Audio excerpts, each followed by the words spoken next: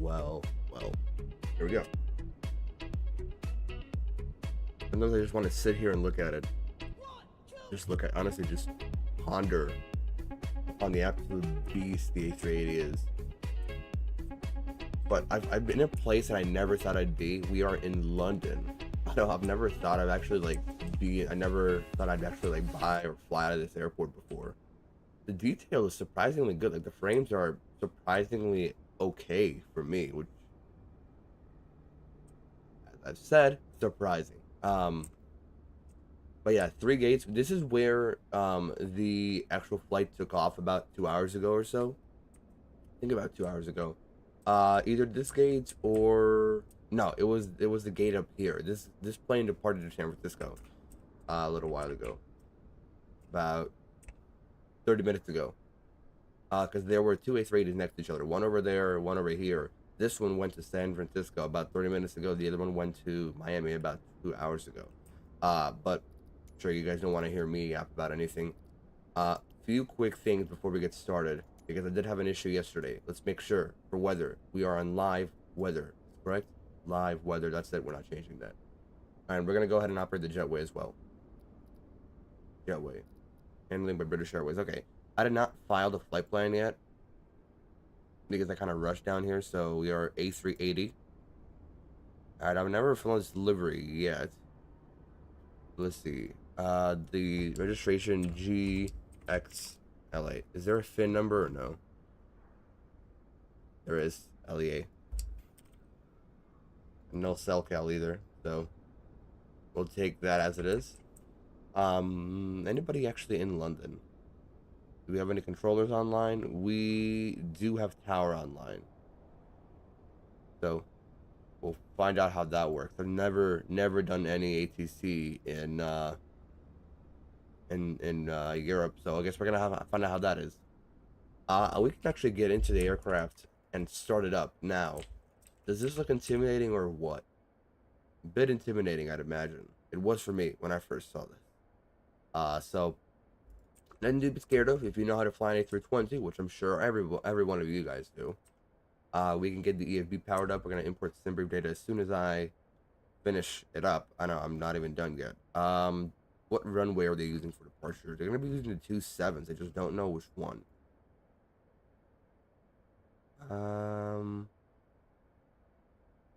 Maybe 27. Trying to see.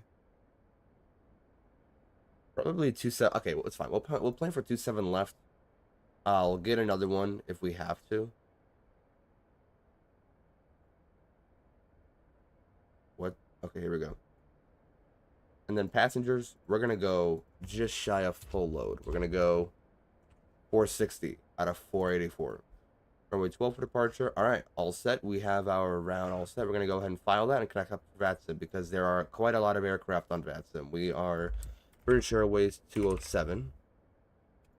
We'll connect. And like I said, there's a lot of aircraft. Why did I not connect? Here we go. A lot of aircraft on the ground in London. For example, in Iberia. And then also an A340, because that's the plane that recently came out. And another A340. What's the rest of that? Basically, London's busy. Alright, let's get it powered up. Let's get the sim sounds up. Let me go ahead and bring up the sounds for everything. Bring it up about there. We'll get it started. 4 batteries here and 4 external powers. So here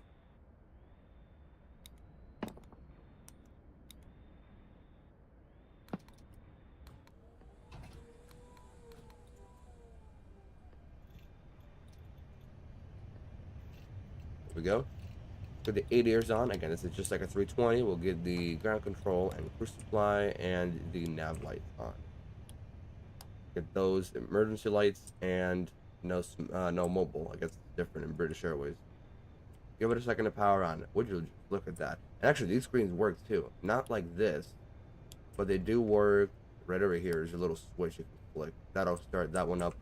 And the switch over here is going to start that one up.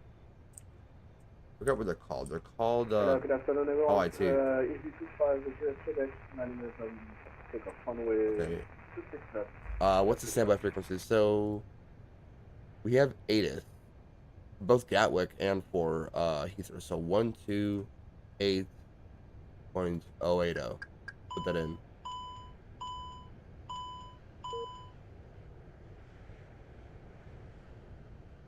And I'm having issues again.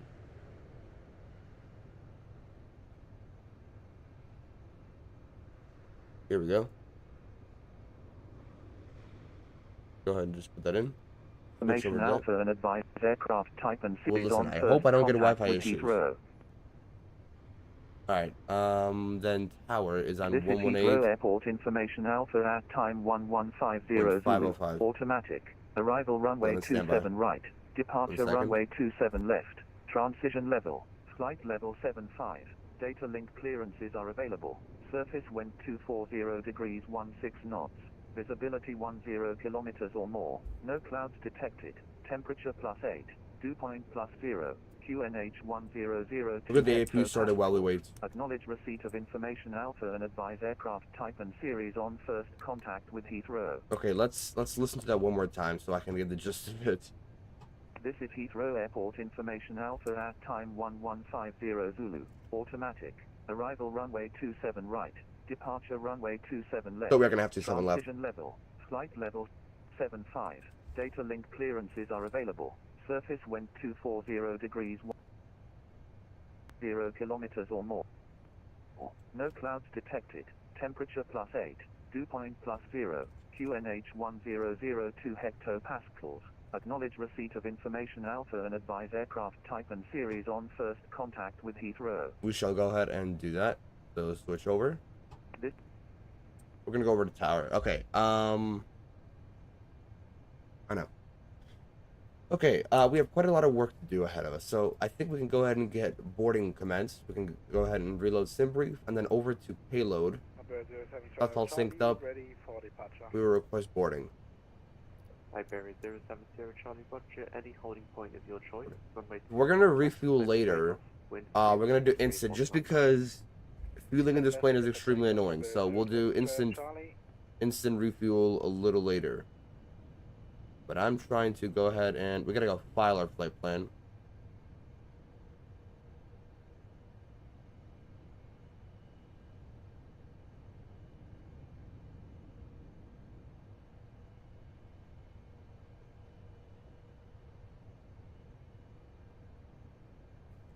Apologies. Let's go ahead and go back over here. They're gonna give out. I wonder if they're giving out clearances on tower. Go ahead.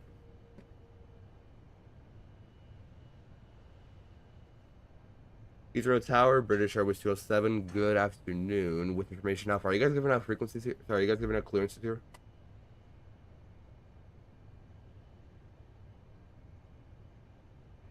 Seabird 2070 for Tower. Hello, say again. Are you guys giving out clearances on tower frequency? Yeah, it's top down, so I'm covering all the positions below tower. Alright, let's just make sure I pre-filed that correctly. And I forgot I'm Speedbird Super. I forgot about that.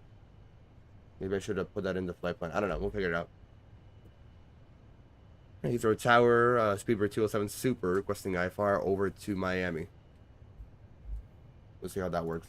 Seabird 207, report aircraft and stand number, please. Aircraft and stand number. Aircraft type A380-800 and stand 565. Roger, thank you. Seabird 207, clear to Miami. Gog Z2 Golf, Squawk 4243. Super 207, clear to Miami via the GOGS 2 departure, Squawk 4243. Confirm Gog Z2 Golf, departure. Obviously, 2 Golf departure, affirm. Speedbird 207. Speedbird 207, correct. This Speedbird is going to be throwing me off so much because I've never done British Airways up. We'll see how that works out.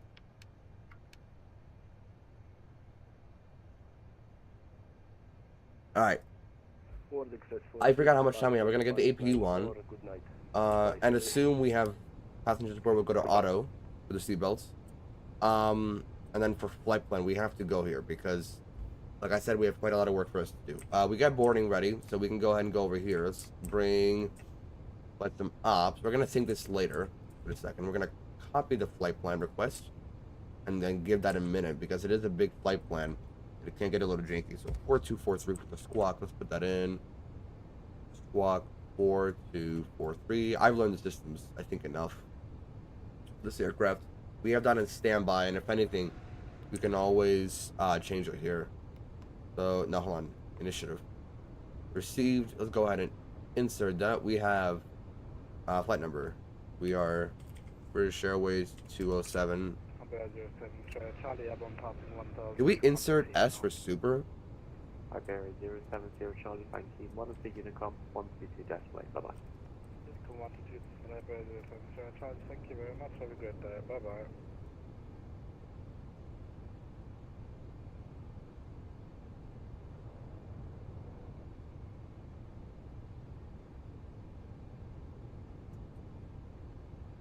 Okay, so trip wind, the average. Station Heathrow is now closed, nothing further, 122 Decimal, bye bye. Heathrow closed? Okay, that's fine. So we have our own stuff going on. You know what? That actually helps because I felt a little overwhelmed. So, hold on. Shut up. 1, 2, nope. 1, 2, 2, 8. There we go. Good riddance. Good riddance, Heathrow Tower. I hate you guys. Always hated you guys. For making shit so complicated all the time. Okay. So 27 left for departure either way. Let's go ahead and get this done because since we have no oppression anymore. So minus 48. So we have a headwind of 48 knots. So we're gonna need a little extra fuel. We have the IRS aligner. We'll give them 1 minute. Okay, 1 minute for the IRS to align, and then once they align, we can move on to departure, or we can do that now. 27 left. GOGS to Gulf departure. Insert it into the temporary flight plan. We'll insert that for now, and then we're gonna go plan. Just scroll through and zoom out a good chunk. Okay, so it's actually gonna have us go south. We got GPS primary. So it's gonna have us go south. Interesting. We have our over to Miami. It's actually pretty short. Arrival. The plan for runway 12. We'll see what happens later because 12 is usually the one that they have everybody. They have everybody going for runway 12. So runway approach.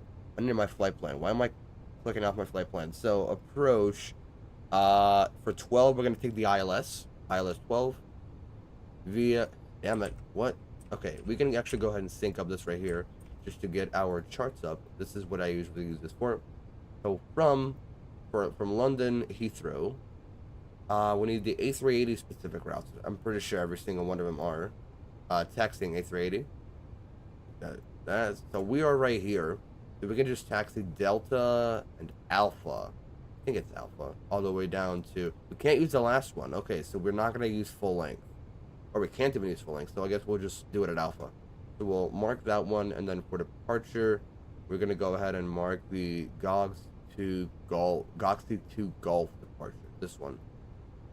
Where is that? It's gonna take us south. So we'll mark that, and then into Miami. What was the arrival? It was the Bonefish 3. I don't think I've ever have I flown this? Okay, no, I have flown this. So Bonefish, and that approach 12 left. We'll take the ILS. Most definitely we'll take the runway 12? Oh, that's right. Okay. Okay, I got confused for a second. Yeah, we'll take 12 left. If anything, it's actually going to be easier. Gloria. Yeah, we'll take it. We'll take it via Gloria. And then the star we said was the Bonefish 3. Transition via Snaggy or Snaggy. Is that here? Snaggy. Yeah, there you are. We'll insert that and we'll just scroll through here, make sure there's no discontinuities. So scroll, scroll, scroll, scroll. This is already the star. We'll get down to here and then yeah, it seems alright. Okay. We should not have initiated. If anything, we'll just fly direct to Rihanna and then fly heading or something. So we got that all figured out. Let's go over to our. Well, that's the flight plan. So let's go back to init. We're gonna go. IRS are aligned on nav. That's what we want to see. We want to see nav. Then departure, nav aids, fuel and load. Okay, this is where it gets a little weird, or this is where it gets a little more in depth, and you kind of have to pay attention. So. For some reason, this plane, no matter what I do in the settings, does not want to switch to pounds, like its actual system. It'll display pounds, but it will not take pounds. For example, let's go ahead and just load the fuel right now. Give that a second. So if I have this much fuel, give me 1 second. Actually, hold on. I'm getting a little confused here. So we're about a third into boarding, which is nice. If we, what the heck? Okay. If we load up this much fuel, no matter what we do in sim options, and where is that? No, that was in aircraft options, right? Yeah. If we use US units, it's still not going to switch to US units. It's always going to use kilograms. So we're gonna have to be using the imperial system, the metric system, I bet. So in this case, for fuel on board, for the zero fuel weight, we're gonna have to go over to SimBrief and do our thing really quickly. So let me go ahead and make that visible. So this is our SimBrief flight plan. Also looks a little intimidating. I'm intimidated myself, I gotta say. I don't fly via the NATs right here. So we have, it appears we have part of the hotel. Yeah, we do have hotel NAT. That's North Atlantic. What does NAT stand for?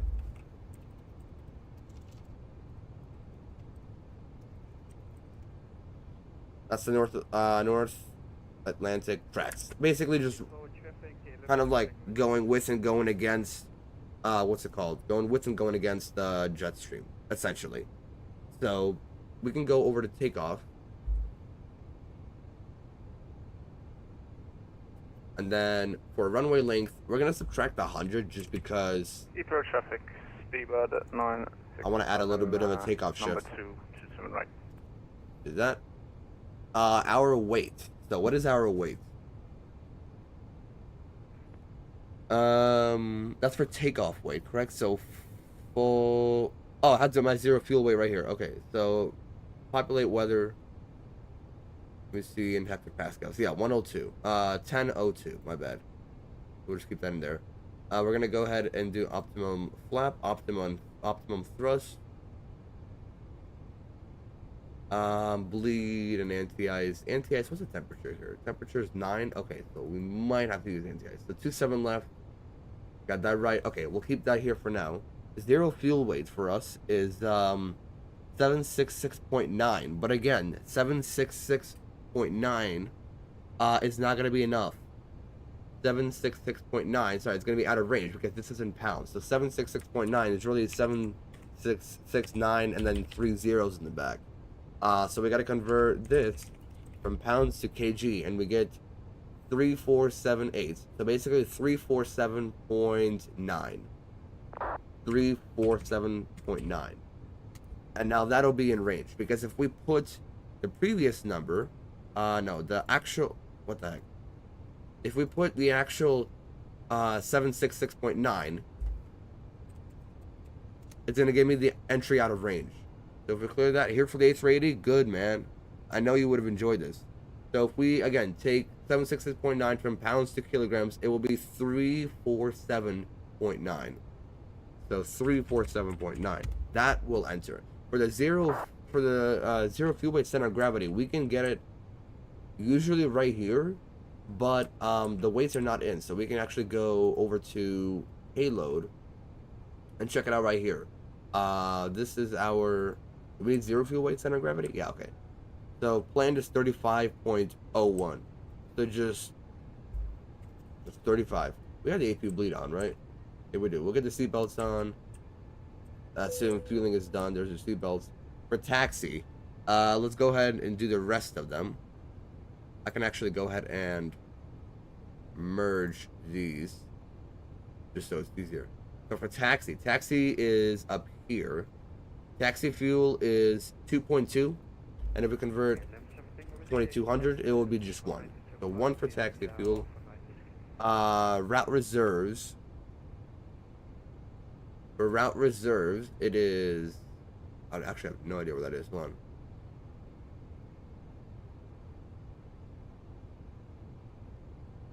On our alternate is 15.7.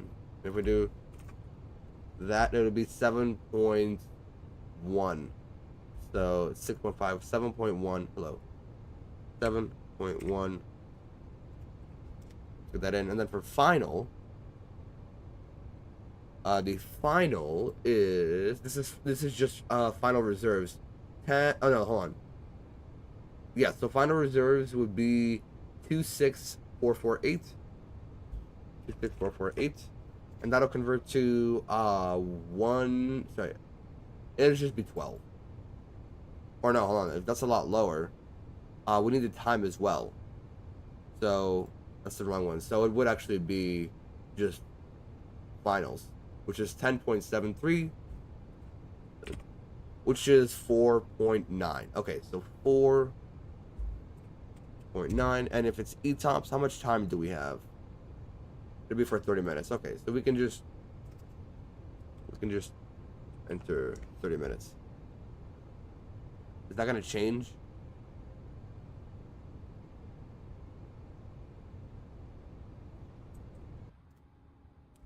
Okay, my bad. I guess clicked the spot.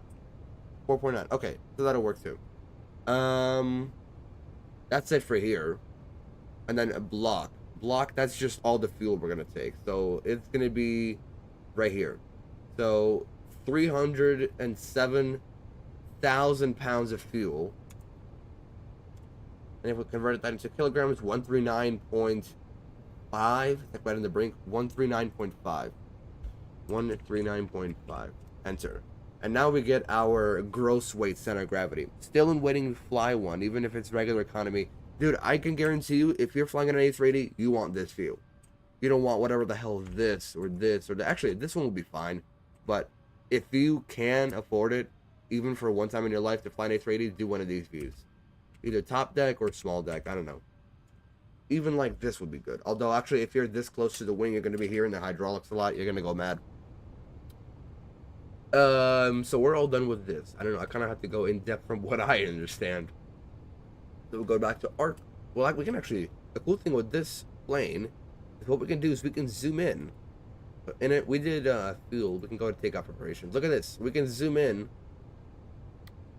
and actually see the taxiways here. So we'll go ahead and do that.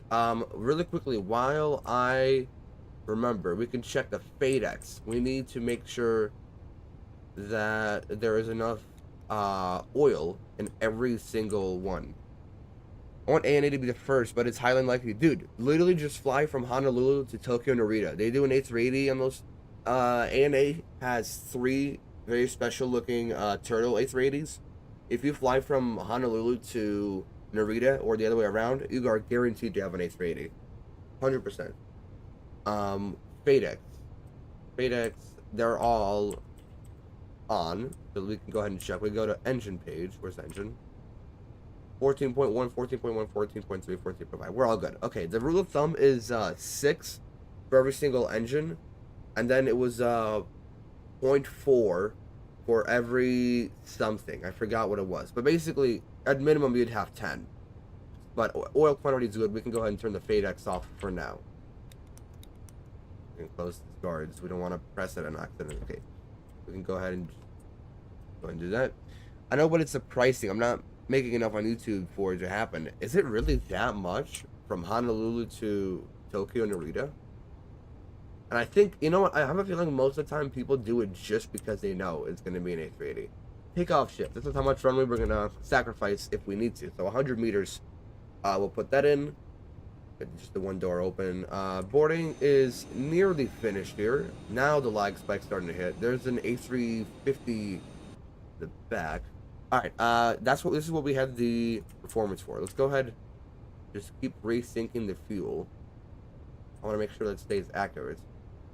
And then we go over here, back to our sim brief. We calculated this. So flaps 1, packs on, anti-ice off. I mean, temperature's 9. So the rule for anti-ice is if the total air temperature outside is below 10 degrees Celsius, it's 10 or lower, and there's visible moisture, so clouds, fog, rain, anything like that, you would have anti-ice on.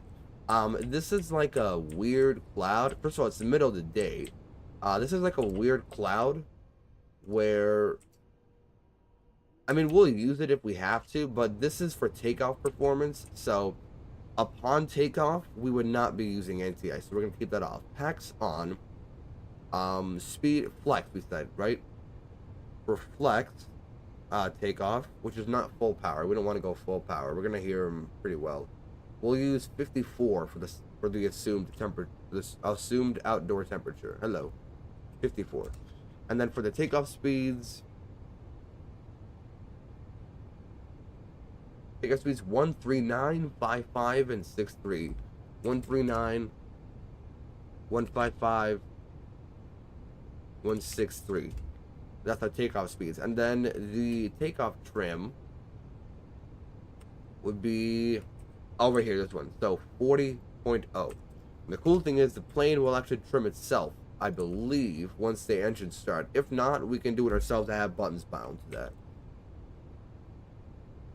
And then for climb, let me just check really quickly. If I go back to plan, oh wait, no, I need to zoom out of here. Do we have a speed restriction coming up? We do not. So we'll go 200 on the pre-selected speed. That's just a thing. That's just Nick and Nate ops. Go back to, or if we can actually zoom back in, it doesn't have to load anymore. Gosh, am I having issues again? Do not tell me that. It's like windy outside where I am. So, like, the power lines are all rocking. I hope I don't have issues at any point. It just keeps disconnecting me from the voice server. That's fine. That's fine. We're not going to be on VATSIM most of the time either way. That's it. We're all done. We're ready for departure. Now, is everybody else? No, we got 50 more people to board. Let's go ahead and take a look at our departure for now. Actually, that's something we have not done. We're going to select parking bays for parking in Miami, and then A380 approved taxi choice. First of all, can they land on 1-2? Yes, they can. So we'll vacate. In a few hours, when we land in Miami, I have a really cool system for you guys to show for the braking. So most planes have auto brake 1, 2, and 3 for Airbus.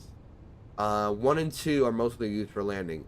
Basically, it just shows you how much, how long it takes until you can stop. The cool thing with the A380 is there's a brake to vacate system. So you can go on one of these maps, like this, in Miami.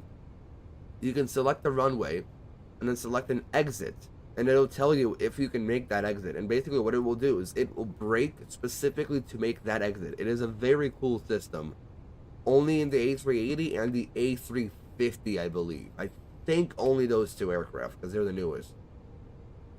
Damn. So, can't wait to try that out with you guys. Yeah, again, we're just waiting for the final passengers to board. And that's it. We got that set up. Altitude for departure on. We're most likely going to park. Okay, so there are only a few select gates, as you guys can see. There's the A380 here. We're going to take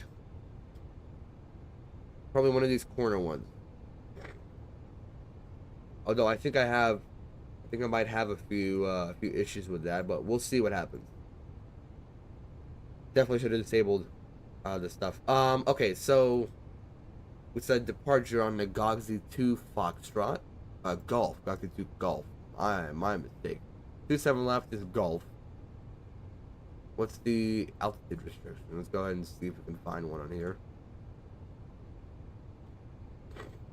Max 250 knots below flight level 100 unless otherwise authorized. Transition is 750. We can go on ahead and actually put the transition level in here. Where would that be? Cruise is flight level 330. So that's alright. Transition, definitely somewhere there. Maybe flight plan? No? Maybe it is performance. Oh, here we go, yeah. Flight level 75. Alright. Actually, we're going to go over performance. We can use the buttons or the screens. Supposedly, you're supposed to use the screens, but the buttons just make it so much easier just because I know the A320 so much. More or less, look at the pricing on A&8. Let me go ahead and check that out once we get up, because once the passengers are done boarding, I want to be out of here as well. No turns below 590. Okay. We're not going to turn. Passengers are all boarded. Beautiful. Straight ahead, intercept the London VOR to DME London 7. Turn right 268, bearing at about 3,000. So you know what? We're just gonna pick 6,000 at this point right here. Even though London departures are so stupid, honestly.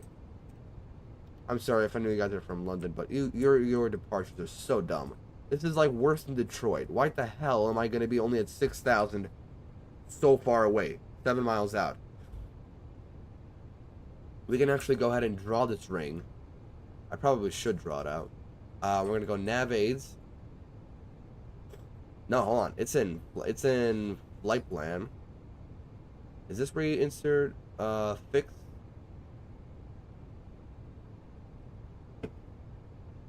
I don't know how to do that. I don't know how to insert a ring. Hold on. I actually kind of need to do that. Geez, something just popped up. Where would I... Wait, that's actually insane. Keep traffic version 900 Papa, overhead Ofcom 220 knots, VR left 27 right. That's actually insane. How the heck am I supposed to... Okay. How the heck am I supposed to, even... No, that's nav aids. Monitor, we're all good here. That's actually crazy. Hold on. Nothing in the wind page. I'd imagine it'd be here, right? We can click here. It's not insert next waypoint. Airways, arrival. No, I'm trying to understand. Okay, either way. Would it be here in Navaid, even though I can't press on it? Okay, either way, we get the gist of it. It's it's about 7 miles. Alright, so we're gonna go ahead and push. We're gonna request the tug.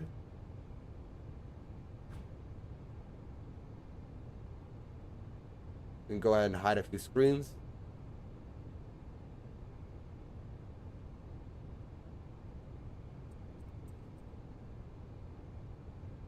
And we're going ahead. We're gonna go ahead and go nose left. Okay, 11433, establish 1927, right?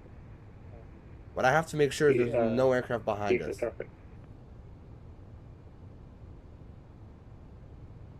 Is there anybody behind us? No, there's not. And Heathrow traffic, Speedbird 207 Super pushing from 565 onto Delta. So we got the fuel loaded on.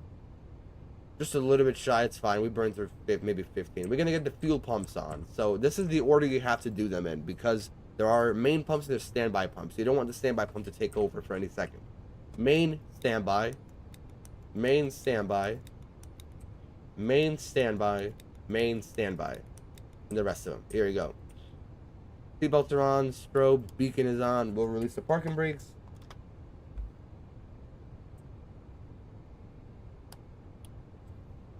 Alright, let's get underway. We're gonna go ahead and start the initial clock right here. Once we start the engines, my bad. It's an engine only thing. I'm gonna go ahead and import this. Oh, we got that. Is it the same charts? There are no charts, okay. So we'll just put it on here. Or let's go to flight folder. I don't know. There's nothing there either way. So we're all set. Let's go ahead and push. We have the checklist going as well. The checklist. KLM 433. The cockpit preparations all set. Complete. Right. Next checklist before start. Park and brake. Takeoff speeds. Checklist complete. With the after start checklist ready. Alright, so we can start 2 engines at once, and we will actually go ahead and do that. Now we are gonna shut up for the startup, actually for the takeoff too, because this is gonna get really, really juicy, really fast. So I'm gonna shut up. Enjoy the startup, you guys.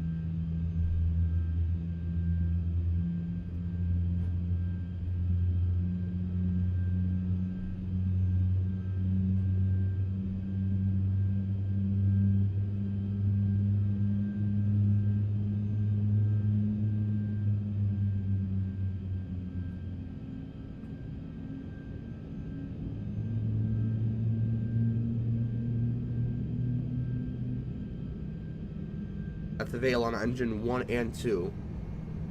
Beautiful. No, I knew I have an issue with this. I knew I had an issue with this. 100%. It keeps like defaulting to something. We're gonna go throttle and then. No, it was this one. A380. Something with throttle 1.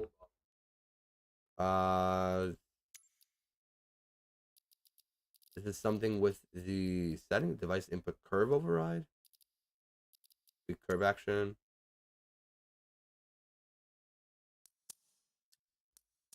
And then throttle 2. Because there's a difference here. There's no device input override. Okay, so we can just turn that off. That's what I was having the issue with. So here we go. Now we shouldn't have an issue. And now 1 doesn't work at all. Got it. What happened? Alright, actually hold on. I can just go ahead and do that here. I don't even need to go into settings.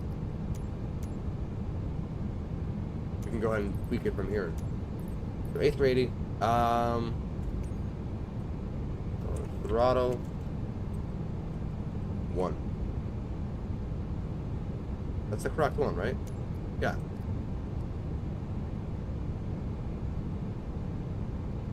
So I don't get what's the issue. Everything else works except this one. So if I turn it back on, that works. But it's having an issue. So what if we just reset? This is 0.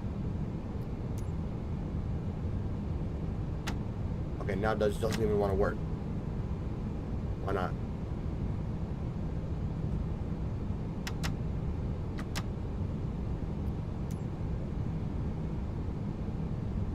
If we go back, yeah, why does that not want to work? Throttle 2. What's the difference here?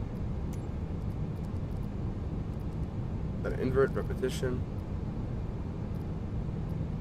Conflict throttle 1.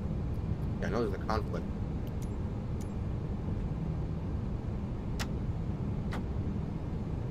No issue there. I don't know why. We go back to throttle. What did I just do? That's fine. Okay, and then throttle 1.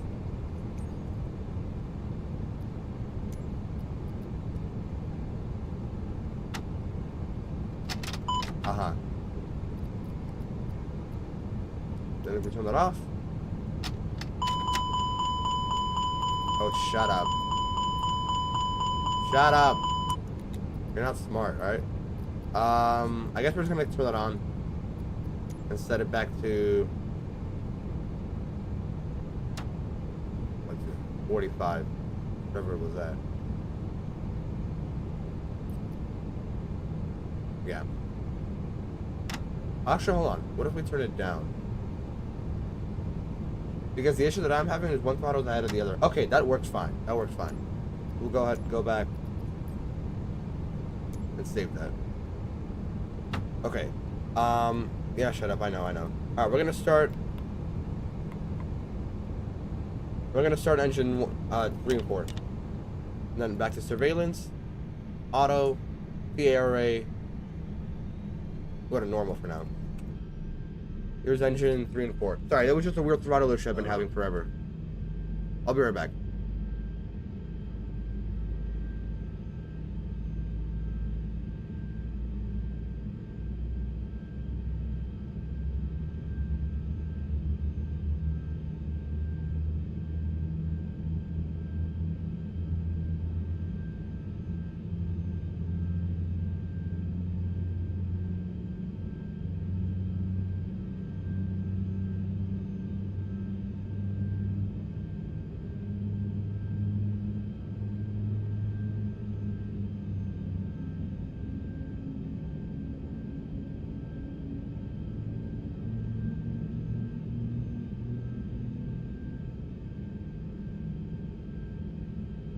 That is a good start on 3 and 4. Get the packs kicking back in. I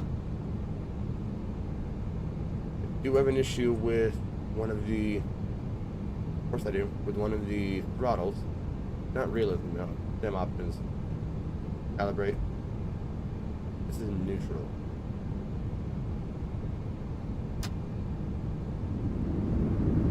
This is reverse idle. This is full reverse. Okay. All set. Save and apply. I'll go back here. Check the weather. It's 1001 now, with winds from 240. Okay. Alright, so taxis. You're going to be straight ahead and then left on Alpha, which is what? Left on Alpha, that's going to be the last one before the runway, right? Yes. And then all the way down. And Heathrow traffic, Speedbird, 207 Super taxiing to runway 27 left via Delta Alpha. Alright, so we can go ahead and turn the APU off. We can go ahead and get the engine to normal. We can get the taxi lights on. We're going to arm the speed brake. Oh, no, hold on. Arm the speed brake. Flaps 1.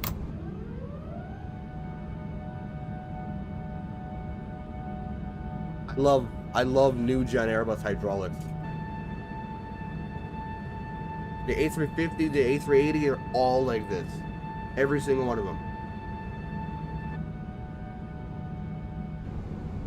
And then the trim did assign to 4.0. We got that all set. We're going to go back to performance. Everything up here is all set. Strobes to auto, beacon, taxi, seat belts. All clear up here. All clear up here.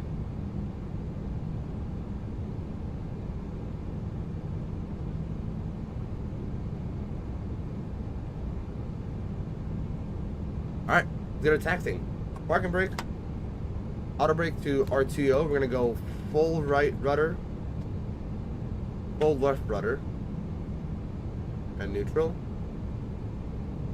And then full left. Neutral, full right.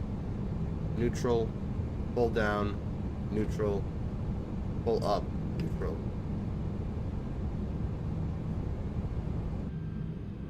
We are moving, guys. You know what? Let's give her a little bit of juice just to see what she got.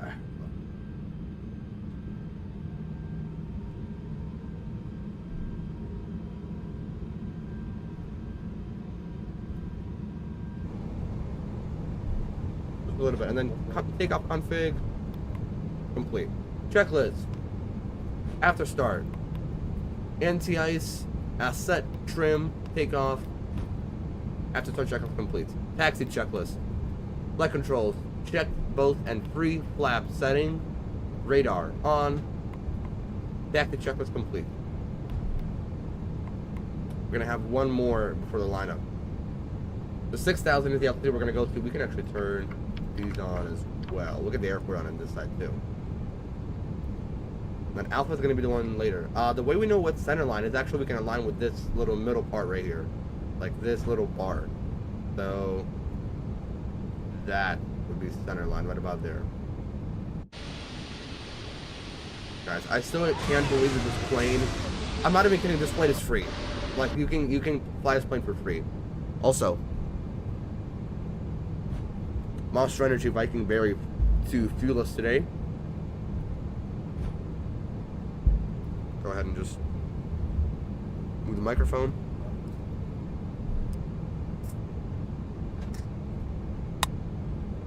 Love that sound.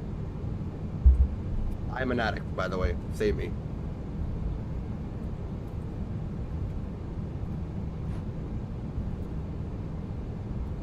Let's check. Clear left, clear right. Yes, we are. That is a terrain discrepancy. No, it's not actually. There's a Concorde. Or at least it's that model. Now, taxiing with this puppy is going to be a little interesting. Or actually, no, not for me anymore because I've flown this plane a few times. But the way that you do it is you oversteer because of how not stupidly. Hold on, I love this plane. Because of how incredibly massive this aircraft is, you have to oversteer, and you got to oversteer by a lot. So a left turn here. We're gonna spool them up just because we're going very nice and very leisurely and slow. We're gonna spool them up once we get here, and I'm surprised this taxiway is A380 approved. So what we're gonna do is it's gonna look like this. So now we start the turn and we ease into it with the tiller. We ease into it. That's fine. Ease in, and now we can go full. And now ease down. We'll give it a little bit of throttle just so we don't stop, because we do not want to stop at any point. Yeah, the throttle's still doing its thing. Okay, I'll figure it out eventually. I mean, we're gonna be in climb thrust the whole time, and it's gonna be auto throttle. It doesn't matter. Now we can align. Okay, not the best job just because it's a small taxiway, but you get the point. You got to really oversteer with this aircraft. And the only thing that I'm upset about is now I have unequal thrust. That's the annoying part. We'll really give it some speed. We'll put it back down to idle. Yeah, see, that's the other issue with the small taxiway. Maybe I shouldn't have taken Alpha. Maybe we should have done. What's this one? That's. Maybe we should have done Bravo. There we go. Never should have done Bravo. Never heard anybody call an A380 a puppy. I don't even know what to call it at this point. Baby? That's not a baby. I can call it a sucker. This sucker, although that's kind of disrespectful. You kind of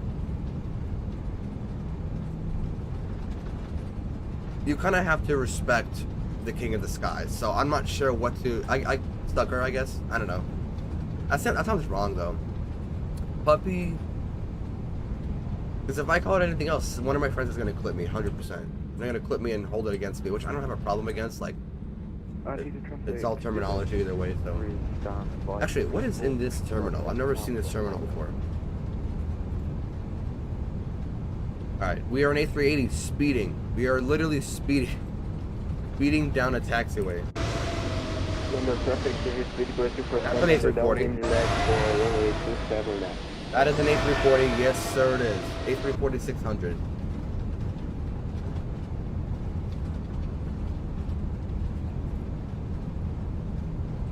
Let me go ahead and get a screenshot or two. We're gonna go. Let me call it flyby camera. Can we get the other side? Yeah. Like that. A little too late, aren't I? Can I move the camera? Oh, I can. Yes, I got it. Okay. We'll take that. There's a TAP Air Portugal on our left going to Lisbon. He's a 321 Neo. I've never flew out of this terminal. I'm not even sure who flies out of these, but it looks very grand. Alright, let's keep center line. Alright, again, we can't go full length. We have to go to alpha. We have to go... Oh, no, hold on. Oh, literally is alpha.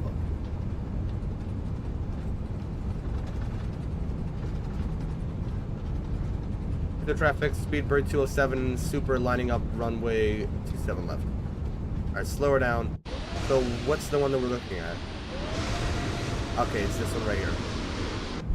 Right? Am I right? Am I right? Am I right? Yes. Okay.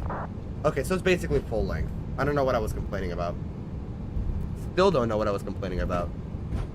Just find it funny, that's all. Reminded me... Call alligators swamp puppies. Oh yeah, I definitely know a friend or two who call them swamp puppies. Alright, this is our right turn right here. We're gonna go ahead and line up. So... Cool thing with the A380 in real life is actually, if you're going fast into a turn, you don't want to be going fast, you want to be going between 10 to 15 knots. But the cool thing is actually, it'll keep most of its speed into the turn. Alright, we're gonna go ahead and line her up. So, takeoff lights, strobes on. We just make sure the...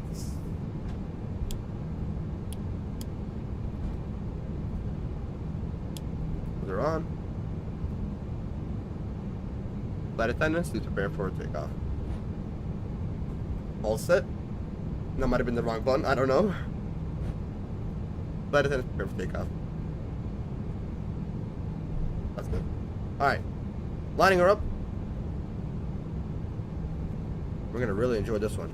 And let's not oversteer this time. So this is how we're gonna do it.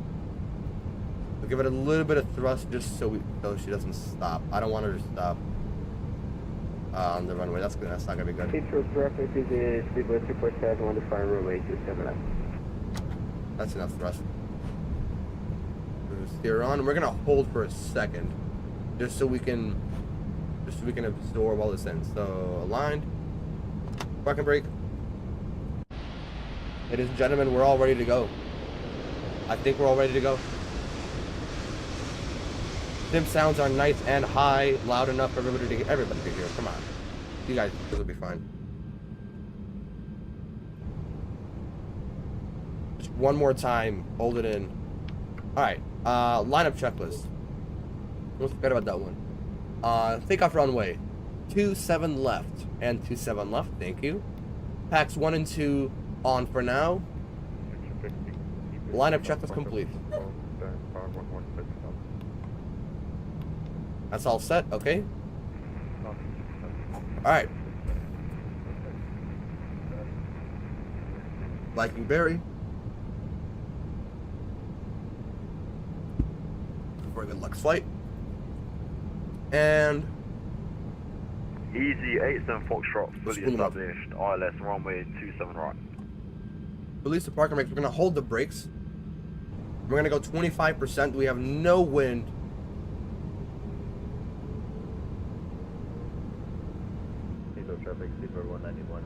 Manflex. Release the brakes. Hold on, give it a second. There we go.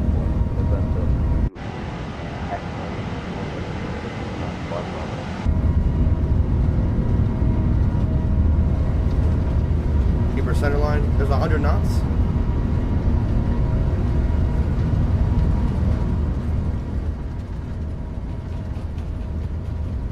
Coming up on V1. Rotate.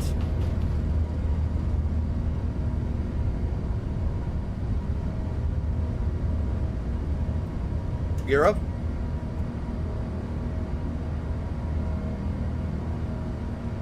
Go autopilot.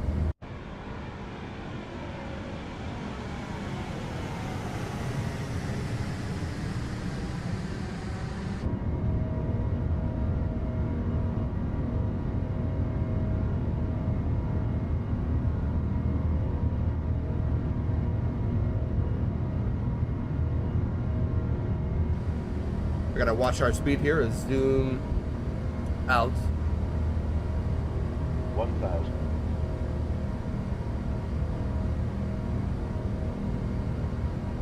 And throttle to climb.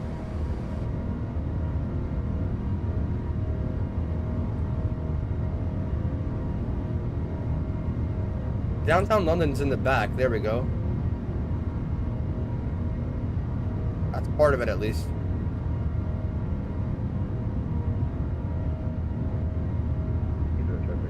There's a plane landing back there. Look at that. I don't know who the hell was lined up for runway 27 left. London Center's online. 134.4. 134.4.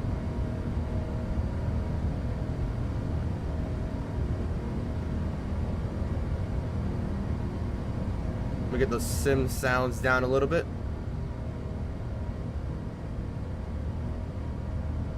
London Center, good afternoon. Speedbird 207, super on departure from Heathrow 27 left, climbing through 3,000.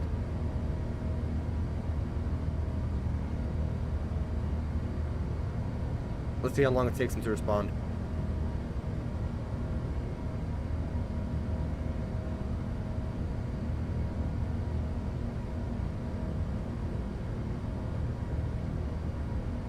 I'm gonna zoom in here, just make sure, see what we're tracking with. Am I in the right frequency? 134.44. Shit, okay, hold on. 134.44. Here we go. It's level 100. Club level 100. We'll contact them there. London Center, good afternoon. Speedbird 207 super on departure runway 27 left, climbing through 4,000. Speedbird 207, hello, London Control, thanks. Climb now, flight level 330, and is that your final requested level? For level 330. Say again for the last part. And is that your requested level? Affirm the final flight level 330. Roger. Alright, speed is climbing. We're above that speed. Clean up flaps 1. Oh, that's a nice strip. Cleaning up the flaps, we can go ahead and disarm the speed brake as well. And we will get the lights off as well. We'll keep the landing lights on for now. You're going overseas. Object 6, Lima Whiskey, Roger. Heard the song, Gone on a Trip on our favorite rocket trip. I have heard, and I've heard very, very bad variations of that song too. But yeah, I've heard the song. We're going overseas in our favorite A380. I can work, kind of. Yeah, unfortunately there's stupid restrictions here. I don't know why. Actually, hold on. Let me go ahead and ask.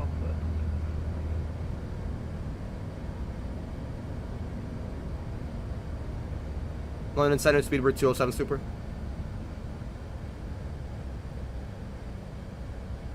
Speedbird 207, pass your message. Yeah, just a quick question. We were cleared to flight level 330. Does that mean we can ignore all the altitude restrictions on the SID? AFM, so in London when we say climb now, instead of climb, that means you may disregard the climb restrictions. So climb now, flight level 330. Climb now 330. Thanks for the clarification. It's our first time on this area. Alright, sir. You're welcome. Beautiful. I think the plane might have oversteered a little bit. A little bit. Yeah, we can clear all the restrictions. Forget about flight level 330. Let me get those sounds down because I can't even hear myself. Jeez. This plane is like actually loud. Climb now to altitude 6,000 feet. What do you say? What do you say? Alright, no, I'm kidding. Alright, 7,500. The transition altitude is a little different here. We can go ahead and push standard. And that's standard. Here we go. And now, let's just enjoy the departure. And we can get the lights off as well. Now the actual flight time did have a schedule for 9.5 hours. 255, climb flight level 170 there. Flight level 170, you're 255. Let's see if we'll actually do the real time. Probably not. We'll just accelerate halfway through the flight. London Control, good day, Scandinavian 35 Papa Delta, with your flight number 360. Need a little more of these. Scandinavian 35 Papa Delta, London, hello, squawk 7276. 7276, Oh, I can adjust. I can adjust the altitude. Skyways 516, climb flight level 29, is there? If I ever fly on an A380, I'm saying in the moment we're closing in the ocean. stops with India 9 Juliet, 10 left by 10 degrees. These clouds don't look too friendly. So, static air temperature. Oh yeah, we'll go anti-ice. November 6, 1, 2, 3, Lima and Golf. 4. Unicom 122-78. Bye-bye. Logo should be auto. I don't know why that's not. Hold on. It's the middle of the day. 55901, this shit. route direct at track. We can go. Flight plan out. We don't need those. I don't know why. Route direct at Traps, Ryanair 5591. Something really cool I found with this aircraft. You guys want to see something? You get a tray table too. Oh yeah. What the heck? Yes, every plane has this. But you know what? Oh wait, hold on. It folds out. And it folds out again. Oh, you got a keyboard! Oh! Alright, bro. I don't know. I like the keyboard a lot. On the A380 and the A350 too. They have these everywhere. I think it does actually work. You gotta turn it on. Oh yeah, here we go. Keyboard. Scandinavian 35 Papa Delta. After Here, if I... route direct disco. Can I just like type anything? No, I have to... Euro 255, Here. climb flight Where can I level type 23, something? sorry. Let's go... Club level 230, Euro 255. I don't know. Skyway 516, route direct Samad. We'll type something here. Barrow... What? Miami 213... Okay, that's not how it works. Hold on. Where would I turn that on? India 9 Juliet, That one? descent to altitude 6,000 feet. The QNH is 1002. That's not it. I know for a fact it works, 100%. I forgot which setting it is. Okay, hold on. AFM descent to altitude 6,000 feet. QNH 1002. I know it works. One more week until I book my flight on Delta on the 7.5 from JFK to Atlanta. It reminds me, can you do that next if possible? Dude, there's supposed to be a 7.5 that comes out very soon. As soon as the 7.5's out, we're gonna be doing a lot of 7.5. Everything is incorrect. We'll start from scratch. Alright, Stop, he's just please. confusing somebody else. India, But as soon as the 9 7.5 comes out, Descent they to said it's gonna be altitude this year, 6,000 hopefully. feet. A On lot of correction retro United setting, which ops, is the a lot QNH of Delta ops. Who else uses 7.5? American used to use the 7.5, so we'll do a lot of those before COVID, unfortunately. American also had the A330 as well before COVID. So, when the 7.5 comes out, yeah, we'll be doing Delta, United.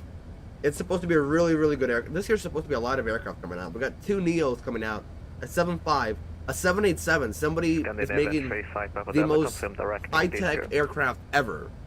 And they said guaranteed by the end of this year, which is very bold of them. Let's zoom out all the way on the screens. Oh, what the hell? No, we're not doing that. And okay, do you have 2 line of flight plan? it's just gonna be a really good year for flight sim. There's supposed to be an Atlanta scenery that comes out too. So do you have 2 left? that's a win for everybody. Zulu Lima Alpha. We're still gonna need the NTAs. Yeah, once we get through the clouds, we'll turn them on later. So Okay, what is your next waypoint, sir? once, all right, somebody's getting yelled at. Finally, it's not me. But basically, yeah, it's gonna be a good year for flight sim. Okay, Once everything starts you coming know, out, if you're directing left mode, that's fine. we'll Continue towards do a lot of those left, ops. Because I actually do want to do a lot of 757 ops. They sound, I love the 757 a lot. Okay. Subject 6 Lima Whiskey, request taxi. United's going to be retiring their 757s within the next Subject year or 4 so. Whiskey taxi, holding point Alpha 1, runway They still 36 fly them, left, yeah, fly traffic. Sierra, Juliet, Papa, and Alpha Somewhere. Sierra. Let me just make sure I... 26 left, Sierra, Juliet, Hold on, let me fold this up. Subject 6 Lima Whiskey. Euro 255, climb flight level Let's go. 35. There you go. Club level 350, Euro 255, and any chance We'll do direct that. code up? And then we will fold this sucker in. Euro 255, Love the keyboard. you can roll the We'll right see you again corner. later. Thank you very much, sir. Direct code on Euro 255. Yeah, United's going to be... What's it called? Retiring a lot of their 7.5s. Skyway 516, Unfortunately. Unicom 122, accelerate, bye-bye. It's so stupid. I don't know why. It's a fairly... Okay, no, I can't say that. Speedbird 207, route direct Rusib. Direct to Rusib, Speedbird 207. So we'll go direct to, from our position, insert. There we go. I've never actually had to do a direct here. So that's a new one. And is there a turn after that? Yeah, there's a turn up to Rusev. So once we make this turn, we'll get the seat, or once we get either up to cruise or this turn, whatever happens first, we'll get the seatbelts off. We'll disconnect off of Vatson, and we will accelerate our time. The reason I'm doing time acceleration is because this flight is 9.5 hours. Like, I was not planning on sitting here for so long. You can see how the caffeine's acting already. It happens. I drink Monster as a hobby. So, every now and then you'll see me spike in energy. I'll crash in like 30 minutes. Don't worry. I'll be asleep as a baby. But, yeah, once we get to cruise, and 0255, monitor Unicom 122-18, bye-bye. Let's just have that on standby, yeah. And wherever, Unicom 122-8, bye-bye. this screen. 122.8, thank you very much for ATC, bye-bye. And whenever we get like over the English Channel or something, because again, let me go ahead and show you guys. I'm not planning on doing this entire thing in one sitting. It's 9 hours. When I get the 777, okay, 777, you guys know what that is, 777. We will do a London to JFK flight in real time. The full 7.5 hours, I promise. The full 7.5 hours, we'll do London to JFK. You have my word. In a few weeks, actually, because I'm getting a paycheck tomorrow and then next Saturday. So once I get those, I'll have enough money put away just for the 777, and we will be doing some really fun flights with the 777. I've been very excited to prepare for it. Anybody ever heard of Kai Tak in Hong Kong, the airport that closed down with a really cool approach low over the city? Yeah, we're gonna be doing that once I get the 777. So, London to JFK is a guaranteed full time, no acceleration. And then something in Asia, we'll probably do like maybe Tokyo to Hong Kong, because that's about 4.5 hours. We're not going to be doing an acceleration there. Tokyo to Hong Kong could be really fun. We could do Singapore to Hong Kong. That's at the same time. We could do Ho Chi Minh or Da Nang or Bangkok to Hong Kong, Manila to Hong Kong, Shanghai to Hong Kong. Basically, we're going to be arriving into Kai Tak. That's the plan. So, now you know what I'm planning on doing. You're not doing this one in one sitting? Oh, come on. I would really want to, except the fact that apparently my mom just throws in a random plan in the middle of the day. I really do want to do long hauls in real time, okay? Like, I'm being fully serious. I feel like you don't appreciate a long haul if you're not doing it in real time. We'll see, though. If I can work my magic. That didn't sound right. Hold on. If I can do something, if I can pull a few strings, we'll see what happens. I never started the clock, did I? No, I did not. Alright. Never started the clock. We'll see. Maybe. It depends. But I'm going to keep it in real time for now. Because I really do want to do this in full time. How long is it again? 9.5 hours? And I departed at 8:24. So 8:24, 9 o'clock, plus 9 hours. So I'd be done at 6 o'clock at night. Jeez. That's very, I'm not gonna lie, that's very late.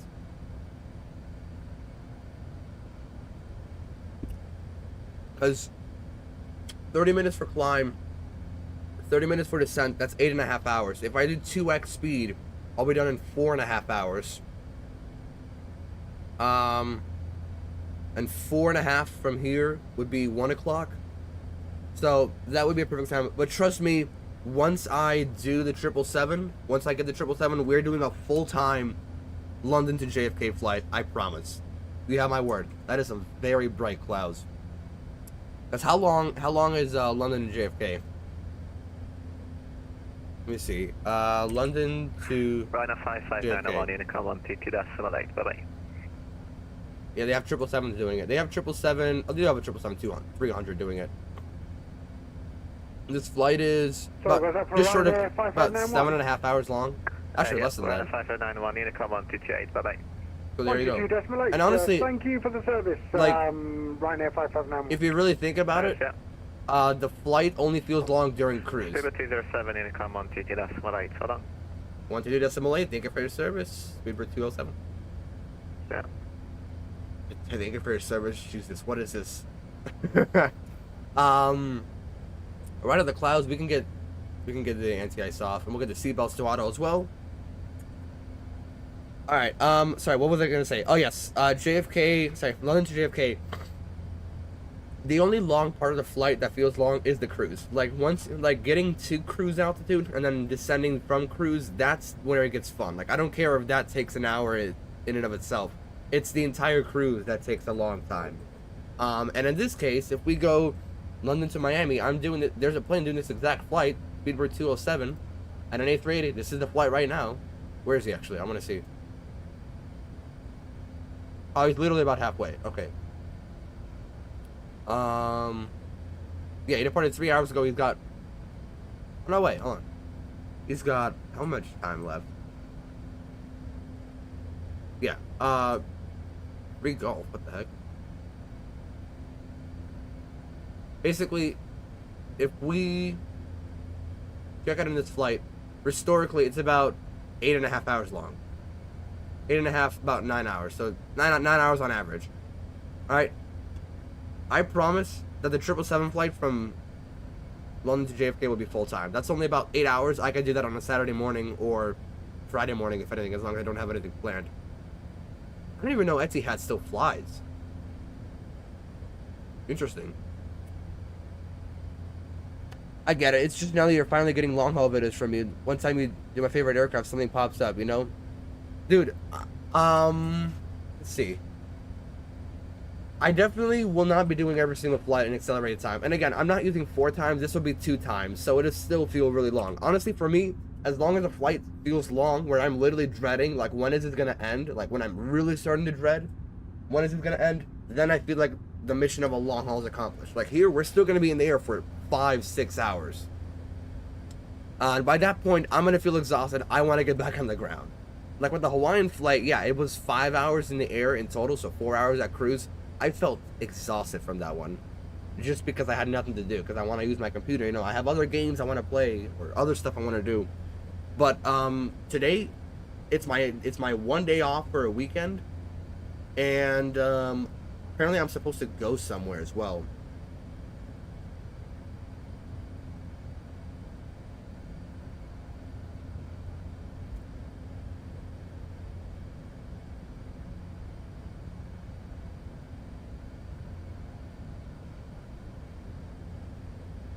So the way we're supposed to be going is actually we're gonna be pretty much going to JFK essentially, and then just flying down here. I'm starting to wonder, if I skip through, am I gonna cut some time off, or should I not do that? Because we got plenty of fuel in reserves. We got extra 21 tons of fuel if we need. So if I think maybe we can cut across. You know what? If I happen. I'm gonna contact my mom to see if maybe I can do it full time, because honestly I don't really care if I don't get to play something else. Like, yeah, I sound like a freaking kid asking, I want to play other games, bro. I don't really care. This is more fun actually, just being a cruise for the whole time. I'm not gonna lie. If I contact and ask my mom to see if either I can divert the plan or if we can have a few changes, maybe I'll do it in real time. So I'll see what I can do, because if we can do this 9-hour flight in real time, we can do anything else pretty much. But London to JFK in the future, 100% will be real time. If this one ends up being in real time or accelerated, it doesn't matter. It'll be real time, I promise. The only thing though is if we do today's flight in real time, we'll get to Miami and it'll already be dark. That's my other issue.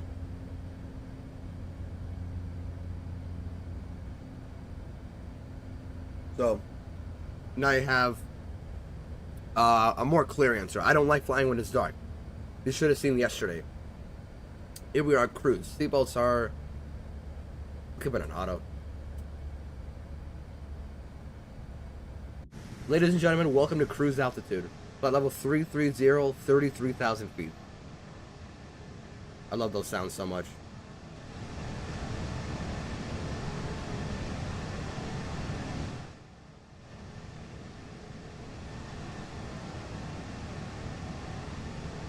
I want to do a flyby camera.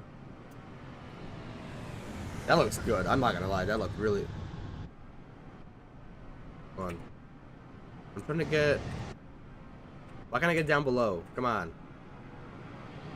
If that's better. I don't know.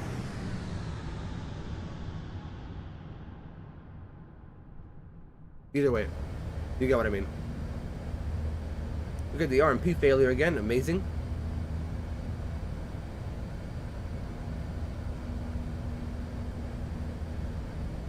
This happened last time too. No comm available. There's just no. It's just no communication for some reason. It happened last time I did a flight with this plane too. London to Jamaica, New York. Wait, what? London to Jamaica or New York. Are you gonna use Virgin A350 or British 777? I'd go for the A350. It said to what? Hold on. Sorry, the way you wrote that, Jamaica, New York. Am I confusing that with something?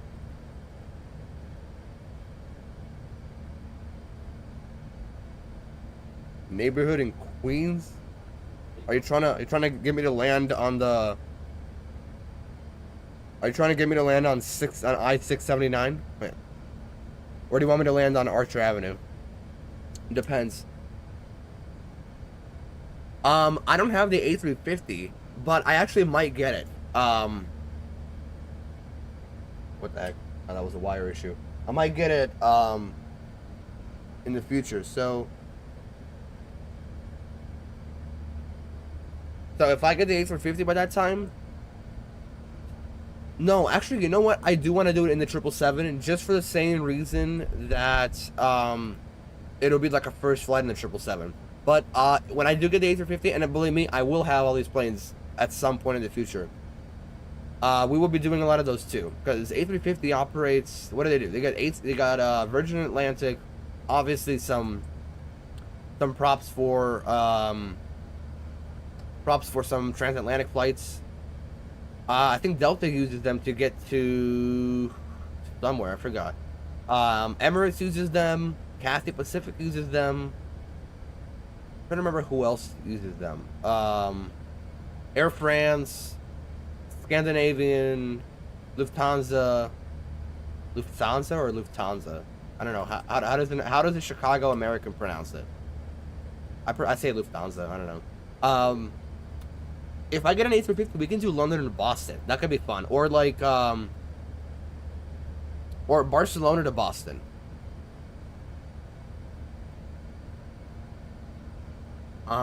They fly Barcelona to Boston? Barcelona. BCN, okay. So, Boston to Barcelona. Who does that? Level. What the hell is Level? Alright, how about Boston to Barcelona? Barcelona to Boston, my bad. Oh, that's what I should have been typing all along. How long is this flight? About 8 hours? Okay, so if we do JFK to London, we could do Barcelona to London easy. So, you get the gist of what I'm saying.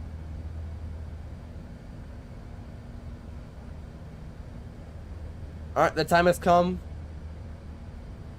We're in the English Straits.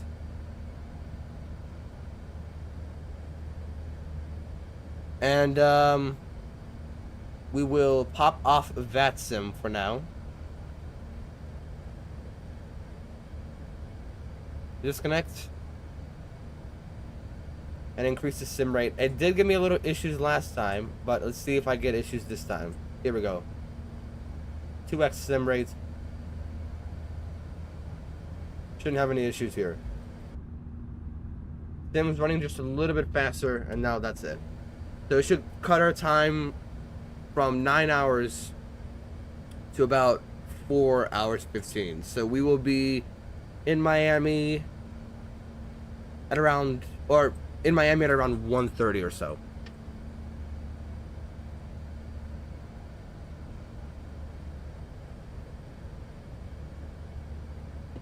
Or now, see, you don't even notice that we're going 2 times on sim rate. You literally don't even see that. Barely. I mean, Just the clouds really flying by. That's really it. I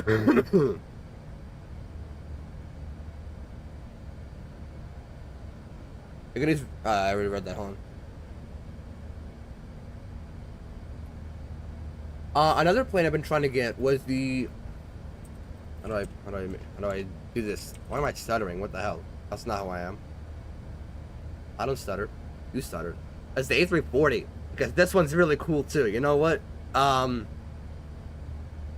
engines, 4 long haul. You see that? They even got a cool little catchphrase. Yeah. So Cathay Pacific with the old livery into Kai Tak. You just saw the video. That could be really, really fun. I think they used to do that fly actually, the A340, especially because this is the old engine variant. This is with the CFMs, so it's the underpowered version. It's the one that sounds like a modern day jet. You know, with the 4 engines. This is the engine that like the A320 uses. You know, the super underpowered and most hated aircraft, supposedly most hated. You got what I'm saying. If we could do Cathay Pacific into Kai Tak with this, or Swiss from Zurich to what, Kitzela? You guys know where Kitzela is? I think it's, where is that? It's in Finland. That's what it was. It's way up north. Always snowy there. They have a really good scenery. I mean, Zurich. Yeah, Zurich to Kitzela. That could be really cool. Or we could do like Oslo to Lisbon or to Barcelona. You know. You know, like medium long hauls, like 4 hours long. Primarily, I want to do the I want to do a Cathay Pacific into. Okay, into Kai Tak. Basically, I have 2 options: either with the Cathay Pacific 340, or with a Cathay Pacific 777. If we're gonna be doing the 777 from London to JFK, so we'll probably do the A340 into Kai Tak, and that could be actually as soon as next week. I'm not even kidding. That depends. I might or might not get the aircraft or not. For the A340 into Kai Tak, then the 777. Then we could do the Swiss ops into, say, Oslo or Barcelona or something. Then more 777. If I get an A350 by that time, we can do like. We can definitely do like Barcelona to Boston or Lisbon to Boston. Or I know Lisbon to Cancun as well on an A330. That's a real flight too.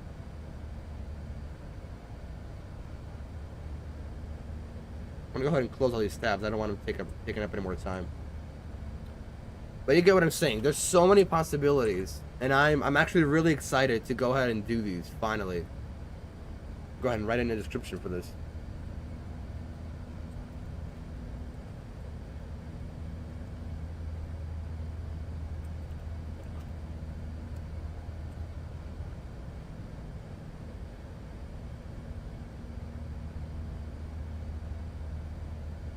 Cruise over at flight level 330 over the English Channel. I don't know why I'm not speaking correctly. Cruise at flight level 330 over the English Channel. Yes.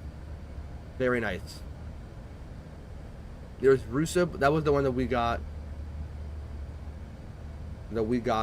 Cleared direct to. What the hell was that? Are you kidding me? You tell me, Nate. You tell me. Alright, bro. I'm kidding. You know what though? I might accelerate time just a little bit. Just enough where my arrival time will not be like 6 o'clock. Because like I said, I have to go somewhere at like 1 and I'll be back around 3. So if I accelerate time enough where our actual arrival will be like 4 or something, it'll still be dark in Miami. That's the issue. I could do it in real time, but Miami will be okay. We'll see what happens.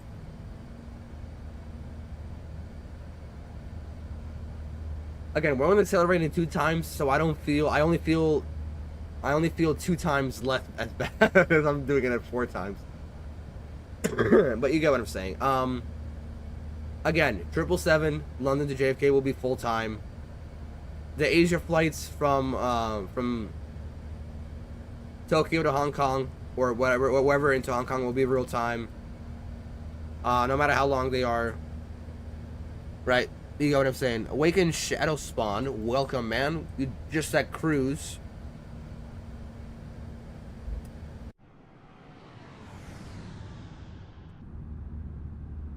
Tracking flights. I'm tracking on Volanta. I disconnected off of VATSIM because we are using time acceleration, but only 2 times acceleration. Mainly because we want to get to Miami before the sun sets. So, yeah. But we are going to try to do this in a reasonable fashion. And again, future flights, I don't know how many times I can repeat this. I just want to make sure everybody can understand. This is just today for now. Any A340 flights into Kai Tak will be real time. The London to JFK and the PMDU 777 in a few weeks will be real time. The whole 8 hours. This is just today. And if it's still going to be like 6 hours in there, I'm still going to feel pretty well accomplished, I'd say. I don't know if I can say that with a straight face or not, because you guys are going to make fun of me. I was trying to yawn. I don't know. I'm not trying to cry there. But you get it. We're just gonna stick to these views. I'm gonna make myself breakfast in about an hour or so, because I did bring back some food from work. So for now, we're gonna stay here and just do our own thing. We could be actually tracking flights on Flight Radar. That could be some fun thing to do. So I always have Chicago as the default airport tracking into. And actually, I'm not using Chrome anymore. I switched to Brave. You know, that one browser Google doesn't want you to know about. It actually uses a lot less Oh, so funny thing. O'Hare today, Chicago has some stupidly insane winds. Like, I'm not even kidding. At any moment, my power can cut out because the power lines are shaking so far. I'm dead serious. Like, if the stream stops at any point, that's most likely a power outage due to the wind. So just expect the unexpected, and I'm kind of scared because I hate the wind. All right, I had a bad moment last Friday from a random thunderstorm that just rolled around from the Palm Beach to Newark flight. The reason the stream cut out is because of a power outage, or not even a power outage. The power just okay. I'm being so dead serious. Power did not even flash. The only thing that disconnected is the kitchen stuff. Like no power flash, no blinking, nothing. Just my computer just cut out, and I kind of knew it happened, even though I wasn't downstairs when it happened. But something is up with O'Hare. And the winds are insane. Like, actually, number 2 disrupted airport. Winds see 23 knots from 250. Yeah, I don't know what is going on. Look at the takeoff line. Are we serious? The plane spotting would be insane. Oh my gosh. Wait, I might know what to do. I might know what to do today. Hold on. I'm actually going to go ahead and tell my friend. Nate.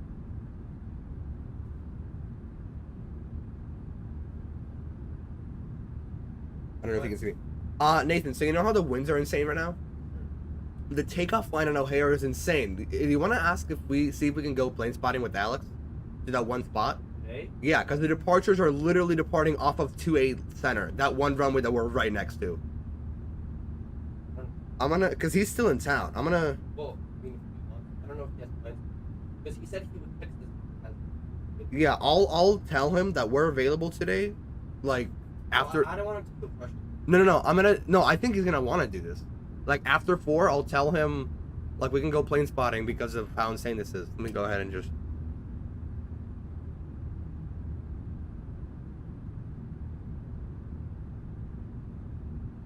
Oh, good.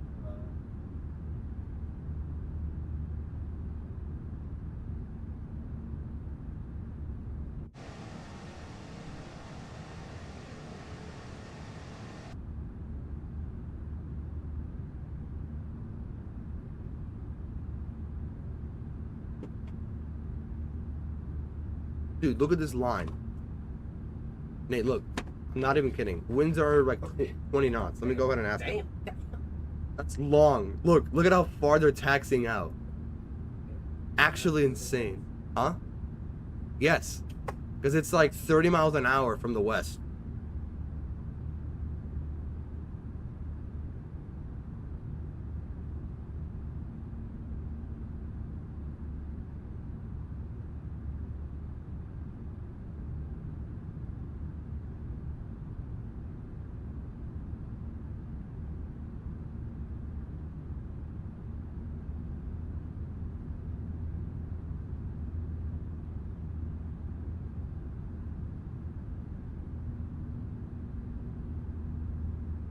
Dude, if we actually go, and if anything, me and you can just go later.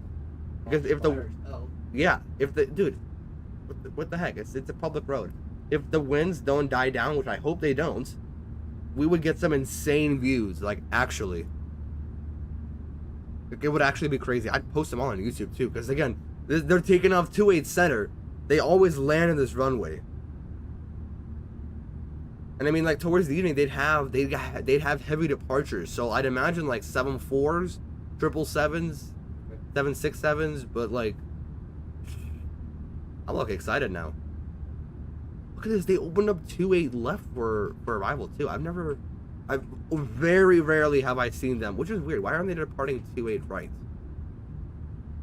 What's their METAR?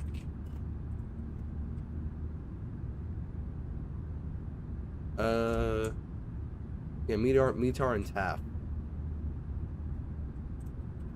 Or O'Hare. What? Okay, hold on. Nate.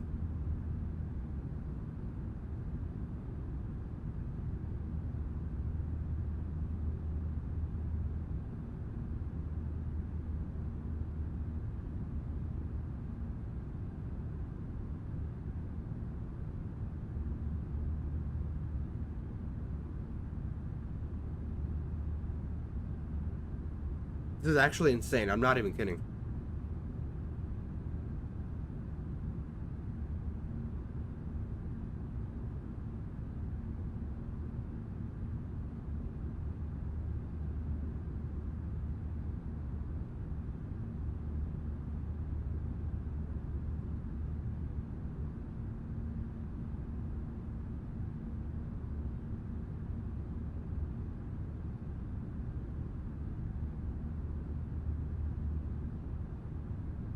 Because look, this runway is always for arrivals, and we have a spot right here near the cargo thing, like you can drive up here and park. If they're departing off of this runway right here, we're gonna get some good views with 747, especially in the evening. Like once I'm done with this, once my friend's available, if possible, we get some heavy departures. That would be actually so cool.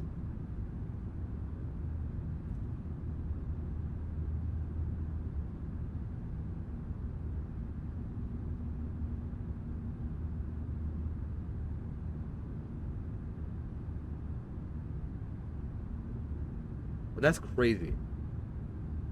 Oh yeah, he's not departing for a while. What's the average delay time? I want to see that, because it'll actually tell you. Where's the average delay? Disruptions. Here we go. 40-minute delay on average. 17 flights canceled, with 287 flights delayed. That is insane. That's actually crazy. Wait, I actually want to go so bad. I'm not even kidding.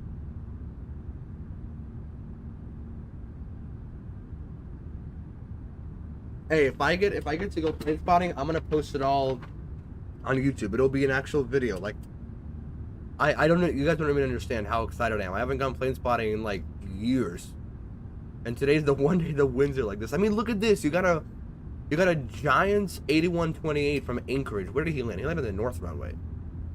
Ah, that's where they're landing now. So they're landing the south for smaller traffic, like for SkyWest or for 737s. And I guess for big aircraft or for heavy aircraft, they're landing north. Got it. Let me just make sure I'm still at 2 times, right?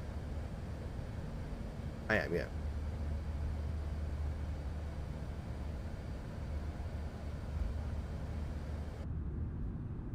Let's switch the camera view real quick. How far along are we? Not bad, not bad at all. Making our way there.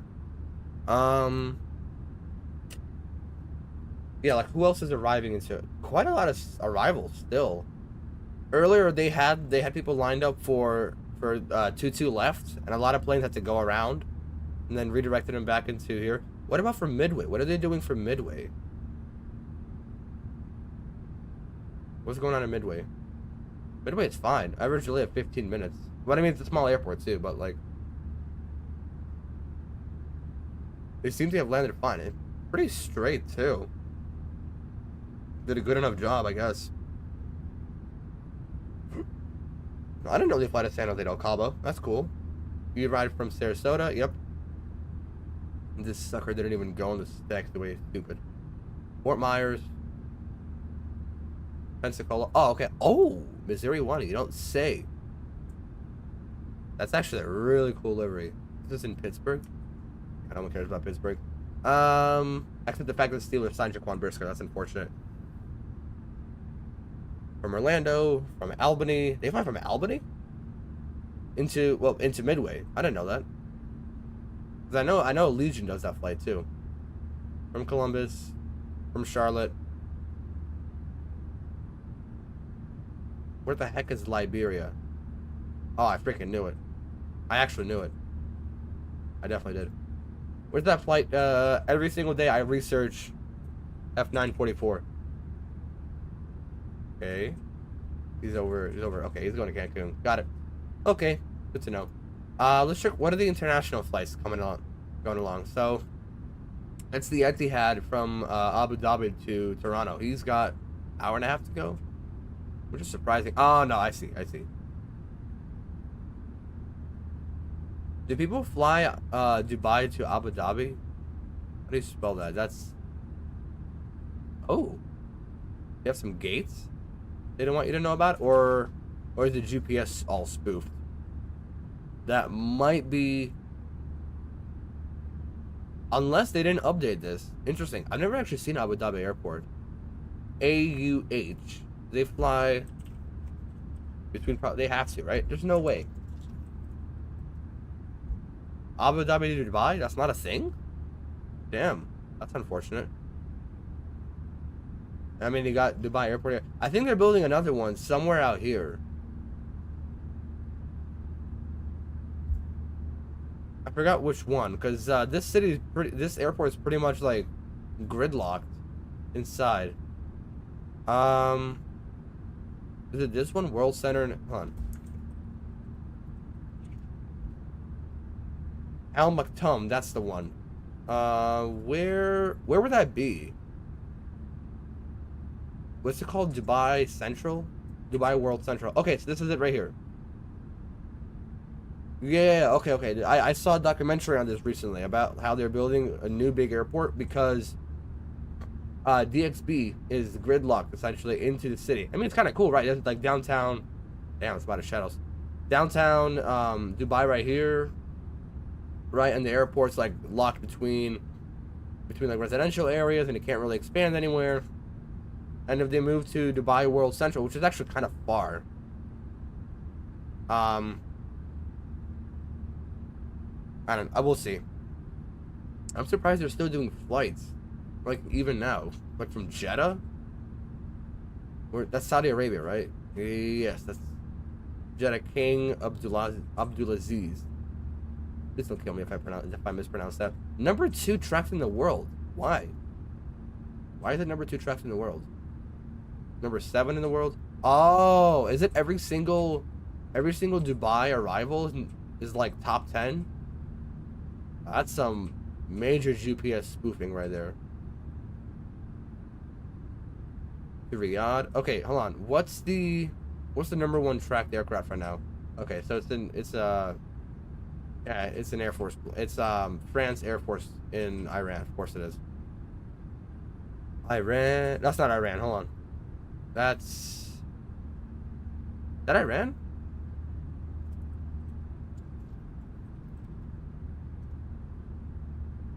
That's not Iran. Okay, I'm gonna be killed by the Ayatollah now. I'm kidding. Okay, okay, that's weird. Where is this again? This is Kirkuk. Where is that?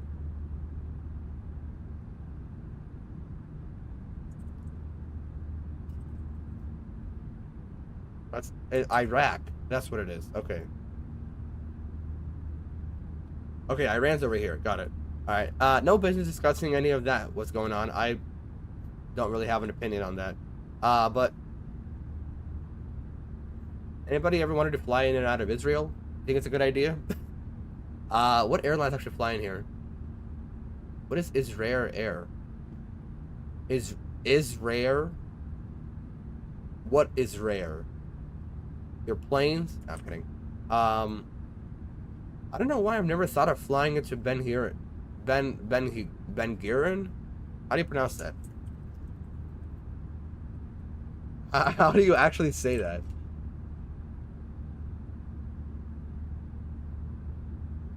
How do you...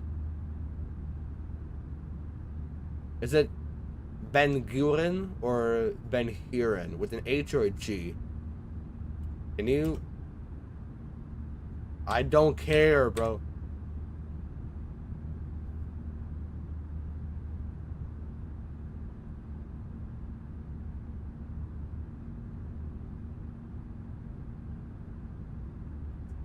Ben Gurion. Bro had an entire introduction. Like, if you want to know how to pronounce this, it is the name of an airport in Tel Aviv. Like, full-on introduction, dude. Like, nobody needs... Ben Gurion. Is it Gurion or Ben Gurion? Okay, it's not Ben Gurion. Like, what the hell? Ben Gurion? Okay. Hold on. I am going full retard mode here. Hold on. Let me go ahead and just think for a second. Ben Gurion. Damn it, that doesn't sound right either. I'm not... This dude had a 30-second introduction for how to say the name. Can I just hear it, please? How do you say it? Ben Gurion. So, Ben Gurion. Okay. With the... You gotta think of the origin. You gotta think of the origin. What's the origin? I mean, I know Ben Gurion is... It's an Israeli thing, obviously. I know there's a movie called Ben-Hur. I know that, but that's Ben-Hur. That's something else. That's rated 59. Okay, hold on. There's a newer one, 2016, right? Yeah, this is the one that I'm aware of. Which, not really. The hell is he doing here? Why don't I remember that? Okay, either way,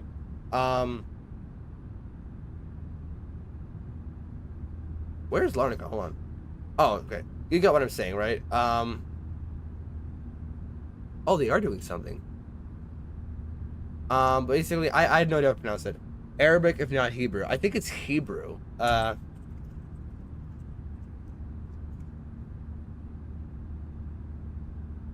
David Ben Gurion.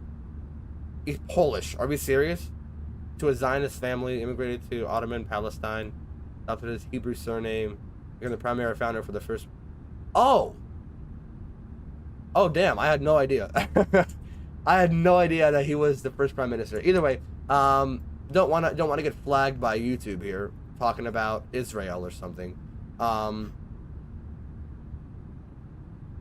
know, what the hell is Egypt? So there's nothing even here. For all entertainment purposes, I would like to fly into Israel at some point in the simulator.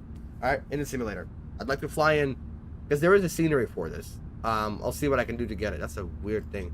Maybe we'll fly in here maybe once. I don't know. They do fly. What?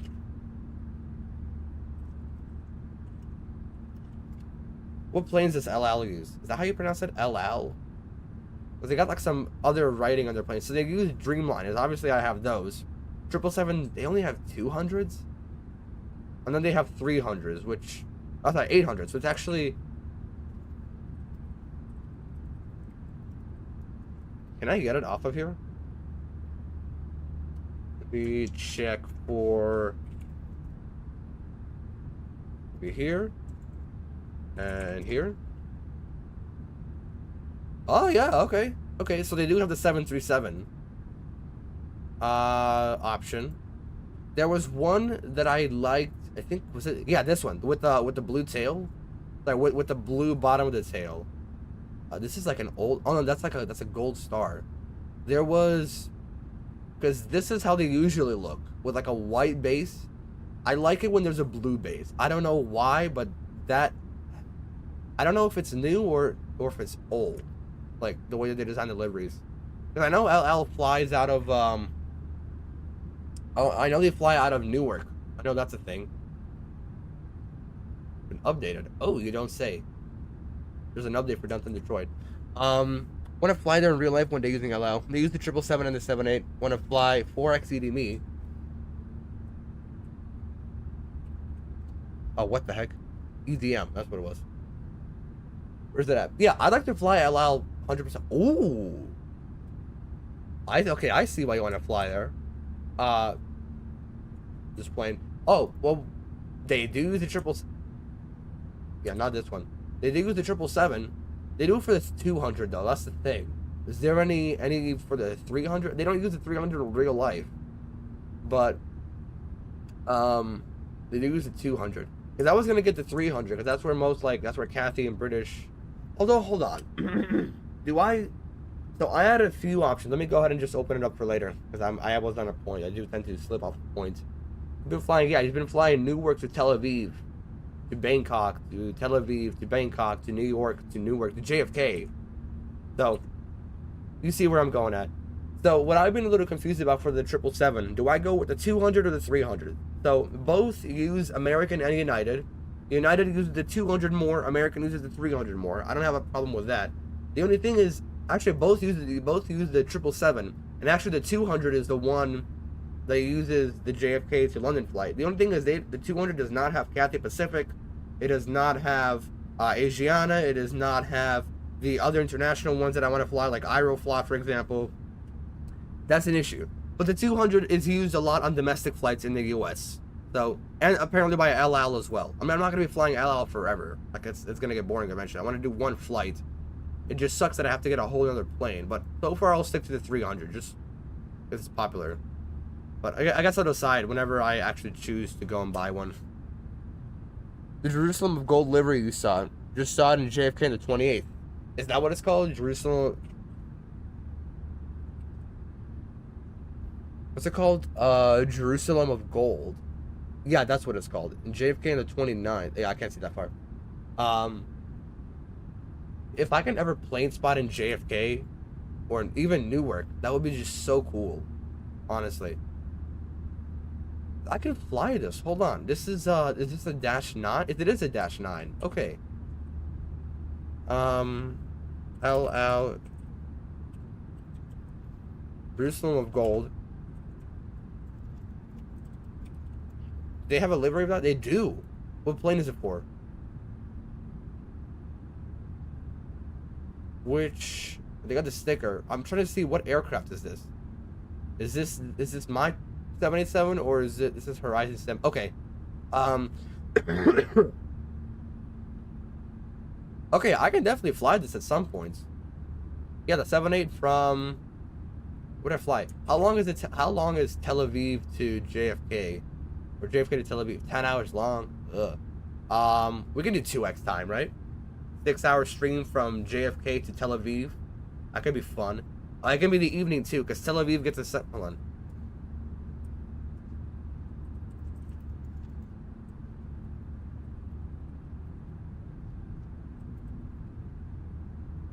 $5 in the morning, so I'd have to fly late at night if I want the sun to rise. It's 6 in the morning in Tel Aviv. Are you serious? How far ahead is Israel of Chicago? 7 hours ahead. So yeah, I'd have to fly at 10 at night. It's a 2019 787-9. So if I were to fly JFK to Tel Aviv, I would be doing it in real time. So sunrise at 6 in the morning in Tel Aviv, and that's 7 hours ahead of Chicago. I'd have to be streaming at 11 at night my time. There is no way in hell I would be doing that myself, honestly, and my parents would allow me to. They'd probably whoop my ass, take the computer. No, I'm kidding. I'm not that restricted. Come on, nearly 18 years old. Nearly, yeah. Back off, all right? I'm kidding. But if I would do that, maybe hold on, because the sun unless we do an overnight flight. Ooh. Unless we do overnight because it's 10 hours long, I could take off, go to bed, and then wake up in the morning. Hopefully the plane won't crash, though. Right. Oh, an A350 from London to Atlanta. Oh. Okay, JFK... What is the Tel Aviv code? TLV, okay. JFK to Tel Aviv There's actually a lot of LL. Delta does this shit? What? Oh, they did too. On an A330-900. All of them were canceled. Okay. Which one's the one that does the gold star? Okay, I already lost it. Why not run the live stream when you're asleep? That way, by the time you're awake, you're much closer to arriving at the airport. That's one option. The only thing is, though, like, what if something happens through the middle of the night and my computer's on for the rest of the night? First of all, my parents are already don't like me doing long flights because of how much electricity I pull, supposedly, even though it's barely anything. Like, I believe me, it takes a lot more electricity to keep turning on and off your computer rather than having it on the whole time. But if I would do an overnight flight, I would take off at like 10 at night from Newark, because we haven't done Newark ever. Yeah, we do 10 o'clock at Newark. It's 10 hours to Tel Aviv. I'd sleep through the night. I'd be up at 8 in the morning, and we'd be in Tel Aviv airspace. That sounds perfect, right? Because if it's 8 o'clock, okay, hold on. If I take off at like 9 o'clock my time, 9 o'clock, that's 2,100 hours. The 10-hour flight, I said. What flight? This was New York to JFK, 1099. 1008. What the heck? 1099, bro. This freaking working at a drive-through place is already laying its effects on me. What? Okay, hold on. From New York, can I please get an actual, like, scheduled flight? Here we go. These are all scheduled. I don't know why. Newark gets 2 flights to Tel Aviv. Yeah, that's what I'm saying. But, like, every single one of these, it looks like it's a charter. Look, I don't even have a... I can see up to 7 days ago. But I'm not seeing... Remember United? Yeah, but it wouldn't be the whole point of flying into Tel Aviv to use LL. Like, that's the fun part, right? Especially if we can use Jerusalem Gold. That'd be so cool. Here, so... Tel Aviv to Newark. Newark to Tel Aviv. 10:28. This flight doesn't even exist for some reason. So, it was 9 hours... It was 10, so basically an average of 10 hours. Okay, so if I take off at 9, or if I start the stream at 9, take off by 10, 10:30, I am at cruise. We have 9 hours to go. I go to bed. 9 hours would be... Okay, I have to get up at like 6 in the morning to make sure to make sure I'm up, because I'd be like right here, right before top of descent. 6 in the morning, 6:30 in the morning, I'd be up, be here by 7 in the morning. This is all my time. So like 9 o'clock I start the stream, 10 o'clock my time, I'm up in the air, 10:30 I'm at cruise, I go to bed, but 7 to 8 hours go by, and I have 8 hours left of the flight. So 7 hours, I wake up at like, if I go to bed at 11, it will give me about maybe, basically I wake up at 7 o'clock, I'm like right here. We started saying, yeah, we could, what the hell happened here? Iran did something there. Yeah, we could definitely fly into Ben Hur that way overnight, but I'd have to, I'd have to consult my parents about it, because they're the ones concerned for using power. And I also have a cat, all right, that I know for sure wanders around here. She's gonna pull something, she's gonna press, unless I unplug my stuff. It might not be a good idea. She climbs in the boxes, she touches my shit. I 100% guarantee you, so like a random point at like 3 in the morning, the cat's just gonna appear like in front of the camera or something, or freaking touch a throttle lever. She's gonna be sniffing around. I know that for sure. You live by Newark. Okay, so that, yeah, I would have imagined. Could have told you the times if you asked. But yeah, but I'm saying, like, the whole point, if we're doing, I did not know Legion flies out of Newark. If we're doing, to Tel Aviv, might as well be doing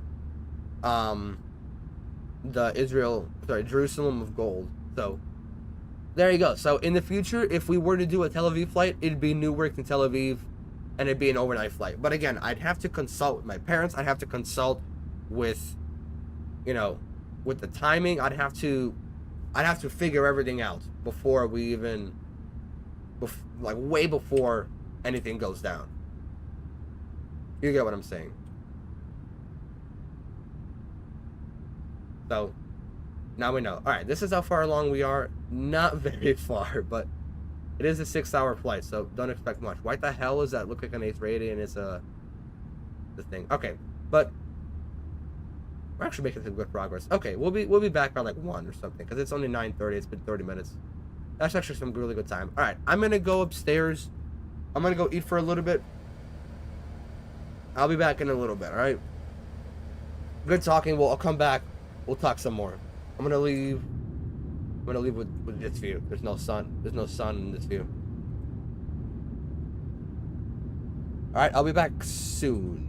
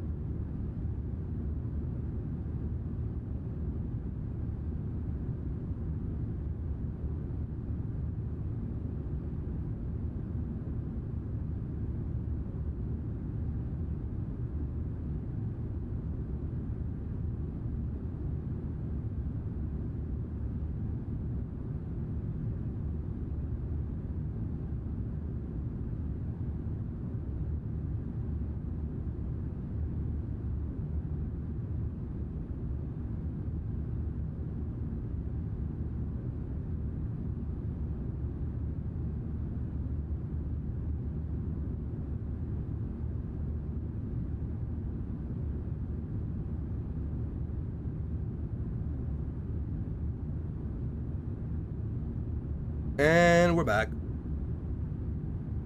Thank you for waiting, everybody. Almost halfway. Look at that. Well, halfway would be like at this point, I guess. You got what I'm saying.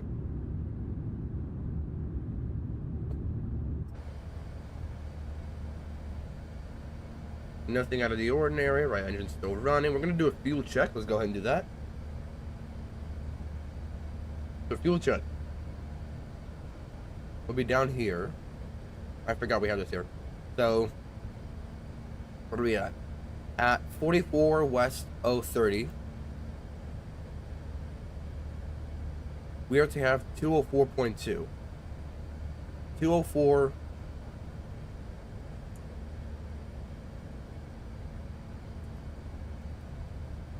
Pounds to kg. 92.6. So we're supposed to have higher than 92,620 by the time we get to here. And that'll be in about... do we have step altitudes?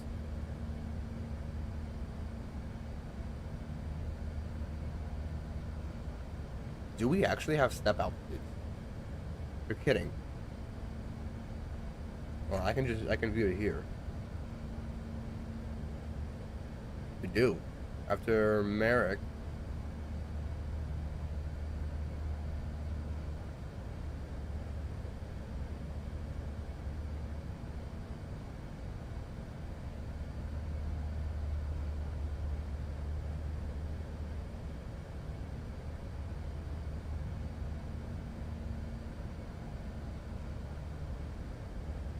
After Merrick to 350.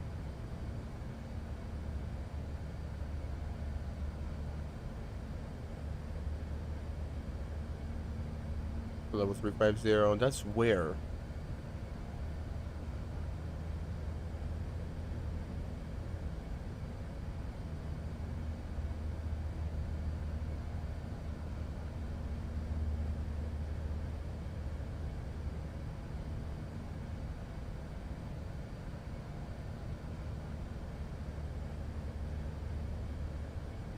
Okay, that was way before then. So we're supposed to be at flight level 350. So new cruise, but in it, new cruise is 350. Go ahead and increase that.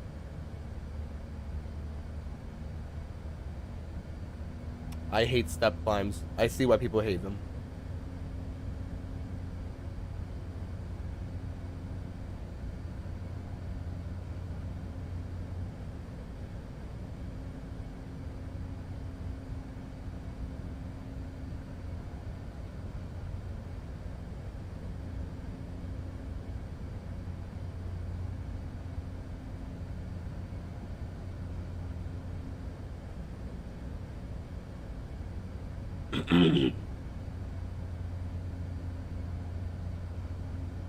Got 67 views.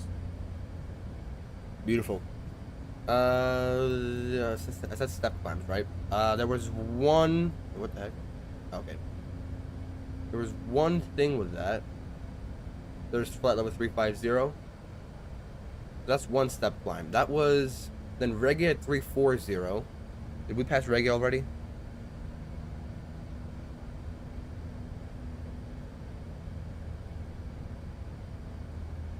A Tiki at 360. Is a Tiki coming up as well?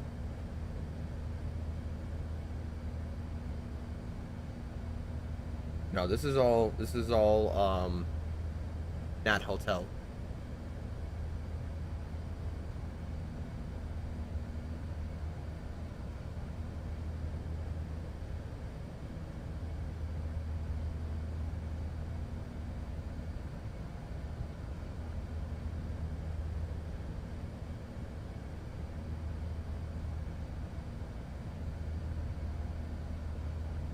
Okay, so we're supposed to be at...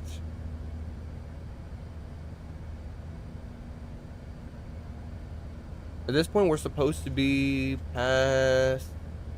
What are we?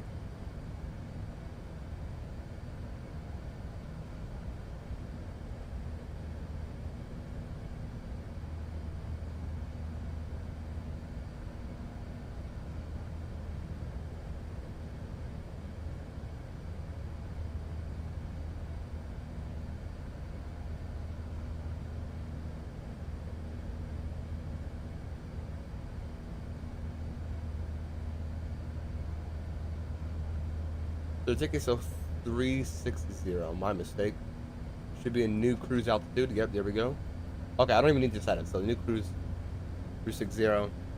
And then by the time that we get to 43 north, 50 west, we should be at 380. Where is that? 43 north. Okay, so it's in a while, because this is 46, this is 44, and 43 north is 43 north 40 and 43 north 50. How do I, hold on. How can I scroll or something? No, okay, so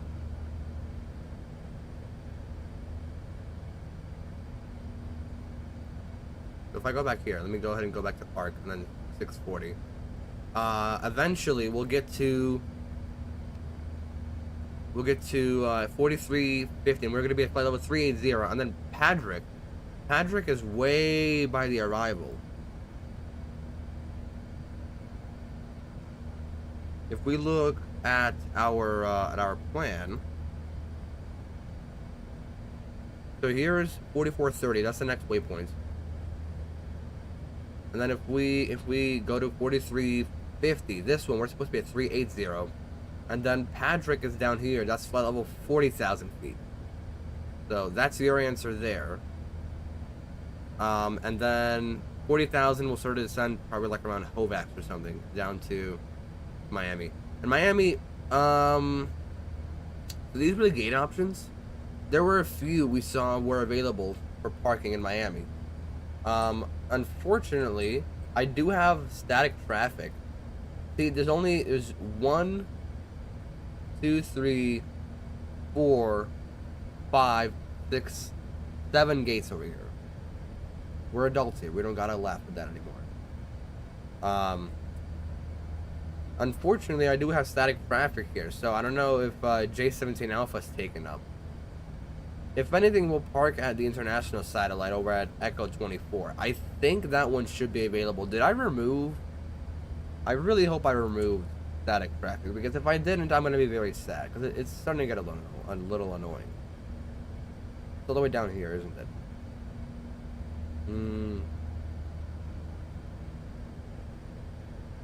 I only see O'Hare, Anchorage, Cancun. I don't even need any of those. Should be a lot more of them. Not Miami's still in here. Okay. Okay. Well, I guess we'll decide once we get into Miami. Because again, static traffic everywhere. If anything, I really want to park at Juliet because the concourse looks very nice. If anything, we'll just find another gate and then we'll relocate. That's fine.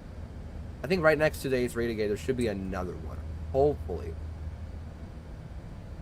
Yeah, and if anything, we'll take another flight there later.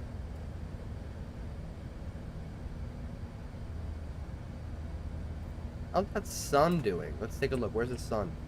Sun is nice and high. Time is about 4 o'clock London time. And we left around about an hour and a half ago. Hey, if it's been only an hour and a half and we're this far along, that's a good sign. That's a very good sign. Okay, a little more than an hour and a half. So we should be here by like 1 o'clock in Miami. Yeah, this is how far we gotten in an hour and a half. That's not as bad as I thought it would be. How long have we been up? For about 2 hours 40. Okay, never mind. Not an hour and a half. I'm way off. Whoops. Yeah, we'll figure out the parking once we get into Miami, once we get closer there. I just disabled Volanta traffic. I actually like to see Volanta traffic as well. Because this is people that are not on VATSIM, but actually are doing a flight as well. So he's going to London to thing. I don't know, is he... He's a 777-200. So here's what I'm saying. With British Airways, they do the 200 a lot. American obviously still has the 200. United has the 200. Honestly, if I'm trying to do Tel Aviv ops, I don't think it's worth it to get the 200. I'd rather just get the 300 because both American uses it and United uses it. United uses it for Honolulu flights. American uses it everywhere. British still uses 300, even on a flight to JFK. I can still use Cathay. I can still do Aeroflot. I can still do whatever, you know, other airlines as well. So we're gonna go ahead and get the 300. That's not a question at this point. don't know why it says we're late. Here we go. Yeah, we just gotta reset that sometimes. I don't know, should I keep the screenshot or not? Probably not. I'll keep this one for sure. Although, we'll keep it for now, because I do have... There is a Virgin Atlantic A340 over there. So we'll see what happens. For now, we're still gonna enjoy the view, because... Ooh! Got a high altitude clouds, too. Microphone's on, right? Yeah, it is.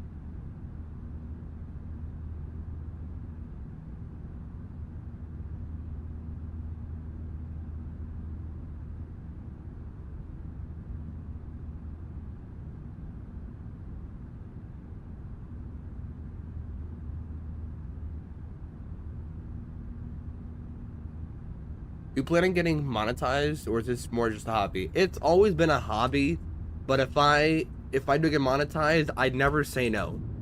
I would never say no. Give me 1 second.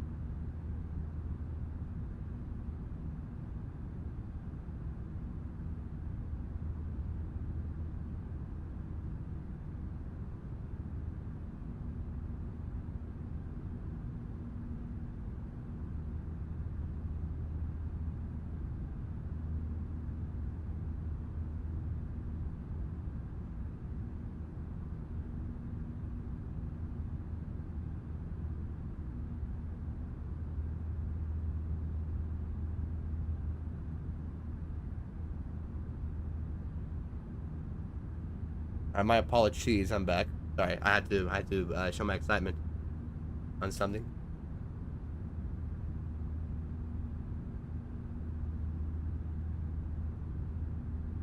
Beautiful. Good to know. But I had to turn my phone off so it could charge. That's fine.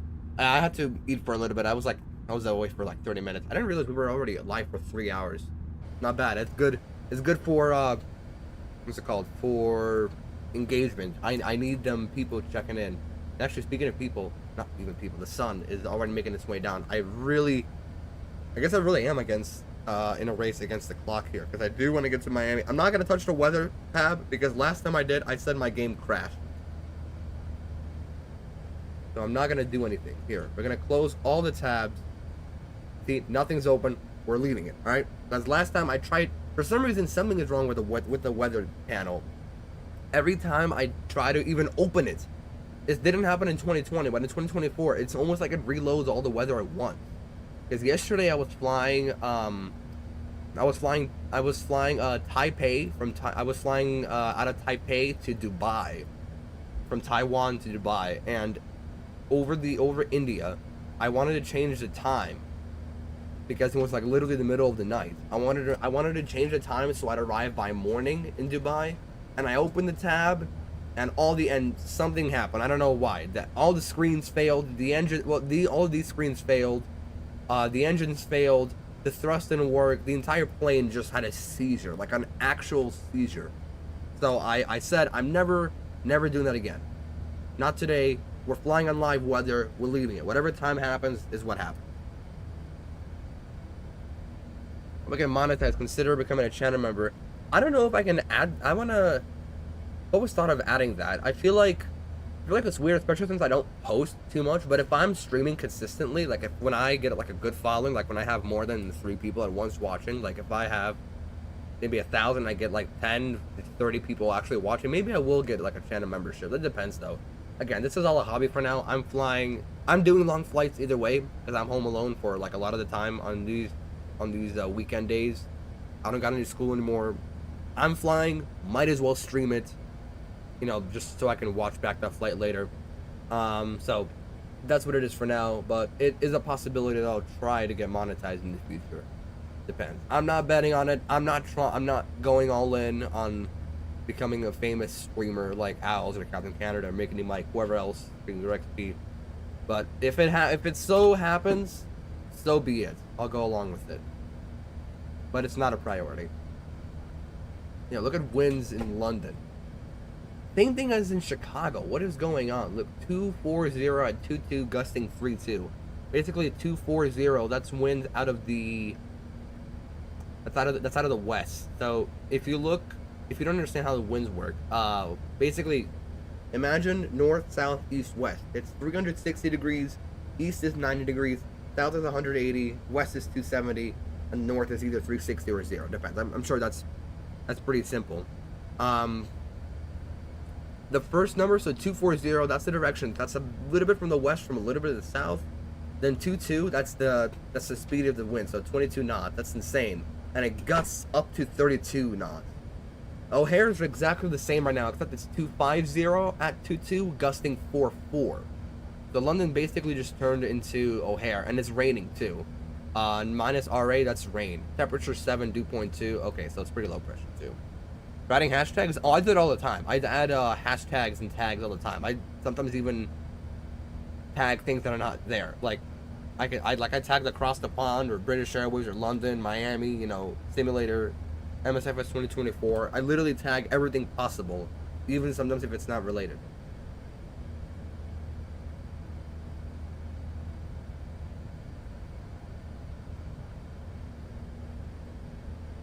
Also, you'll need mods to help keep the chat in check if it were to get out of hand. Yeah, I gotta figure out how all that works. I have no idea how any of that is.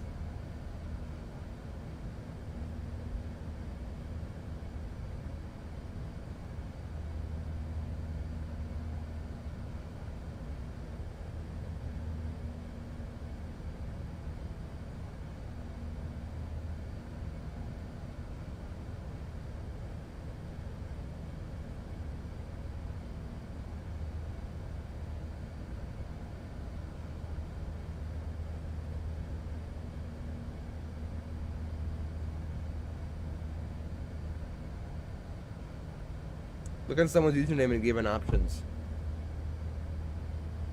I gotta play around with like an alt account. Yeah, I can see it as moderator, but I gotta play around with the different settings. Like if I do like a private stream with like an alt account on another monitor, because I have two monitors, I can do like my main on one monitor, my other guy watching, and I'll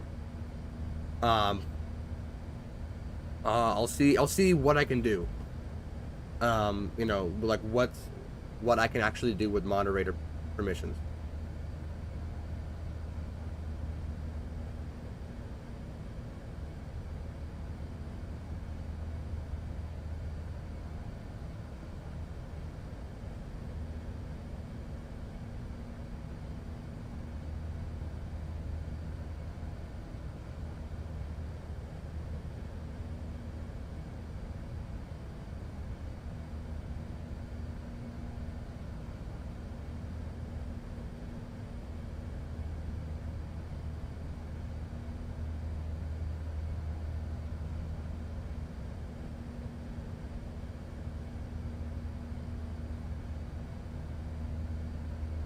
Yo, Nate, I don't know if you heard the door just open. This screen door opened, I think. Because of, huh? Probably the wind. No, it's most definitely the wind. I'm just afraid of the power cutting out. I don't want the power to cut out. Because apparently Illinois has not figured out that you could put power lines under the ground like Florida has. So all the power lines are still above ground. And that's the... I don't know why every single state hasn't done this yet. Or maybe it's literally just Illinois. Maybe it's per town. I don't know.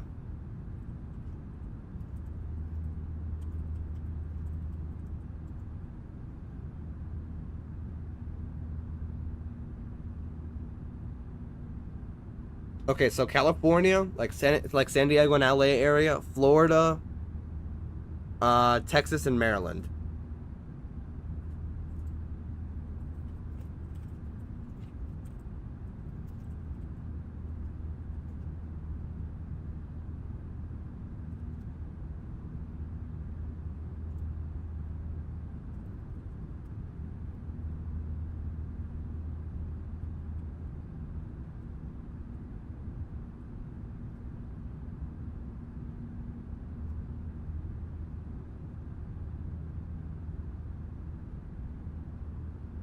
He's in the back. They're sitting across the room. We got the X2 twins set up.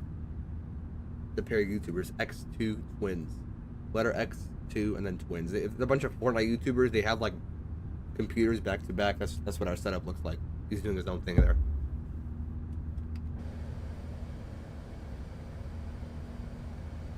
How far are we? Ooh, I like that. I like that. Who are we passing right here? This is from London to Boston.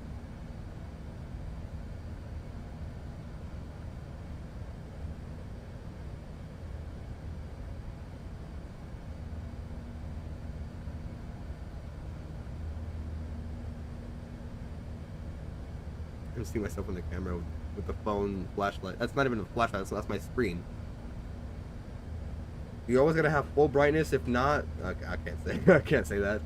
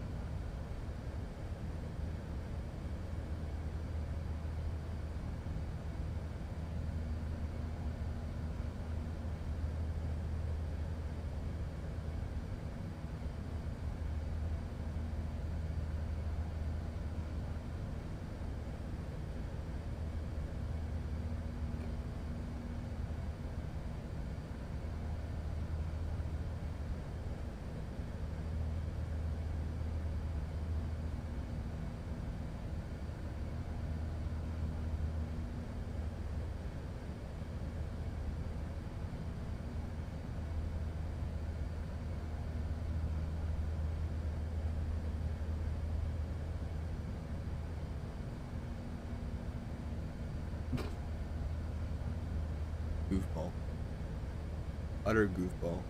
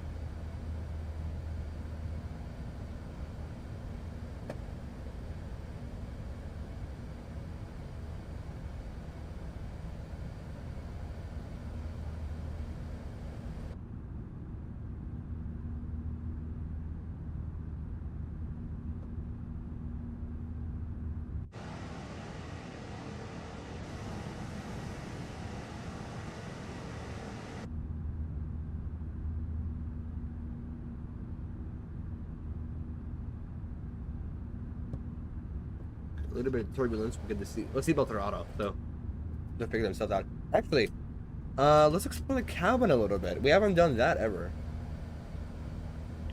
I've only actually done it once myself. So here is the A380 cockpit. This is the full cockpit right here. You got 1 jump seat, 2 jump seats, 3 jump seats.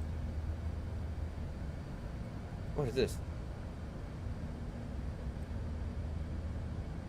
I have no idea what this is. It's like a, oh, it's a hangar. Okay. I was about to say it's like a secret entrance into the bathroom. Actually, so stupid. Why doesn't the cockpit have its own bathroom? It's an A380. It most definitely should. I'm sure like the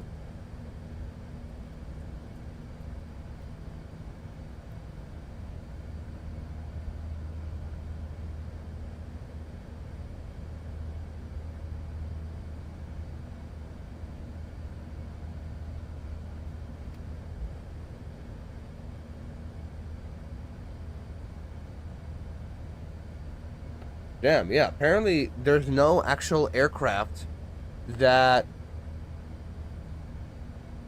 that actually like have a bathroom built into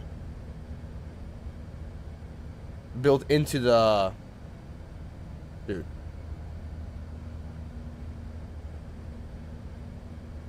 There's no actual like thing that's built into the damn it, I'm blanking into the cockpit. Like there's no website.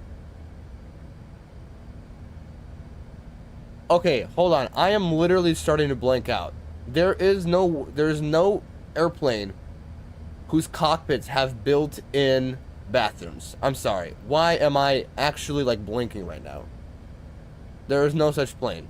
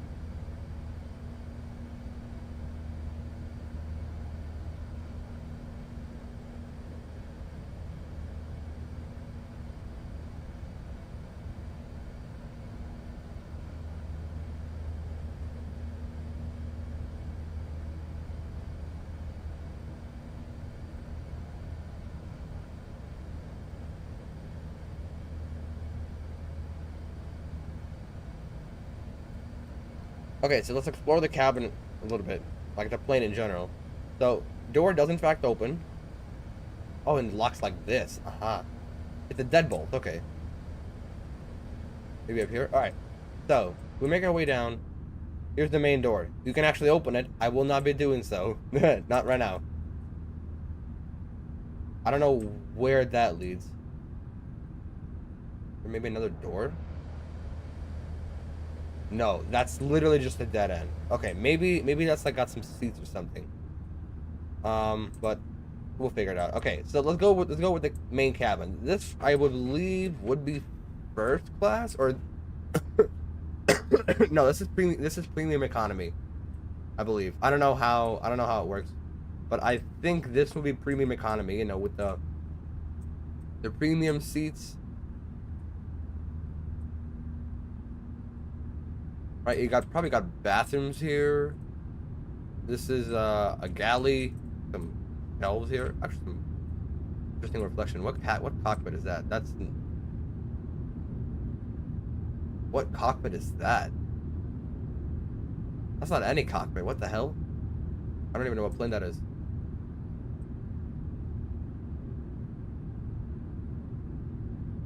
This would be... So this would probably be economy plus. Or, no, this is all standard economy. So that's premium economy. This is all standard economy. Yeah, imagine flying with this view for 9 hours. Yeah, screw you too. There'll be screens on these. More doors, more bathrooms here. More bathroom over here, most definitely, probably. They're probably not modeled. Galley. And then another galley, or would this be a bathroom? And then bathrooms would be like back here. This would be the bathrooms. And then this is the stairs to go upstairs. Let's go ahead and actually walk back this way. We can get a full view from the beginning. So that was standard economy, and this is premium economy, or I guess economy plus, because this looks almost like first class, but believe me, this is not first class. If you think this is first class, you don't know what first class looks like. Let's take a look. I don't think anybody actually walks through these doors. They always walk through those. It's just the jetways always connect to this one, and only this one in the simulator. I don't know why. So let's head upstairs. This is first class. All right, this is obviously a bathroom. Nothing here. And also, actually, here we go. Here's the back rooms. That's the bathroom. This would be first class for sure. Now I know with some airlines, 100% this would be like residency. So like with Etihad or with Emirates or not Qatar. They don't have.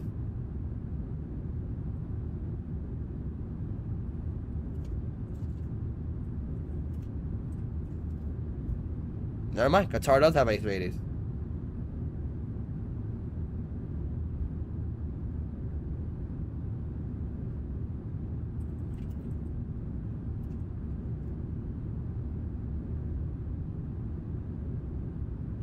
Okay, so Qatar does have A380s apparently. I forgot about that. So this is 100% first class. This would be business. Yes, first class 100%. So you're sitting like this, right? There's this divider. You got a TV, you got a phone stand, phone charger, got a whole tray table. Dude, this is so cool. Except I hate to fly in an aisle. I would much rather have a window seat like this.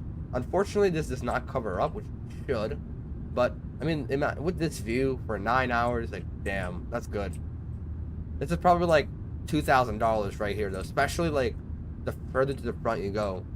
Moving back, this is galley, more bathrooms, most definitely. I don't know what's wrong with the modeling here. They're all like this.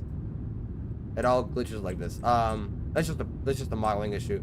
This would be business class if I had to guess. Yes, because you don't have actual dividers, but you still look comfortable as hell.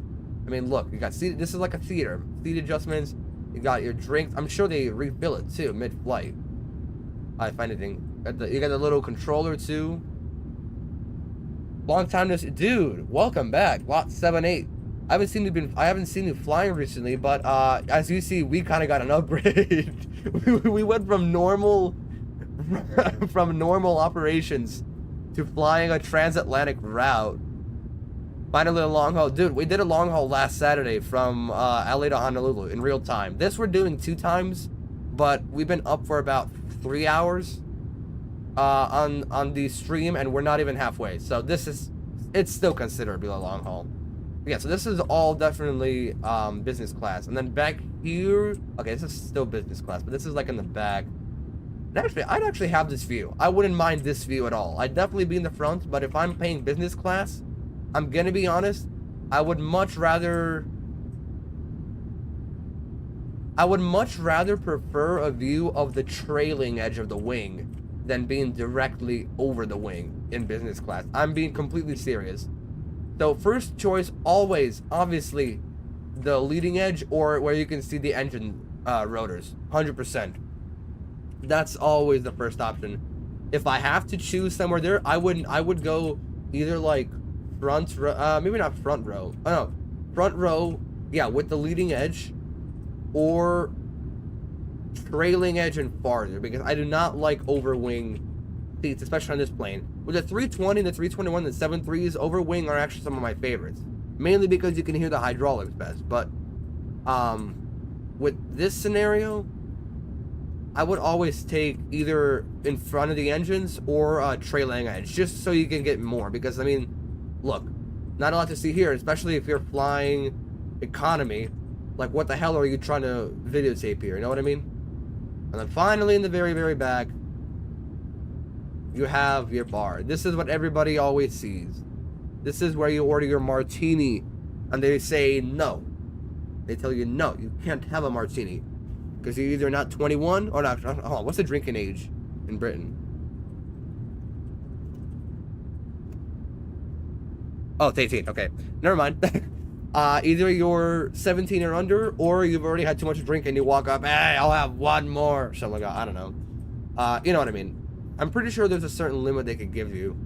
I'm pretty sure. Hold on, no, there's 100%. This is all bathrooms here as well. Again, modeling issue here. There's windows to the bathrooms too. That's kind of cool. And then, of course, the stairs. This is the bathrooms. I'd imagine some galleys back here too. And of course, the stairs to lead you back down to the poor people section. Finally, doing one tomorrow on the stream from Worth to Chicago.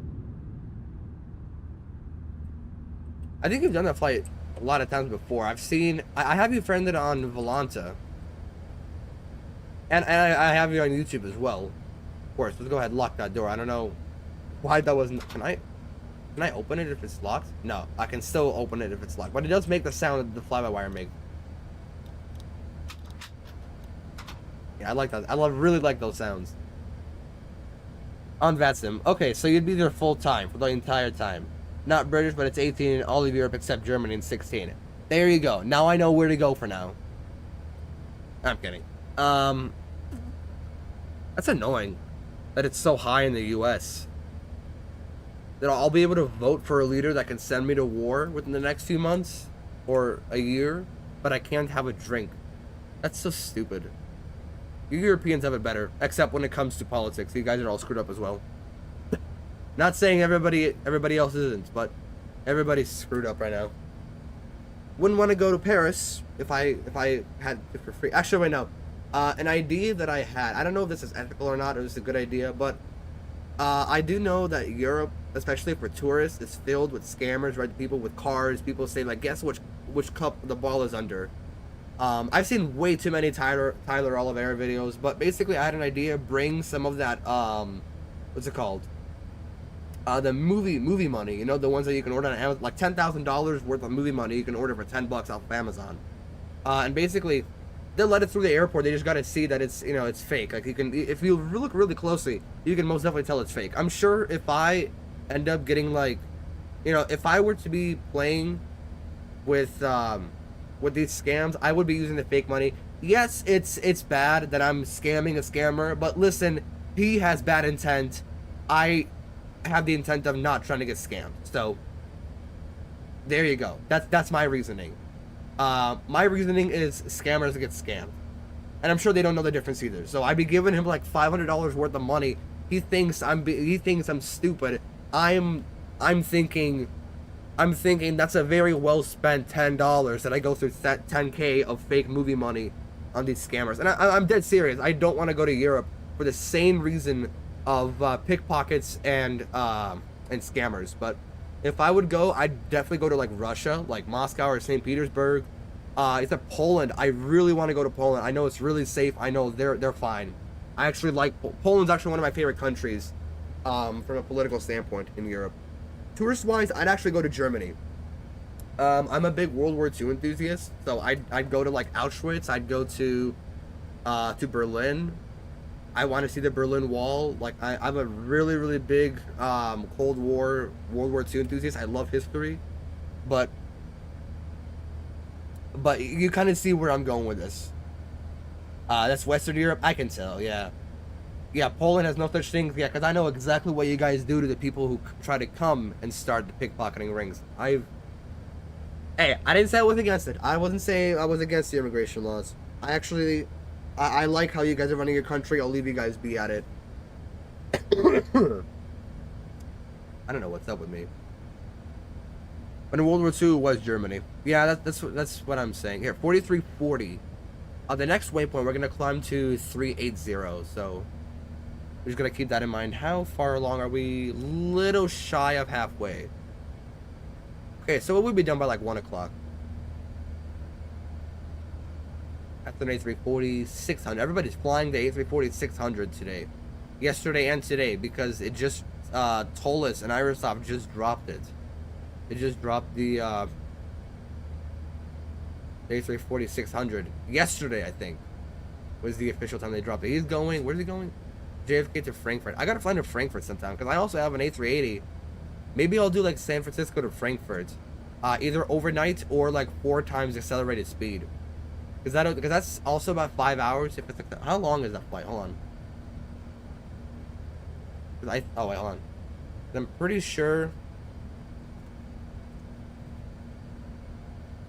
Here, Lufthansa 455. Is this still A380s or no? It's 747s now. They retired the A380s. Another at 9 in the morning. So it's wait, what? San Francisco to Frankfurt is 9 hours? There's no way. They're using time acceleration. What the heck? There is no way that this shit is 10 hours long. What if I'm from Warsaw to Los Angeles? Ooh, that's long. I'm not gonna lie, that's very long. Wait, hold on. I'm bamboozled. How the heck is San Francisco to Frankfurt a 10-hour flight if London to Miami is a 9-hour flight? How? Actually, how?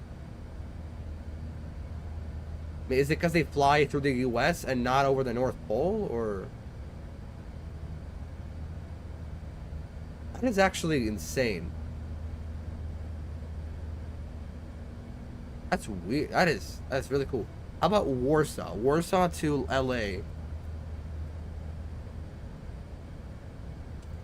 What's the airport in Warsaw? Do you guys have like a few of them? Because I know Russia has a few. Russia, I mispronounced it. Okay, hold on. I don't see country borders. Where's? You guys have a few. You guys have forgive me if I mispronounce. Modlin, Babis. That already sounds wrong. And then Chopin. I think Chopin's the one. Yeah, this is it. I found it. Not Polish Airlines. I've seen. What the heck is only this loading? What is wrong with the freaking photogrammetry in this area? Look, only the terminal is loading. That's weird.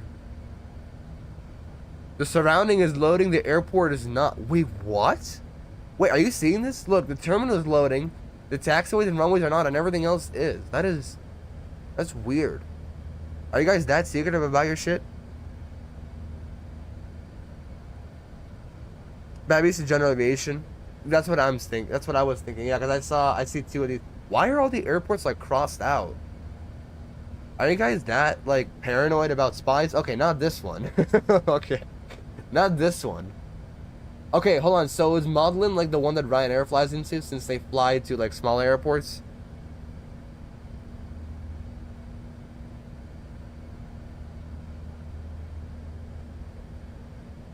Oh, it's a different city up here? I would imagine this is the one Ryanair flies into, because, of course, their business model, they fly into the airport like an hour outside the city. I'd imagine. What is that? Okay, I don't know any European airlines. You know what? Here, hold on. Let's go to a camera view. We'll go to this one. We haven't been at this one yet. Actually, it's kind of loud. We'll just be sitting in first class for now. Wrong one. Just about halfway, everybody. Just about halfway to Miami. Just short of halfway. Let's do that. Airport's kind of okay. Yeah. Poznan is west of Poland. Go more west and look there in the airport. That one isn't blurred. More west of the city or of the airport. That's different. Oh, Poznan. Okay. Lewicka. Okay. Honestly, I just know German. I know Polish is a little similar to Russian, but you just like reverse all the words. So Poznan Lewicka Airport. Is that how I pronounce it? I just butchered your entire language. Yeah, of the city. Okay. Oh, it's a whole different city. I see.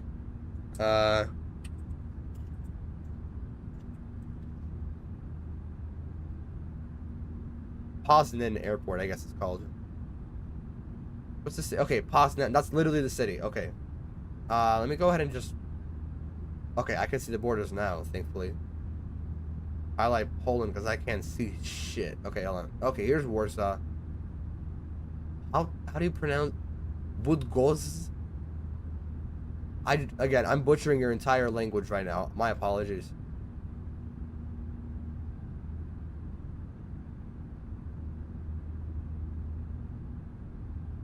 Because, yeah, Warsaw, obviously... That's a thing on Google Maps, too. Damn. Do you know why they do that? Do you know why they, like, blur it out? Is that just privacy, or what's the reasoning behind it?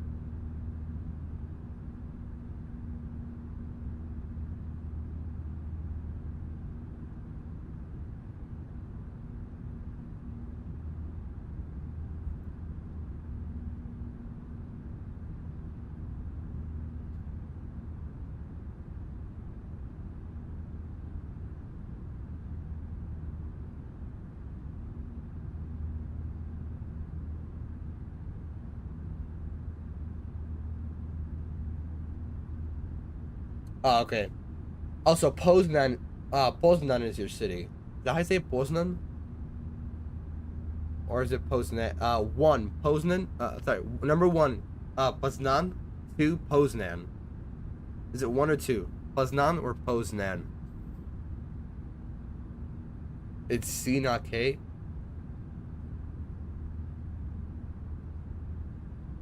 Which one?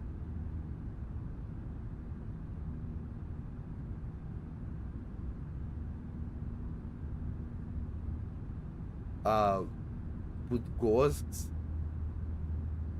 Poznan. Aha, got it.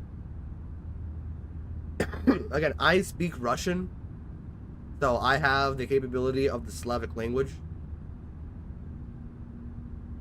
Born and raised as a Russian speaker, of course. That's my entire identity. It's not just an accent. Я полностью умею по-русски разговаривать, если понимаешь. Просто у меня уже английский акцент такой, как будто... You get it, okay. I say I'm fluent in Russian, but it's like I've been speaking English for so long, it's like starting to leave my mind. Not too much, like I definitely saved it when I was like 10, when I was 11, because my grandparents wanted me to speak Russian. But if I didn't do that if I didn't do that 8 years ago, when I was 10 years old, if I continued speaking English and just forgotten Russian, I would have been totally screwed. I'm happy I can still speak Russian. Even though it's not fluent, I can still speak it, thankfully. You know, достаточно, enough for somebody to understand. And I think Polish and Russian is very similar in general.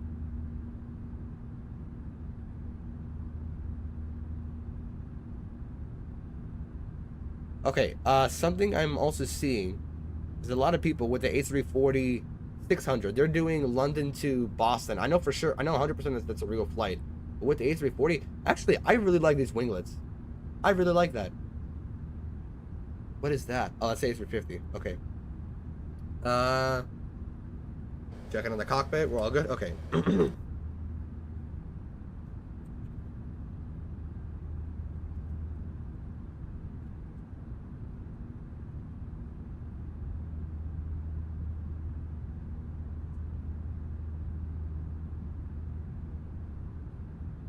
Okay, something cool. Virgin Atlantic did fly the A340-300, but they retired him a little while ago.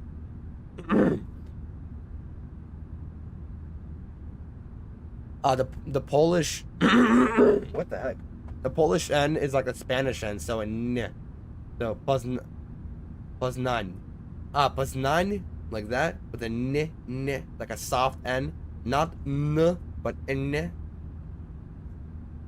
Okay, whoever's listening to me without context is think I'm going insane.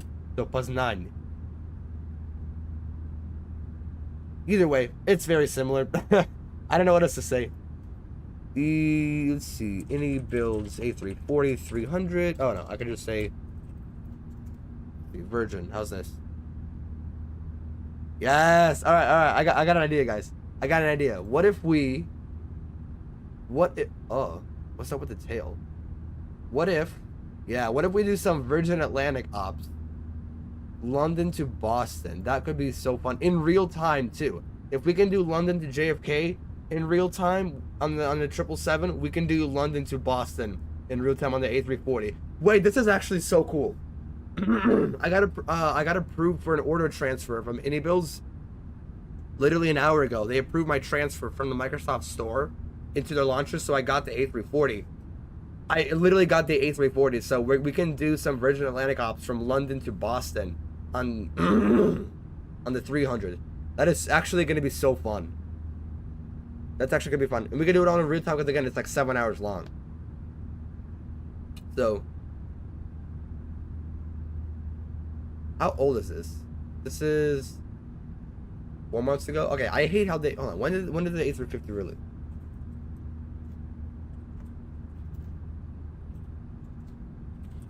When did they release it? The A340. October. Okay, so this came out literally right when it came out. If I go Virgin Atlantic, what liveries are there? So there's, for the A350, A340, are there any for the A340? There's some retro. Hold on a minute.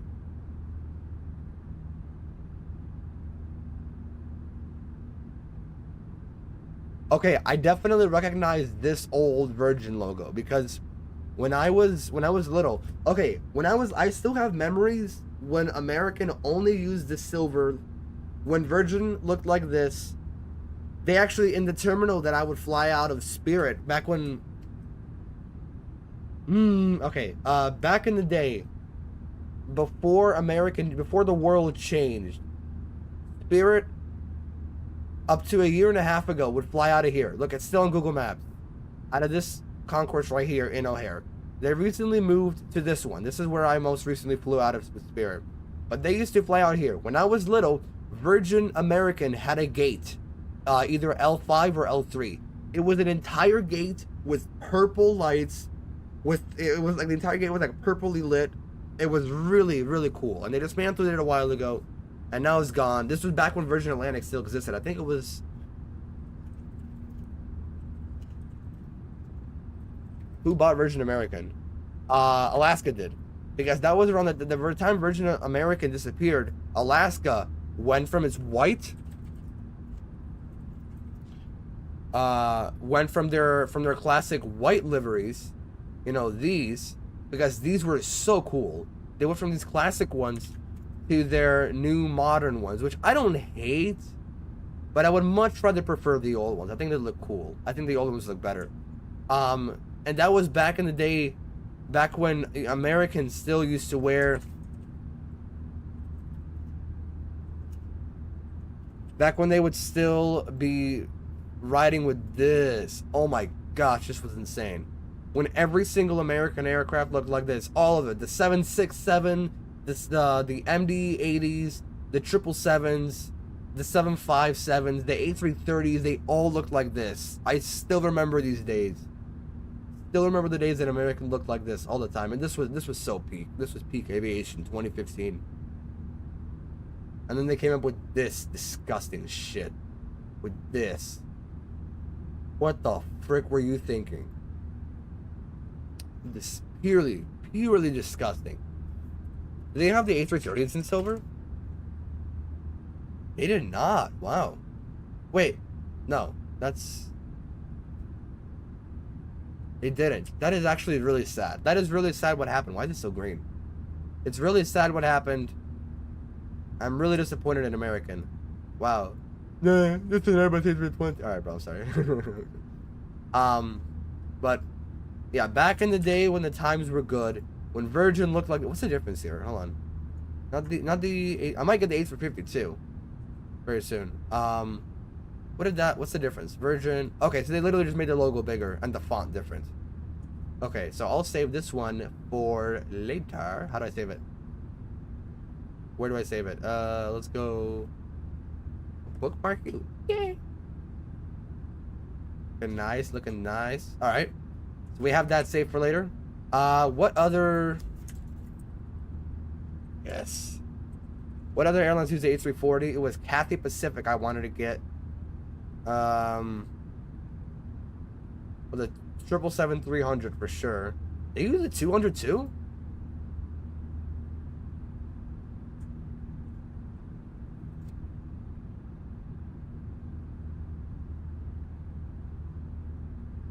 Did it retire? Yeah, it's scrapped. Okay, so Cathay did use the 200, but they retired it a while ago. I mean, look, this thing was pretty. I really like when they still had the red stripe through their tail. Like I was saying, back when in the days when American was silver like that, right? I remember the Cathay Pacific 747s. I remember seeing them flying into O'Hare back when they had the red stripe through the tail. This was like peak aviation. This was amazing. This is so good. Nothing against the new Cathay. I actually like this old green one, right? I'm okay with the newer one, the green, but I think that red stripe just added like a whole bit of nostalgia. I think it looked so cool. This must have been a while ago, because when did they scrap this? Hold on. When did they scrap this plane? Airfleet, here we go. 96. Oh, it had the Trent engines. Okay. When did they scrap it? Scrapped in 2019. Stored in 2019, scrapped in 2020. Wow. That's sad. So I guess they do only fly the 300s now. Which is fine. Can we fly the older liveries or... No, apparently we can't. Alright, where is their A340? Yeah, this is that new 80th anniversary. It's called something. I forgot.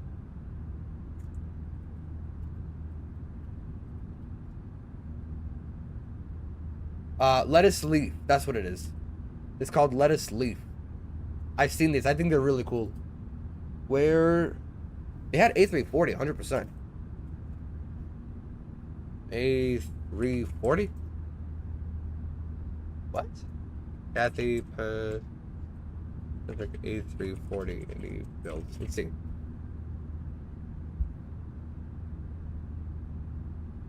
There we are. A340-400 with the beautiful red stripes. That's what I'm talking about. This is what I'm talking about. I'm going to bookmark that one. Where are my bookmarks? How do I see that? Is it favorites? Oh, bookmarks. Here we go. I'll save these all for later. Yep. All right. There was one more. Let's see. What airlines? The 300 specifically. Check up on the aircraft. Make sure everything is fine. Everyone's still eligible for the money. All right, hold on. We're gonna be going to flight level 380 in just a little bit here. Making sure we still got on course. Oh yeah, we're almost in Canada now, guys. Making our way slowly across the Atlantic. It's actually not even that bad. It's going across the Atlantic. So who flew the A340? I just thought of somebody. I remembered. Swiss. Yes. Yeah, they fly the 777 too? Damn, alright. What we're gonna do this. Swiss, any builds A340 Swiss. Here's how we're gonna do it. This is a good livery. Only 800 downloads. Is there another one? Hold on, does it come with preloaded liveries? Ooh, Edelweiss is one. I hope I pronounced that correctly. Edelweiss.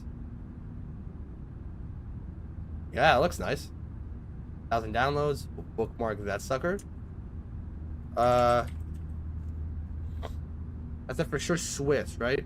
Hold on, it comes with preloaded liveries, right? Or am I tweaking? What's the VIP variant?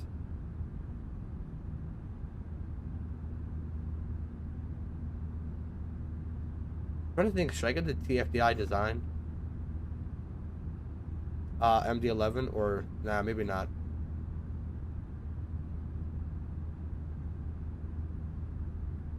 Liveries available via Indie Manager. Oh, okay.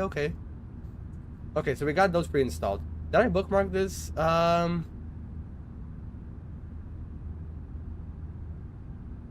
is this? This is the A330. Okay, who else operated it? Kathy Emirates operated it. Eurowings, Edelweiss. How do I pronounce that? Kuwait, Lufthansa. Oh, really? No way. Oh, the Star Lines livery. That's right. I've seen those in O'Hare before when I was little, back in the day. Wait, South Africa use these too, right?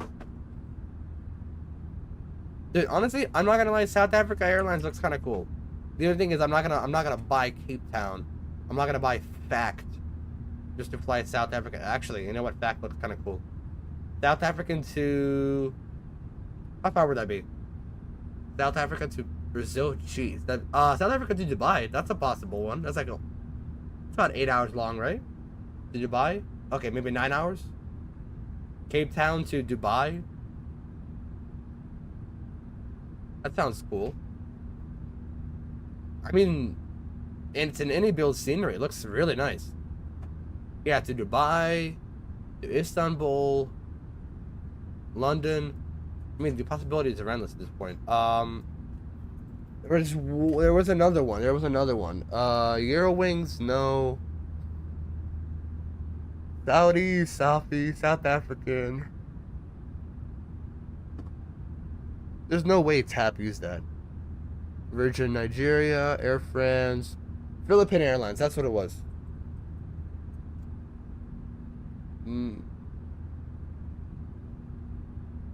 Okay, A340 liveries. Let's scroll through these. Oh, Scandinavian. That was one. Shut up. That was one of my alarms.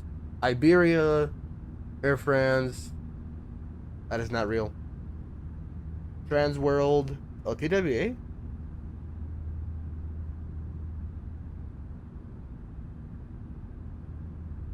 Hey, but low-key, knowing me though, I'll fly 3 flights on the 340 and then forget about it. Did Pan Am never flew that. These creators are throwing me off, like actually. We're nearly at 100 views, guys. Come on, we gotta get 100. There's the Cathay Pacific that I have saved. You can close the rest of these. Well, Cathay One World. Oh, this could be cool. With the One World livery. Oh, it's literally specific, this livery. Nah, I'm good. No, thank you. They're trying to be cute with UPS. Stupid. Alright. I have this one saved. That's the Virgin Atlantic, Air France, SkyTeam. Oh, that's Airlines Argentina. Argentina's. China Airlines. Let me take a look. Let me take a look at this little bugger. That could be cool. China Airlines A340. Did they actually fly E2386? 86 or 89? Okay, I thought it wasn't 86. Oh yeah, okay. So Beijing, Frankfurt, Shanghai, Frankfurt, Taipei, Milan, Charles de Gaulle. I mean, heck, China Airlines could be a possibility there. Nightbond never used. Yeah, they never did.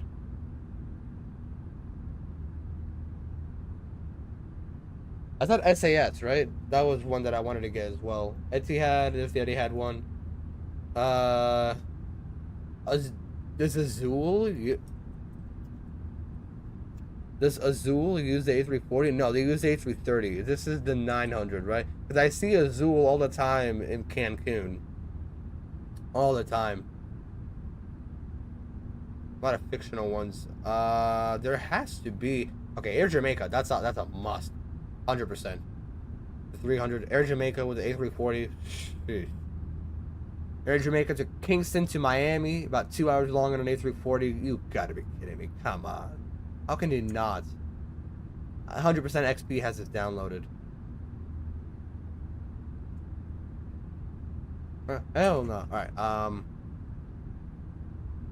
Korean Air. Yeah, that's fictional. I knew it.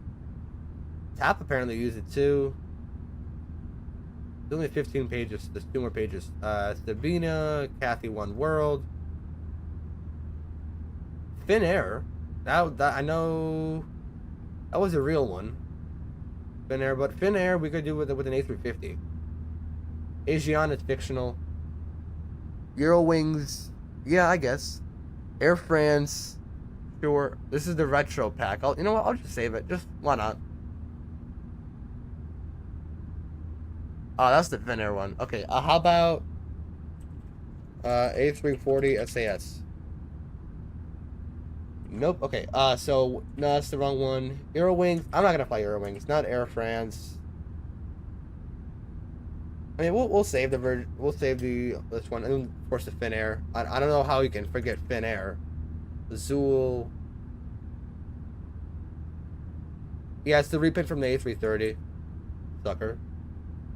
Trying to confuse us all. We can climb up to level 380. Let's go ahead and do that.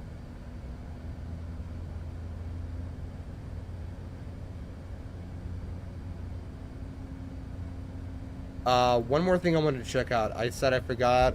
Any builds A340 SAS. I know for certain they had SAS going.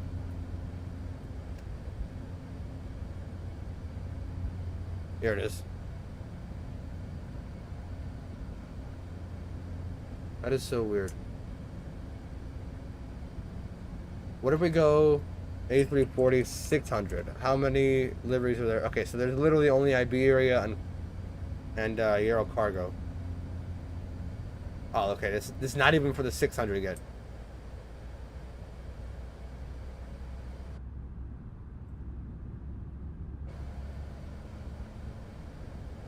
More than halfway there, guys. Halfway to Miami. And then we've only been in the air for 2.5 hours. Not bad at all. Next step climb is going to be to 40,000 at Patrick. Closer to top of the sign. Patter? I don't know. Okay, I'm going to be back because I need to go to the bathroom. So keep kind of those views, you know, give me all the money you got. I'll leave it at I'll leave it at this for now. And I'll be back shortly.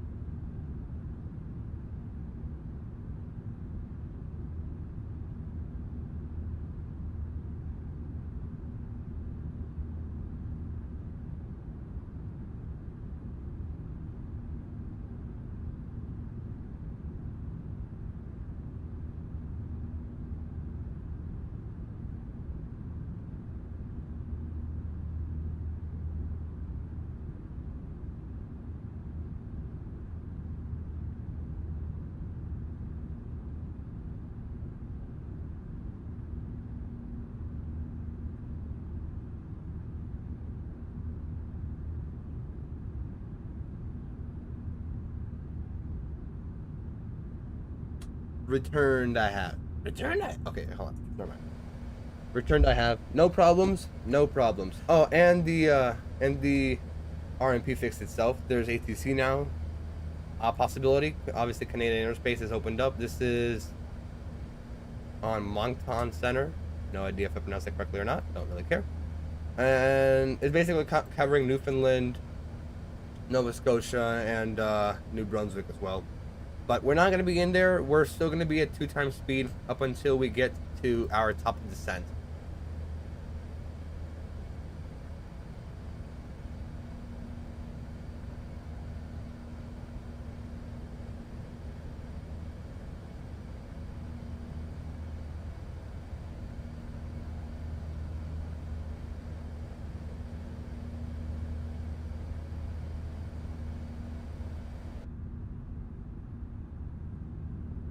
Is the seatbelt still on? I don't think I turned it.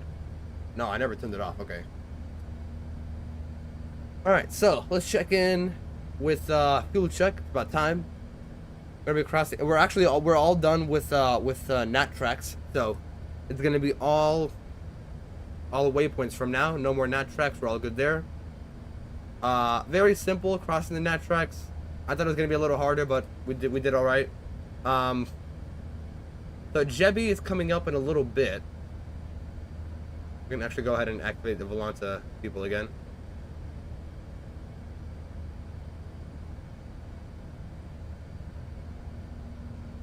So Jebi is coming up in 74 miles. Jebi is bound to have how much fuel? I want to make sure with all these step climbs that we didn't spend too much. Where is Jebi? Jebi is going to be past the nat tracks. There's top of climb. That's all part of the departure. Oceanic IFR. We should have exited, so we should be in New York at this point. Jebi. 132.3. 132.3. We should have basically 60 by the time we get to Jebi. 60,000. So we'll be okay. 60 miles away. The rate we're burning fuel, we'll be there perfectly in time. That's a good fuel check. Now, our approach checklist consists of a few steps. The seatbelts, barrel ref, minimums, of course, auto brake. If we back out of here,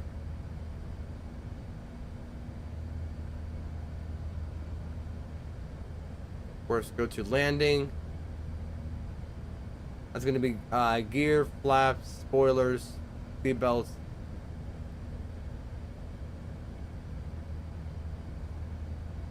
And then parking is parking, but we'll get to that once we get there. Engine page, we're doing all right here. Oil quantity is still good, especially for this late into a flight. Bleeds are fine with the temperature at 215, consistent across the board. Cabin pressure is doing all right as well, about 6,600 at 8.6 psi times. Nothing faulty with electrical. What is this? ELDC? Oh, electrical. Nothing there either. Doors were all locked, thankfully. Oh, and it shows the windows too, apparently. I forgot that you can open windows in this plane. Air conditioning, working fine. APU, of course, is off. We turned that off. Back on the ground. If it was on, I don't even want to know how much fuel we wasted. Fuel page on this side. Good on fuel. It's even everywhere else, even in the middle tanks and even on the outer tanks. And if anything, gravity would just shift it to. Hydraulics are fine. We got everything working. It's all powered. Green and yellow system are powered. And no faults up here by the hydraulics either. Flight controls, we said were free. Everything's powered now, both the green and the yellow system. And the wheel well is closed and up and everything is powered as well. Beautiful. Alright, any messages or recall? No recall. Beautiful. Normal. No recall, normal systems. Got it. This is recall. Nothing. Alright. Jebby, at 23 miles, we will be perfectly fine on fuel. If not, we have about 2,000 pounds extra. Now we can start looking at other ETOPS. So, for secondary, that's not working, is it? Oh, no, it's not.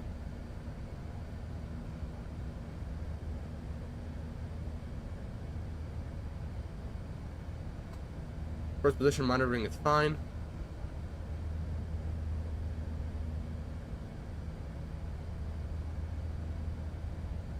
We're all okay here. Performance at cruise is 200.85. For descent, we'll just leave it at that. And then for approach, we can actually start auto-populating our information, as we should be on the ground within about 3 hours or so, or within about an hour or two. We can start looking at our information. Teterboro has tower online, but that's not of any interest to us.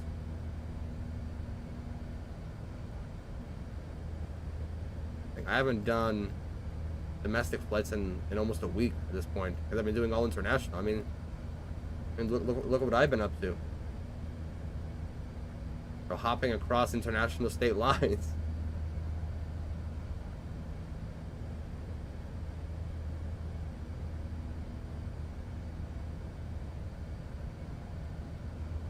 Turbulence or... Oh, it's turbulence. Good on fuel. For descent information, we can go over to here. Miami so far is 100 at 11, so 100. I don't know why Dad did that.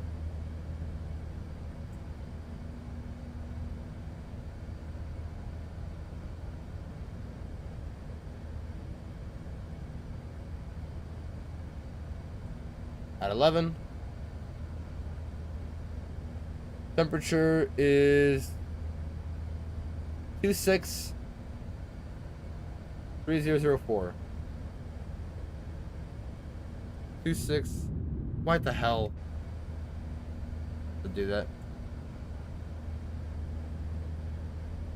Keyboard is active, right? We can use a keyboard, I think.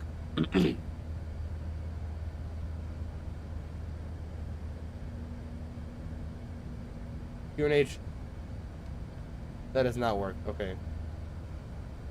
Hold on. 3004.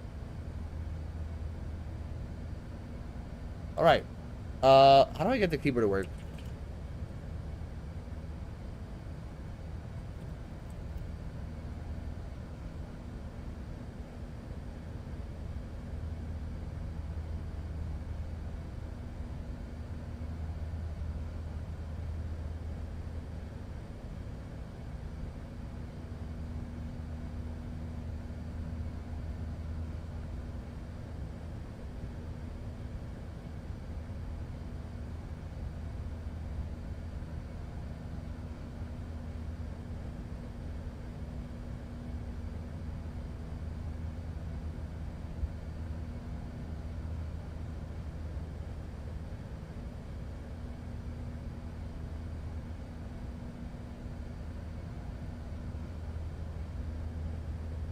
Okay, so it's not yet implemented. It doesn't work. That's annoying. Alright, and then we're gonna go full config since approach speed is 130. If we do config 3, 142, I mean it's normal, but full config is traditional for pretty much everybody. Then for the approach, winds again are at 100. So would we be using runway 12 or runway 9er? Go ahead and move it here. Trying to figure out what we would be using in this scenario, because right now they're landing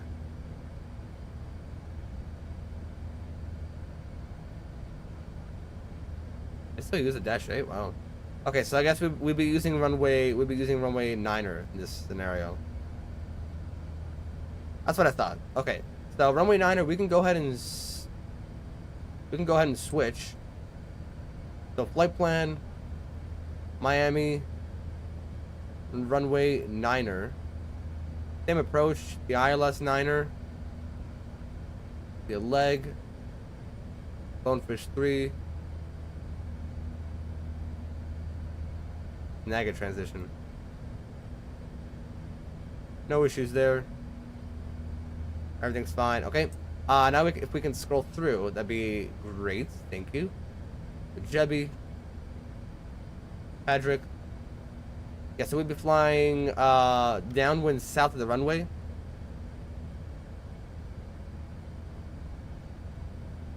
Then, of course, it's 5,000 at Bill's. We'll cut it down to short. 3,000 at Grit. And if anything, leg is at 4,000, so we'll be fine there as well. That's all set. Back up to normal flight plan. We'll go back to plan. We'll go ahead and extend our range as well. Runway 9 is all set. We can go back to performance and change that. All of this stays the same. It's just the barrel has to be changed. So if we go to pin charts, we can go ahead and unpin the approach for runway 12. And then Navigraph. With a second to load, we're gonna go out here to approach runway 9er. It's runway 9er. This one down here, and I pinned it so we could just view it here. I don't know why it's white. 208 is the minimums.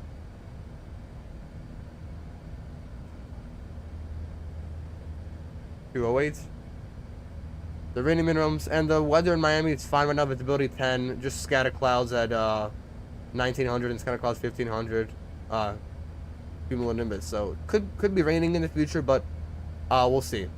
Yeah, it did rain a little bit before, so we should be fine though. Either way, if anything, we always have the this is always where's the Cat 3 possibilities?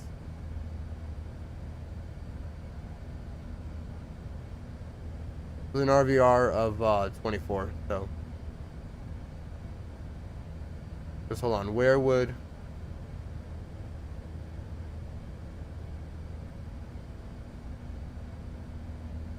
do any of these have ILS 3 possibilities? No, okay, that's fine. We can go ahead and go back to pinned, go back here. Okay, I'm just looping around, so please become dark. This is so annoying. We'll do it like this. That's fine. Go around to Virginia Key. 110.9 and 092. I think we'll use grid. We don't need the full length of the way to leg, but we'll have it just in case. If we go to not go around, but we need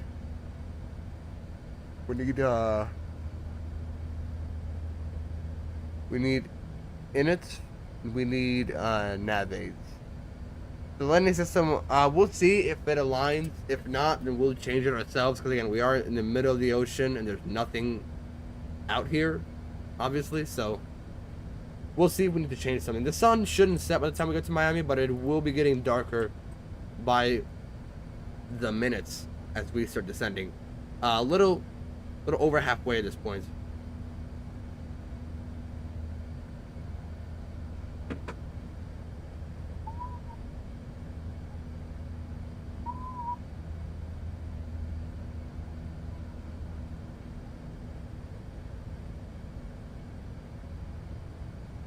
Of course, we'll be fine with that.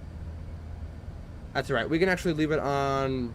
We'll leave my screen on performance for now. And the closer we get to Miami, the closer I am to explaining the brake to vacate system, because it is one of the coolest things ever. I love it. Absolutely love it.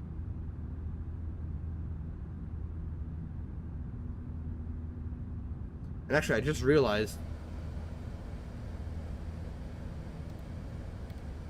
I have brake to vacate capabilities with my thing.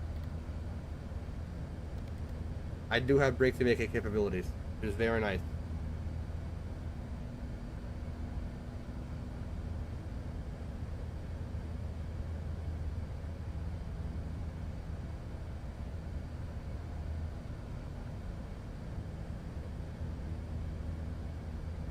1 second.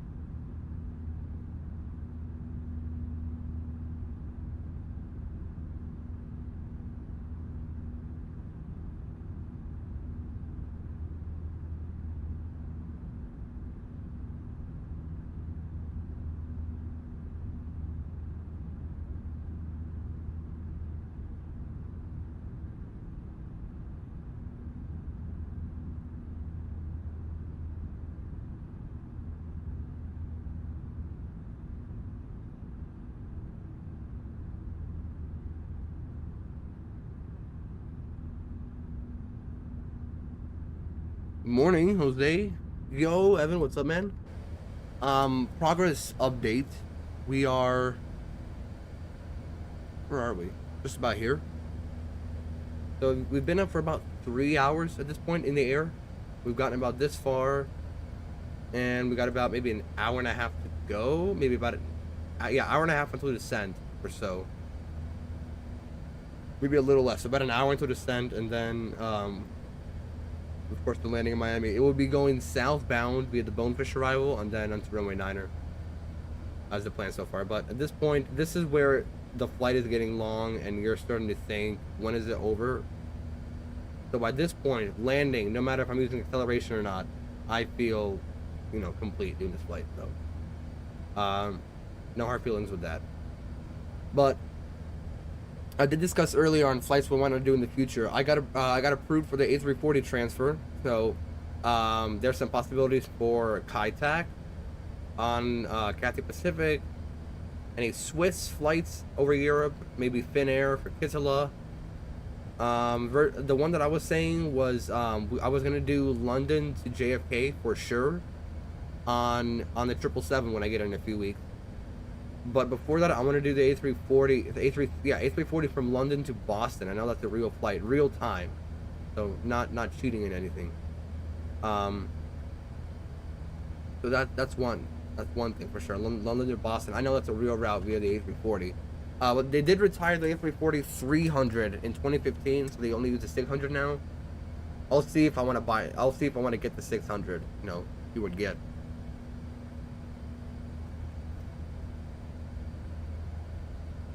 Because it's $90.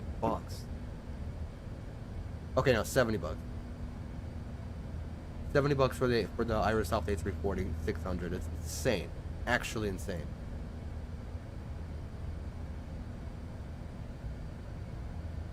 So we'll see.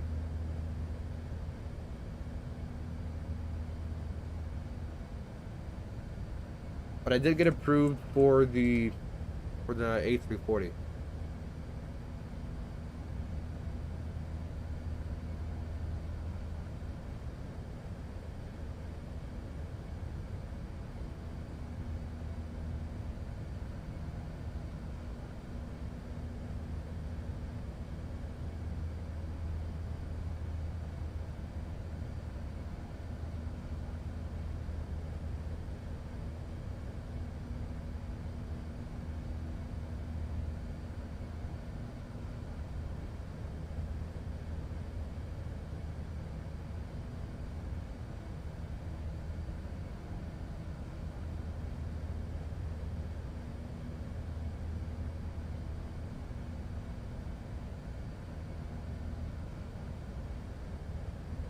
just gonna quickly hide my name from it, but yeah, here it is. So utility is just the A340. I'm gonna get the A350 next.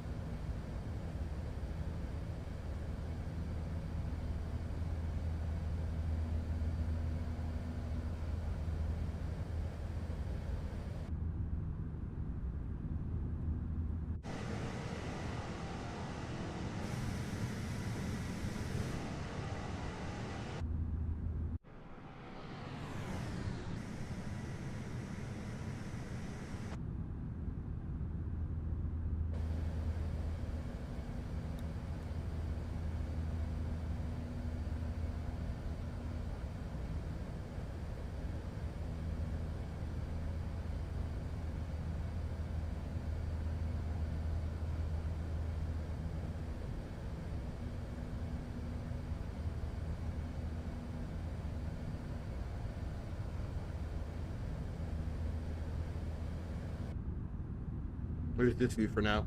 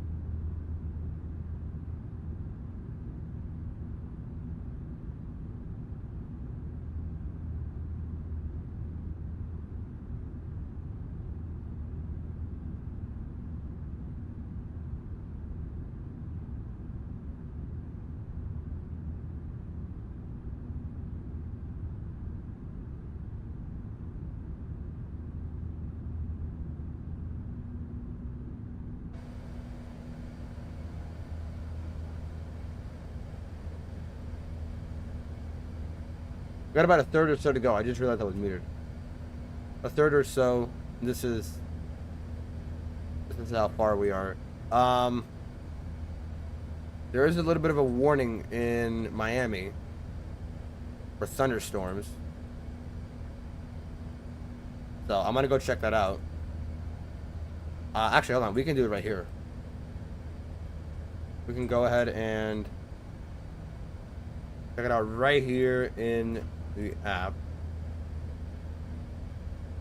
Just a little bit. This is like your average, your average Florida thunderstorm.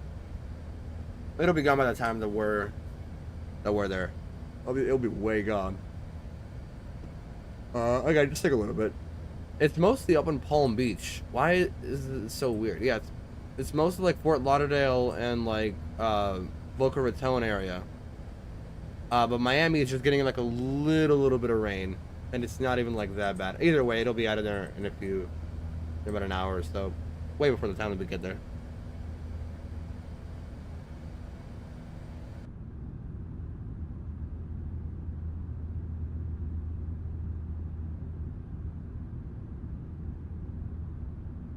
Yeah, I'll be right back. I'm just gonna lose camera view right here.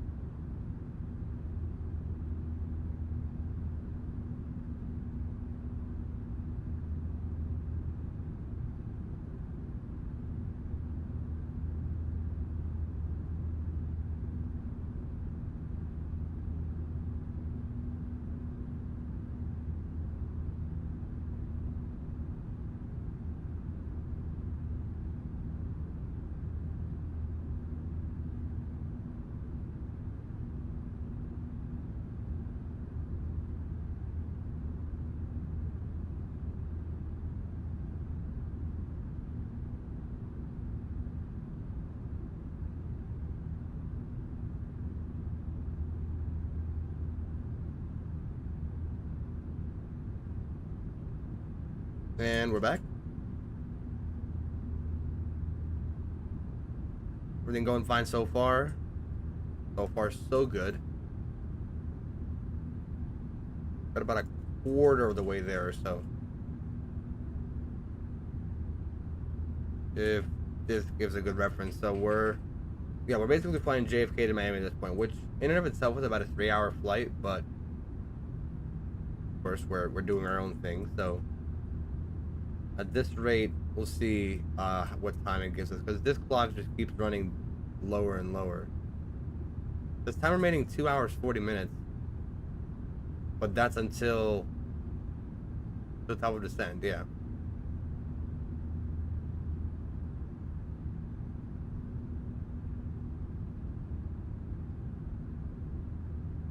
So if we were to, there's the sun already starting to set. If we were to go to flight plan, where's the top of descent? We can actually see it here. Hold on. 22:20. We got about 2 hours until top of descent.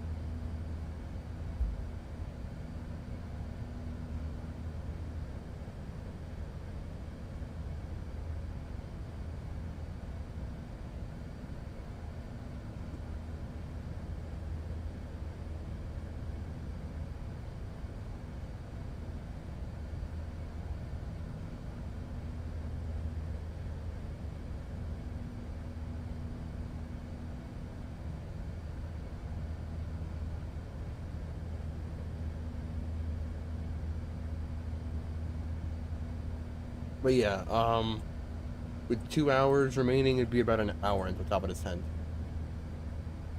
2 hours. We're still on 2x. Only 2x, not 4x. I'm not trying to go. I'm trying to make it at least feel long.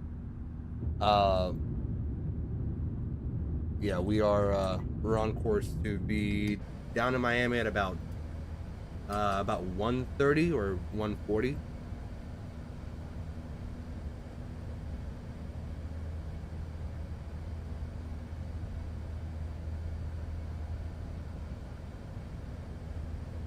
That's a good plan.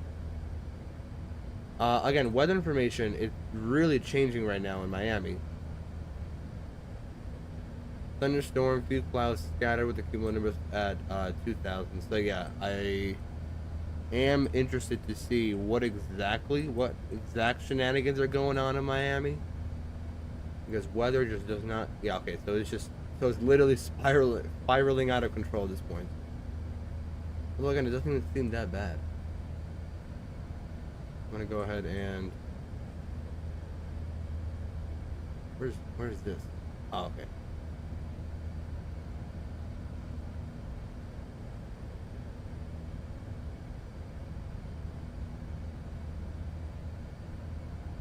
And then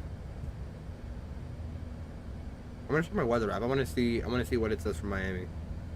It did say it was gonna rain around noon. Yesterday I checked. It didn't say it was gonna be thunderstorming. But it is Miami, it is Florida, so you gotta account for every little thing that happens.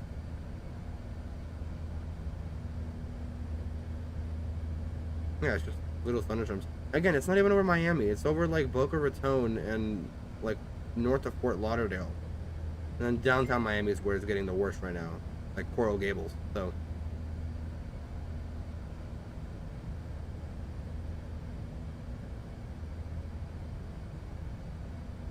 Actually, surprisingly, it's saying it's actually going to be worse when we get there. So cool. We get a windy and rainy arrival into Miami. If we check, yeah, it's going to be thunderstorming all day. 75 degrees with thunderstorms. Woo, I like that. So we're going from dusty, musty, crusty, overcasty England to rainy, wet, and humid, hot Florida. How's that for a departure and arrival sequence? So if there's a thunderstorm going, we might want to consider, what's the visibility? It's still 10. Yeah, see, with England, it's weird. What the hell does this mean? I don't know. I mean, pressure's dropping, so about to get a storm or something. So Miami, still 10 for visibility, but that's now. You might wanna count what's gonna happen later. And again, with the thunderstorm, most likely visibility will and can and will drop. So we do want to expect the worst. And if we get ATC coming into Miami, then that'd be better.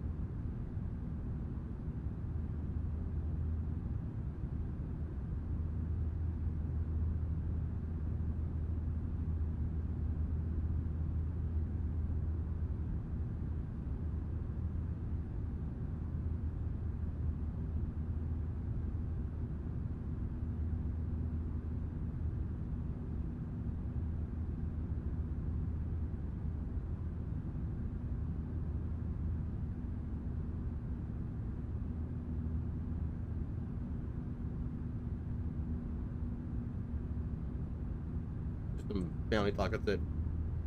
I'm still here. Damn. Pretty more in dark there.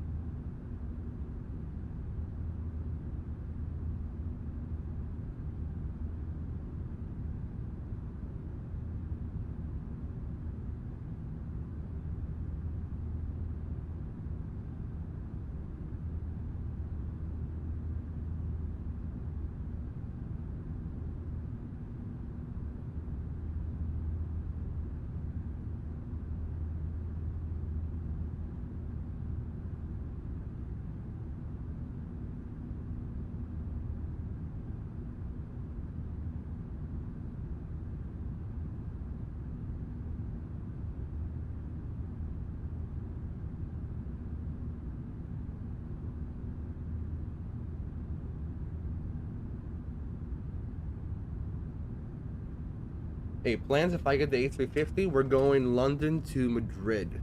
And actually, a possibility of doing the flight back as well, because no, actually, you know what? Yeah, London to Madrid has a really big possibility if I get the A350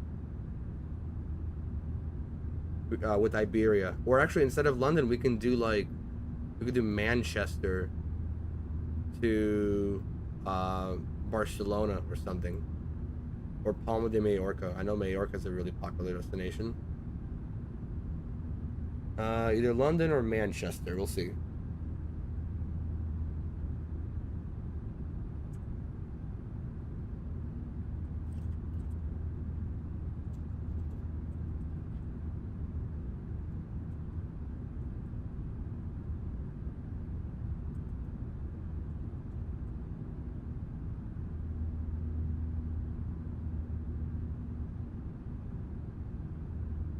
It's only an hour 44. Wow. Okay, so what if we do...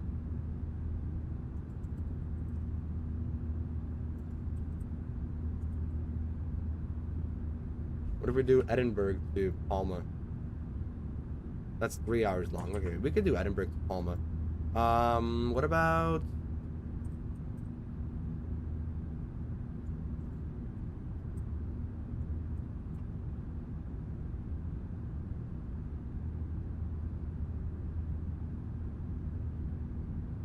Madrid to London with Iberia. How about London to Madrid? It's just A320s though. Flight info, how long is the flight? About 2 hours. Okay, we could probably do back to back with the A350. London to Madrid. Yeah, and then London to Madrid, or we can do like Air France to... No, probably not.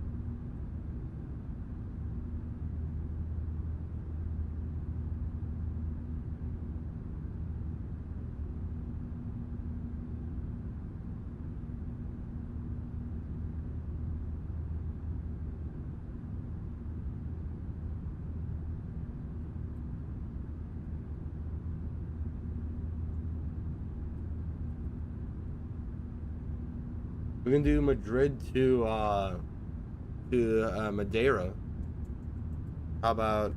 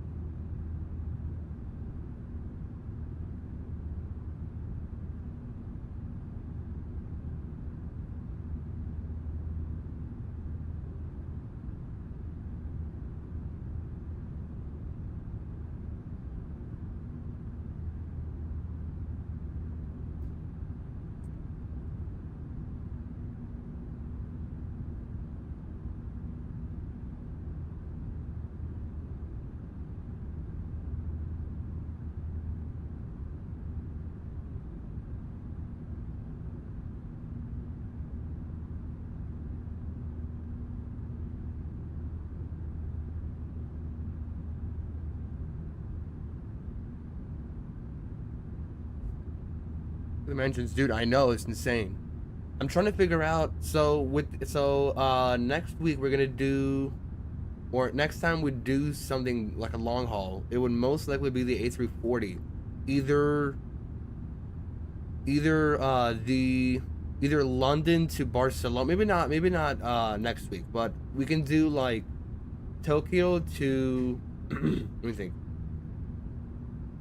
Yeah, we can do like Cathay Pacific A340, Tokyo to Kai Tak. Then we could go again with the A340. Maybe what's it called, Virgin Atlantic, either with the A340 or the A350, and we could go we can go London to Boston, and then finally again with the A350 we can go like Madrid to Madeira, or we could go Barcelona to Madeira. I think because Barcelona to Madeira is a little longer, but Madrid to the thing is about 2 hours long from Madrid to Madeira, and that's actually a real flight by Iberia, so I figured that'd be a lot better to do. So we'll most likely do that one next. What days was 15? Basically, I have the lineup all lined up and ready.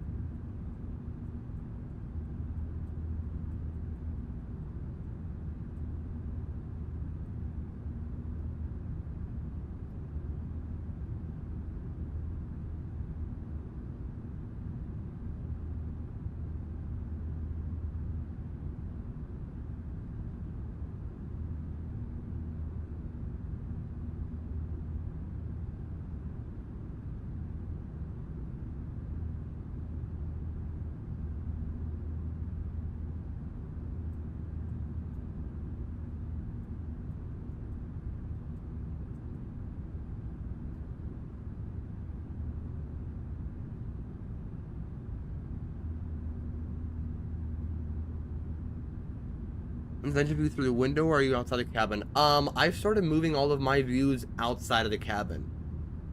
It started with the A330 right on the flight to Honolulu, and I've decided to just move them all outside. With the A380 it was a little tricky because you see how the thing curves. So for example, this one will actually clip inside. So like so for every single one of these, there's 1, 2, 3, 4, 5. So I have front, middle, back, and then trailing and leading. And each of them has an upper and lower level, every single one. Some of them will clip, like the upper front will clip with the lower back, or the upper back will clip with the lower front. Just a little bit. But I checked, most of them, if you just go like this, won't clip. All of them won't clip. Only if you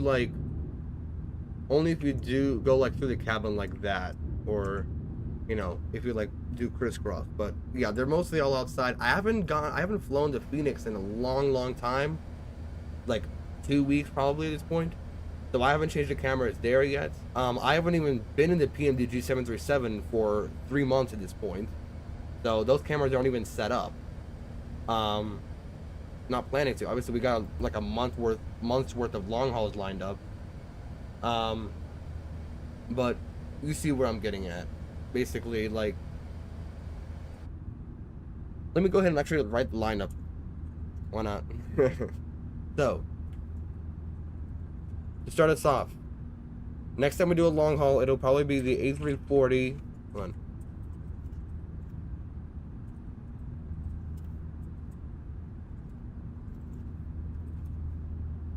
We'll do like Narita to Kai Tak or something. That's gonna be most likely the next long haul flight. After that, we'll go with the A350. We'll go,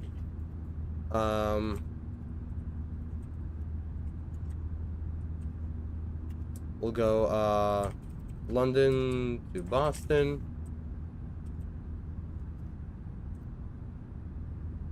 I gotta decide, am I gonna do this in the A340 or the A350? Because the A340, Virgin retired the 300s 10 years ago. They only use the 600, but I'm not gonna buy the 600 if I already have the 300. How to get the audio from in cabin? You also won't go. You also won't you get rain on the windows when it rains? The audio doesn't change with the thing like this. With the Phoenix, I know it does. Where if you exit, it will start playing like some weird standby audio, but I don't know why it doesn't do that on this. Where's the sun at, by the way? The sun is really starting to set. Descent is coming up in about an hour, so in about 30 minutes we'll start to descend. 30 minutes to descend, everybody, as we make our way down into, we're gonna have 40,000 as a step climb at Patrick in a little bit, but figure that out later. And then after that, I want to do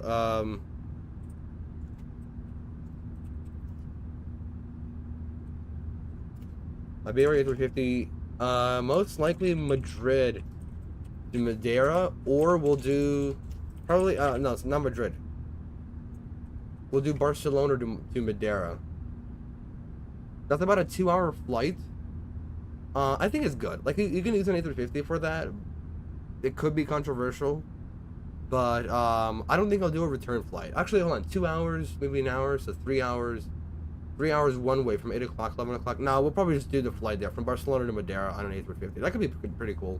Like a long haul and then a short haul on the A350. That could be really fun. Unless we really want to do the Virgin Atlantic flight from London to Boston on the A340-300, which I have no issue. I have an Virgin livery for the A340-300 already waiting to be downloaded. So we have options there, but I guess I'll be the deciding factor. If I really like the A340 on the Kitec video, on the Kitec stream, then I guess we'll go with the A340 for the Virgin Atlantic. But again, it'll obviously, basically, here's your lineup. Here's your lineup of streams for the next few times, and then hopefully by that time, the Phoenix Neos come out. And we can start doing some real fun stuff like Hawaiian island hops in a single stream, like 3 of those. Maybe get back in the PMG. Finally, at last, you know. But I think this is going to be the only thing with the A380 for now. For now, we're done with the A380. There was also talks about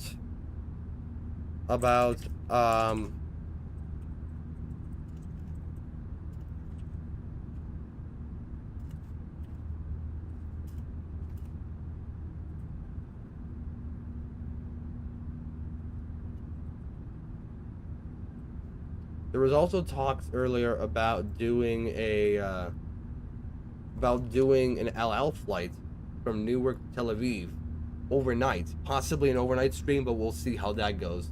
I've only found, specifically, I wanted to do this livery. It was specifically, where's the pictures? Jet photos. It was very specifically this specific aircraft that I found. It was the Jerusalem of Gold livery, because it actually does this flight in real life. So, this is a possibility, but again, I said it would probably be an overnight flight because these would be like during the day. They're all long. Oh, and then another one for sure. If we wanted to take a break between the A340, we would do.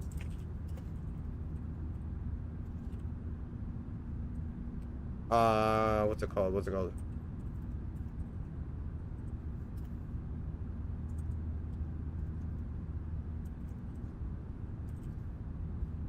We would do this. London to JFK, and this would be real time, not 2x. The British 777, like we'll do like that. London to JFK in real time, the whole 7-hour flight, no acceleration, and then I don't know if this would be a good idea to take a break. Maybe, you know what? Maybe we'll move this up here. So Kathy, then British, then Iberia A350. Then we'll decide if we like the A350 or the A340 to do London or Boston, and then maybe the LL787 to Tel Aviv, depending if that would be an interesting destination next. So I'll just save that for later, maybe in like something else, you know. I want to save that one for myself, if possible.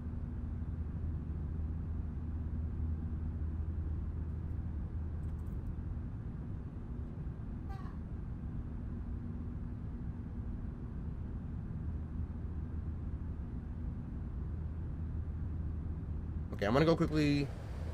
Top of Descent's coming up. There you go. There's Top of Descent into Miami. We're gonna be connecting up to VATSIM soon. Gotta make sure that there is no ATC anywhere near.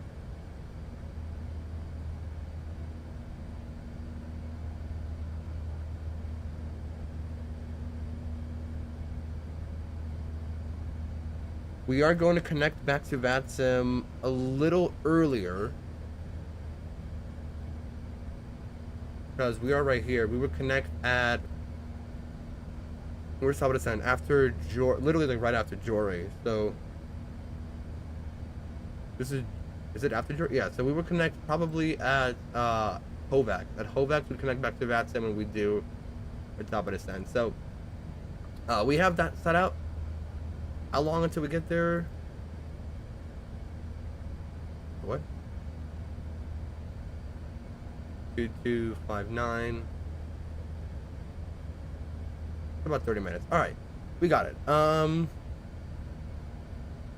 Seatbelts are still on, and I will step out of the cockpit one more time to go eat lunch. Now we'll be back indefinitely. We'll be back shortly.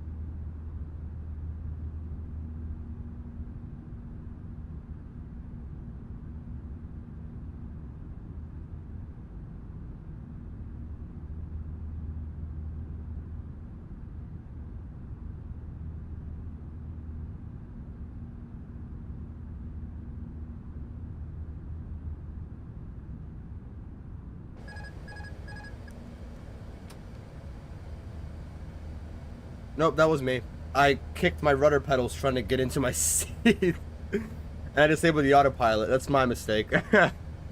Me and my fat ass. Alright, I'm kidding. Alright, I am here indefinitely for the rest of the flight. 117 views. You guys are killing it. Thank you so much, guys, for being here. Top of descent. Did we already reach it? No. Okay, I got scared for a second because I thought that this was already the airport. So, Patrick, we're going up to 340 because it is a step climb.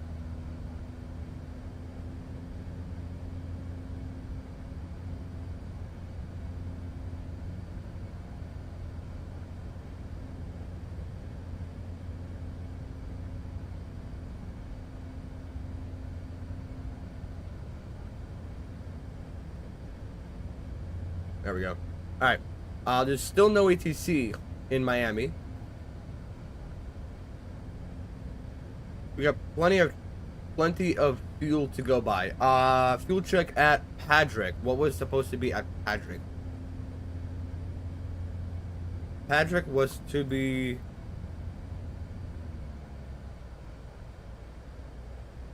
way over here. That's some aggressive thrust reduction. God damn. It just went. I don't know if you guys heard that or not. That was some aggressive shit.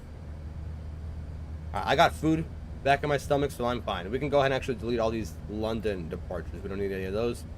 London Star. Sorry, Miami, the Star, the Bonefish arrival. I don't remember if we appear here, but we're direct to Snaggy at the moment. And if we go to Patrick, 66.5, 66.5 pounds to kilograms. We get 30.01. We're way ahead of that, even past Patrick, so we're fine.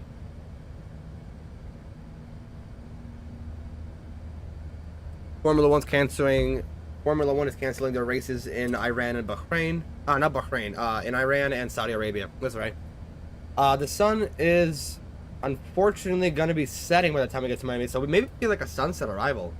And again, is a storm there still? Because I think I remember saying, or hearing there was a storm in Miami. So let's go ahead and see how that's going. Yep, still there. And if anything, it's actually getting worse near actual Miami.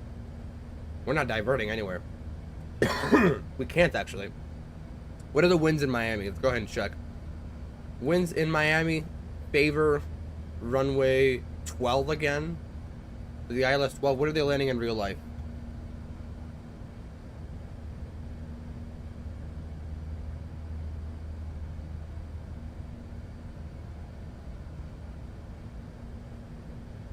In real life, Miami is landing...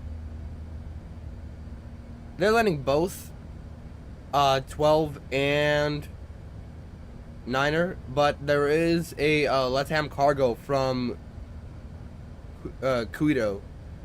Quito? Okay, nah. Break the shit. Hold on. Yeah. Whatever this, however you pronounce this. And it's landing on runway 9er. Line up for 9er. Heavy arrivals. Runway 9er from Anchorage. Any other arrivals coming in from Anchorage? Also runway 9er. From Anchorage, what the heck? Oh, he flew way past. Okay.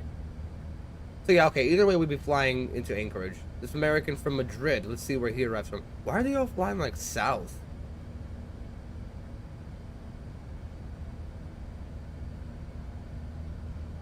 About 8 hours ago?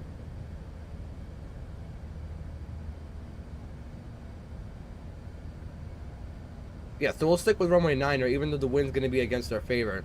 If we have to, I guess we'll switch to runway 12, because if we look at our star, we can switch all the way up to Gucci. So I guess at this point we'll decide if we want to stick with runway 9er or if we want to switch to 12. And if anything, we can just go ahead and pin runway 12 again in case we want to, you know, fall back. We'll pin that. And we can just switch in the wake at the moment. The minimums are 377 for that, though. What's longer? I actually have no idea what's longer. Hold on.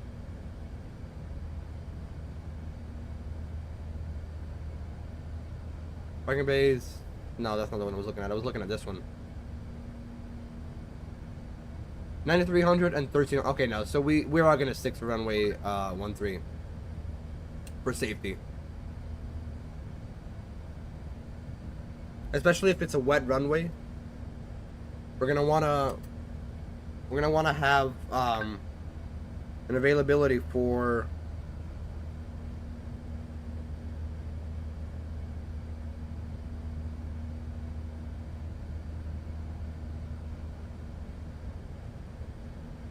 I forgot what I was gonna say. Oh, hold on. I'm gonna mute real.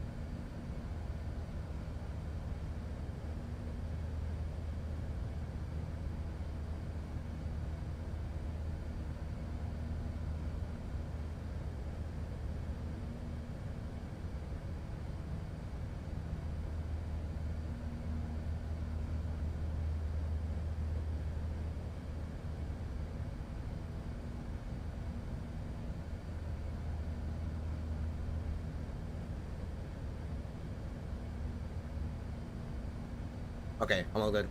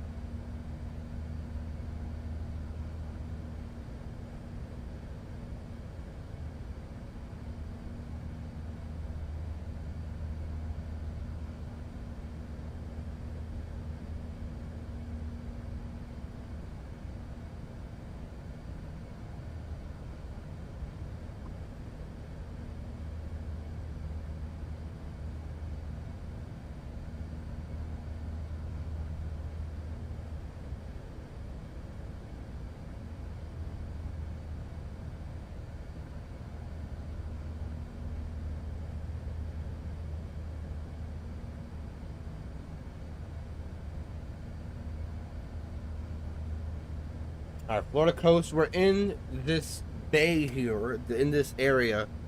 That Florida.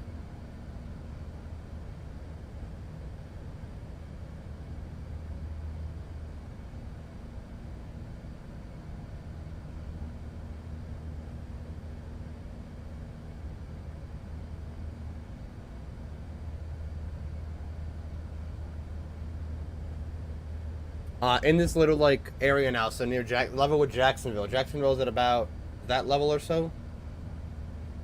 So making our way down, as you can see, this is getting inching closer and closer. And we said arrival, we're gonna keep the weather at bay. It said thunderstorms a little while ago, and it doesn't say it anymore. So we're just gonna keep refreshing it, see if there's any information on that.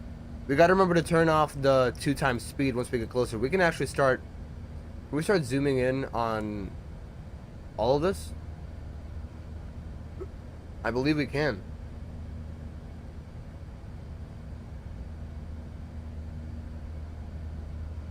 Also, the A350 is essentially the exact same thing as the A380 with just less fuel pumps, less external powers, and just two less engines. It's sort of the same thing. And then with an actual screen over here instead of it being a tablet and being annoying like this. So it would actually be like right next to here. So A350 would be essentially the same thing as the A380, which is very nice. Very, very nice indeed. Fuel, we seem to be doing good as well. Snaggy, fuel check. This will be the final one of the trip. Snaggy would be, this is entering the net track. Oh no, this is exiting the net track. So Snaggy would be right here at 54.3.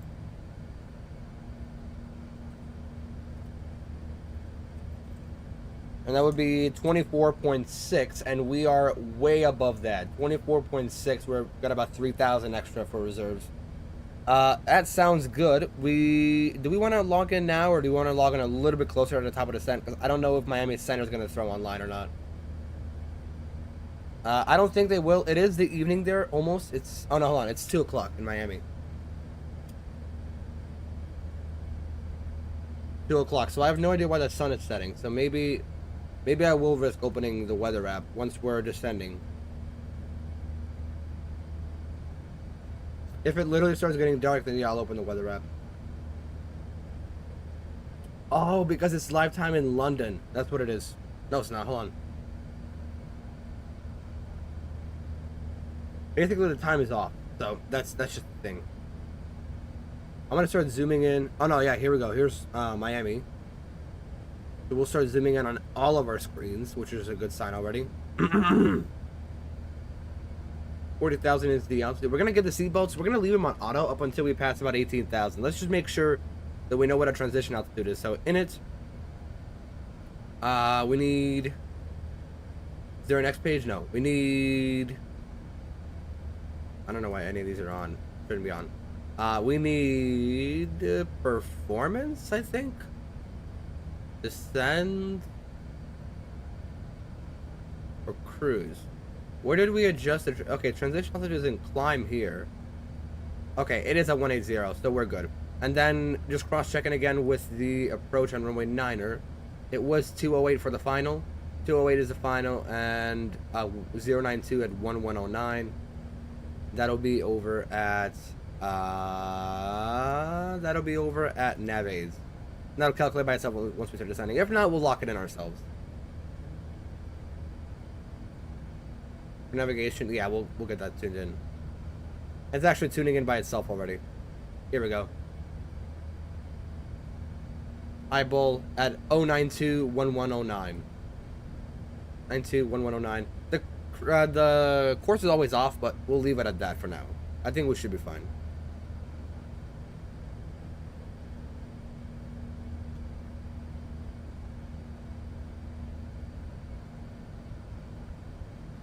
Still watching, just lurking. That makes sense. That's what I do with other people. Yeah, the only thing that's making me a little mad is the time is not right. It is not. The sun is not this low in Miami.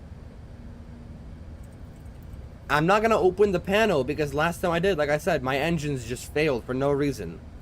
So, maybe I'll do it upon landing. Like once we're close to the ground and like downtown and Miami Airport is all loaded in and stuff.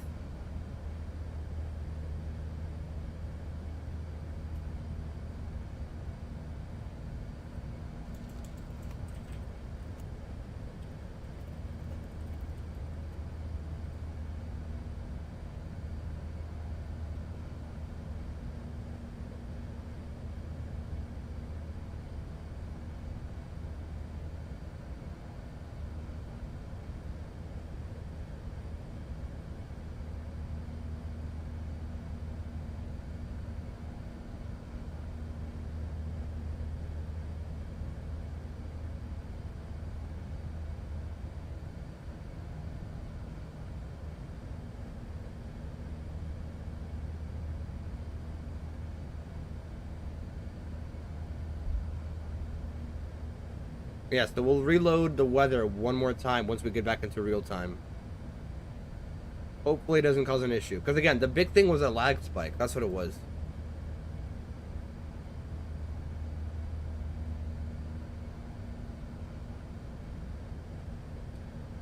JP, welcome. Thought you were doing, thought you didn't do international flights. I said the exact same thing, and now look at me. Now look at me. I don't have a clock running, but about 5 hours in, we are accelerating the time a little bit, just because I had to be somewhere, later, but look at us now. So, just a little bit away from our top of descent. I'm gonna log back into VATSIM. I'm gonna zoom in on this one actually. There's a turn there. I don't know. Is it? The HOVAX is up ahead. What's the turn? I don't know what the turn is. The turn is Jore. So we'll log in at Jore. We've been off of VATSIM for this whole time, which is kind of annoying that, you know, especially in uncontrolled airspace, that you can't do time accelerating, which makes sense, right? It's unethical, but if somebody has to be somewhere, that's what we're doing. JP, we did LA to Honolulu last weekend on Saturday morning. It was like 7 in the morning. I was up nice and early. And then I said, you know what's, to hell with this. We're doing a full long haul flight. And actually, we have quite a few planned. I was talking a little earlier. Coming up next on this channel, or next time for a long haul, because I don't know, I haven't touched short haul aircraft in like a week or so, but this will actually be my second only landing in an A380. The previous one was San Francisco to South Korea, and I did that one on Wednesday, but so future flights on long haul would probably be, I have an A340. I have I want to do Tokyo to, no, not Tokyo, but Japan to Hong Kong, specifically Osaka, Japan to Kai-Tak, Hong Kong, the airport with a really cool approach low over the buildings, near downtown. That's about a 3.5 hour flight. We could do that we're probably gonna do that next week, if I'll have time on a Friday. Then after that, we're gonna do London to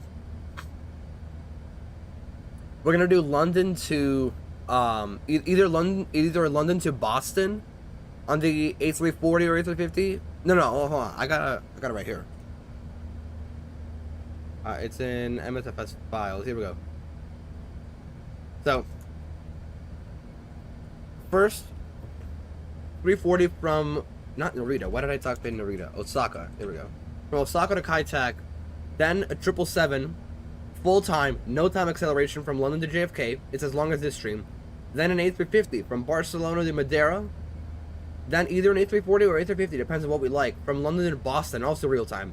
And then if I have clearance from parents to do an overnight flight, we could do an LL Dreamliner from Newark to Tel Aviv. I don't know. I thought that could be fun. Well, hold on. I need to save that, and I gotta take it back down to my reading level. Here we go. I'm not sure about how you guys handle that kind of reading. Guys, are you flying that big-ass birdie A380? It's actually not too tough to fly. I don't know if it's something with the flight model, but it handles pretty well. She handles very well. The autopilot's very smooth, especially with time acceleration. It does that pretty well. Like, basically, it just increases the entire rate of the sim, so the time, the clocks all go 2 times faster. The lights go by faster. You fly 2 times faster. But I can't do it on network, so I'm off of the network for now. We've been doing this for about 4.5 hours at this point. We've just been flying like this. I gotta fix the time, seriously. But yeah, we've been at it for a little while, and top of the descent is coming up in just a little bit. 22, 30, about 5 minutes until top of descent. 5 minutes, everybody. Yeah, it's approaching here nice and fast. 5 minutes because 22:37 and 22:26 is about 10 minutes apart. It's 2 times acceleration, so we'll be at that point in twice the speed. Oh, they do actually have charts here. Interesting. I didn't actually look at any disruptions. Were there any turbulence predicted? Yes, right here. Okay, so I thought we hit something here near Karak. Because the jet stream flowing through. Yeah, okay. I thought we hit some turbulence. I didn't notice any here. But okay, I guess I should have looked at the charts. Yeah, but that's alright. We'll go back up here.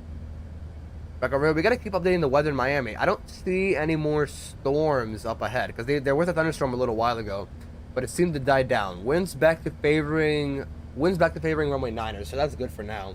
We're gonna keep 1-2 at standby in case we have to change, because there are still rain clouds around there. But so far, winds have shifted back from the east, so we'll favor that runway for now. And then 3001 for the altimeter. Cool thing with this is that you can actually set standby like this. With that, like you can set it up without actually turning off standby. The 320 can't do that, but the 380 and the 350 apparently can. We'll make this turn at Jore and we will connect back to VATSIM.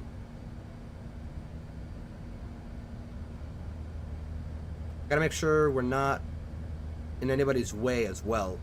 Because I am considerate of others. And that's technically why you're not supposed to be, you know, messing with that. Although we're out of the way. We're like way north. We're like level with Orlando right now. So Orlando would be like in, where's Orlando? Would be like in that direction right there. Off to our hold on. Not even 1 o'clock. Yeah, about 1 o'clock. Off to our 1 o'clock with Orlando. If we were to keep flying straight, we'd end up in Punta Gorda. We don't want to do that. But yeah, next few streams would be A340, 777, A350, and then a choice between A340 or 50, and then maybe a Dreamliner at last. Because I wanted to do Miami to St. Martin with the Dreamliner, and the Dreamliner's had a weird bug where the engine won't start. So that was out of the question for a while, and that kind of ruined that. And this is about a month's worth of streams, because once a week or so. And by that time, hopefully, Phoenix releases the Neos, and it'll be so much more fun to fly in actual, you know, domestic routes. So, let's hope for that.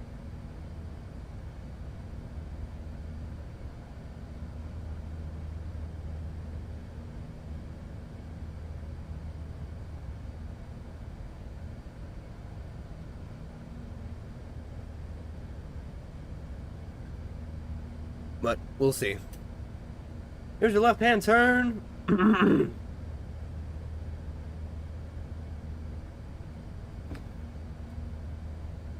We will be on the ground within the hour. Within the hour. Now, I think so. Okay, so a little story behind weather. The reason I'm a little skeptical about changing the lifetime, because this is not how low the sun is in Miami. 100%, I can guarantee that. No, not yesterday. Oh no, yeah, yesterday when I was flying from Taipei to Dubai, I was doing 8 times acceleration, which could have been the bad idea, but I kept opening the panel up, and at one point, every single time it stutters the sim, because it like reloads the weather or something. I don't know why, but I opened the panel one time. I think it was in this view or something. In general, I opened the panel, it started really long, and all of a sudden, all of these screens failed. This one said my engines are all failed. Nothing worked, and I just fell out of the sky. So, don't want to do that. I do want to reset the weather, because this is not how it looks like in Miami. But, I don't want to crash the sim after, how long have we been up? We've been up for 6 hours. I don't want to, you know, murder our flights. Especially since we're this close already. Alright, we actually made the turn, so we're going to go ahead and... decrease our rate, everybody. Well, oh, what the hell? Massive lag spike. Alright. We're going to decrease our rates.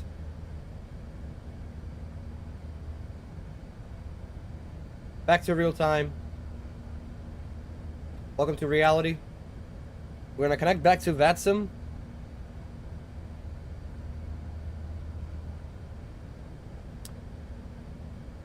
Connect back to VATSIM. We're going to let that load for a second. Not in anybody's way, not in anybody's way. There's no ATC at the moment. I'm going to reset the weather. Please, for the love. Oh, thank goodness it didn't do anything. Alright, here's live weather. That lagged really badly and I got really scared. There's your live weather. That looks a lot more like Miami.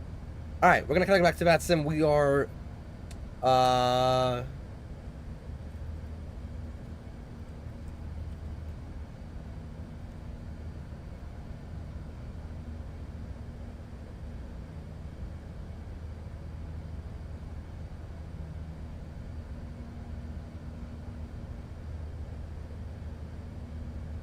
gonna go ahead and file.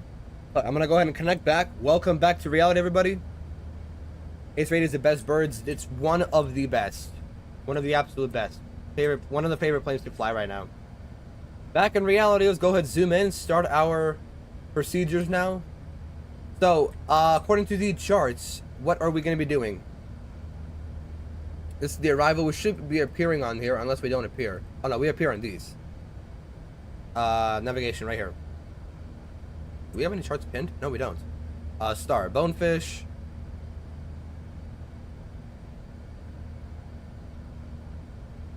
Do we appear in these charts at all? Oh no, we're way too far out. Hold on. Approach. What are we going to go down to? Altitude, we're going to go down to 11,000. Down to 11,000. Hold on. Down to 11,000. We might as well set it up now.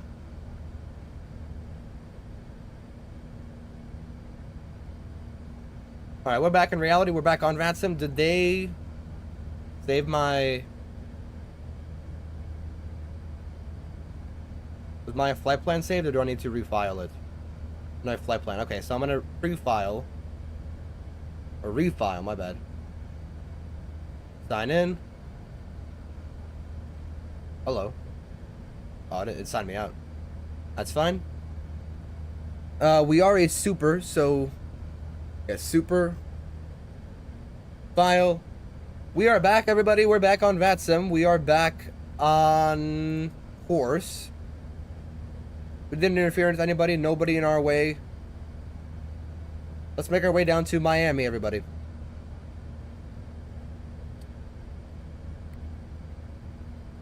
And start the descent.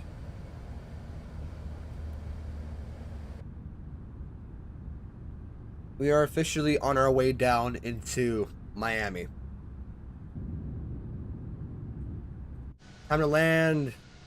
Okay, somebody said earlier, time to land this puppy, time to land this sucker, time to land, time to put her down. I don't know what to say.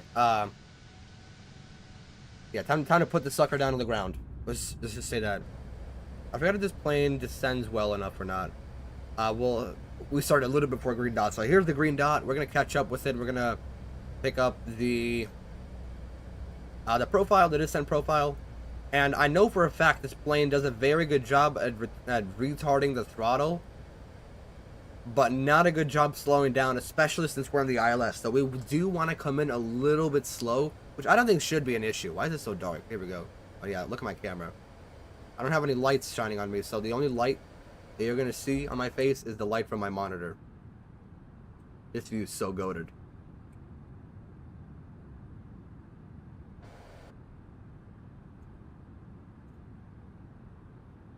We're gonna have a recording for the landing, so that's another thing. Are we at Mo Charlie?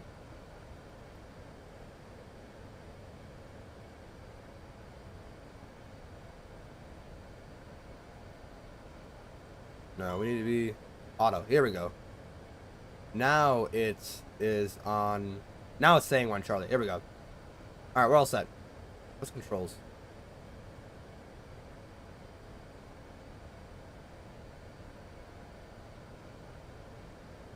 Alright.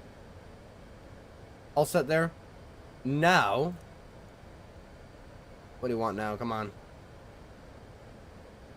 Yeah, we know. Alright, let's go ahead and start looking at the approach. So, are we going to appear in here at all or not? If not, that's fine. So for runway 09er so far, one more time to check the winds. Winds are 100 at 11. We're going to favoring runway 9er. I don't know why I'm blinking right now. I only did that. Wow, that's sad. Approach runway 9er. 9er, here we go. Yeah, there we go. Taxi. We're going to take the airport info. We're going to take the parking bays. And we're also going to take the A380 approved routes. What is the 747-8 approved routes? Oh, they're different. Okay. A380 approved routes. All right, we're all set.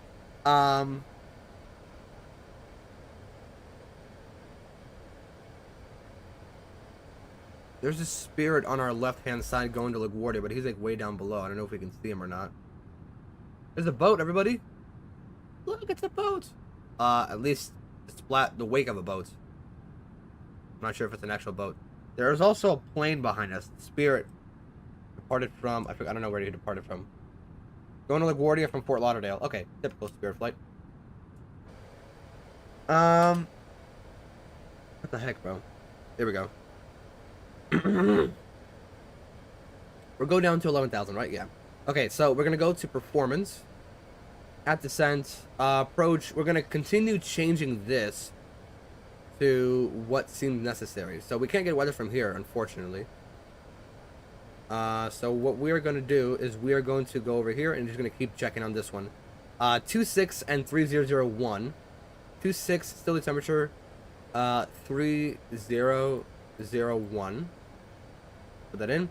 208 the Barrow, or runway 9er, 208. And then the India Bravo Uniform Lima, ILS DME, for 092 and 11009. We can check up on that. Winds are all fine as well.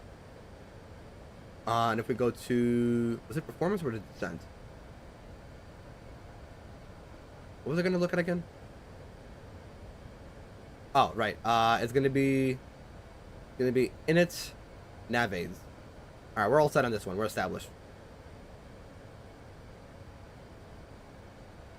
Nothing in the secondary flight plan, right? No. Okay. Oh, navaids is just right here. Perfect. All right. So the landing system's all set up.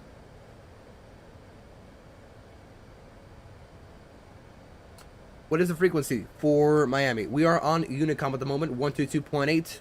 Miami CTAF is 118.3. So we'll set up 118.3. We'll have that on standby. And we'll get to that once we fly the downwind. There is an Iberia coming in from Madrid, from Adolfo Suarez, Madrid Barajas. Okay, nah, screw this. I don't know if he's gonna get ahead of us or if we're gonna get ahead of him, because he's at 392. We're at 403, and I think we are a little bit ahead of him because he still has to fly basically directly to us. So I guess we have our chance. Hold on, you guys didn't even see anything here. This Iberia right here. Yeah, I think we should be able to pass ahead of him. If not, we'll just contact him. We'll let him know what's going on.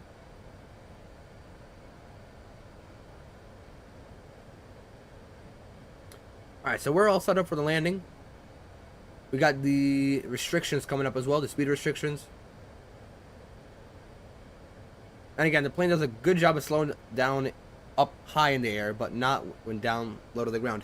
Now, this is something I've been wanting to show you guys for a while, for the past 7 hours that I've been up here. Brake to vacate. So unlike every other aircraft, every other Airbus aircraft, and pretty much every other plane in the world, Boeing included, they have an auto brake system. Every single plane has an auto brake system. It's 1, 2, 3, or max. With the Airbus A320, there's only 1 and 2, or no, there's low, medium, and max. Max is usually only for takeoff in case of a rejected takeoff, for example. Low and medium is the ones you usually use for landing, and all it does is you input the length of the runway, the conditions of the runway, the winds, the direction, the speed, and it'll tell you, like, if you land with this much thrust, with this much flaps, at this speed, you'll make it this far before you'll be safe to exit.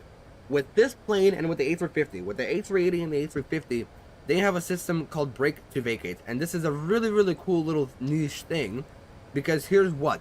This is the coolest little part. So if we go to plan, and we're gonna go zoom, this section right here to zoom. And if we click down here, airport select, we're going to select Miami, display airport. Give it a second because Miami is a little bit complex. It's going to take a while. And if we go to charts, let's use this one. We're going to choose, that's the wrong chart. This one.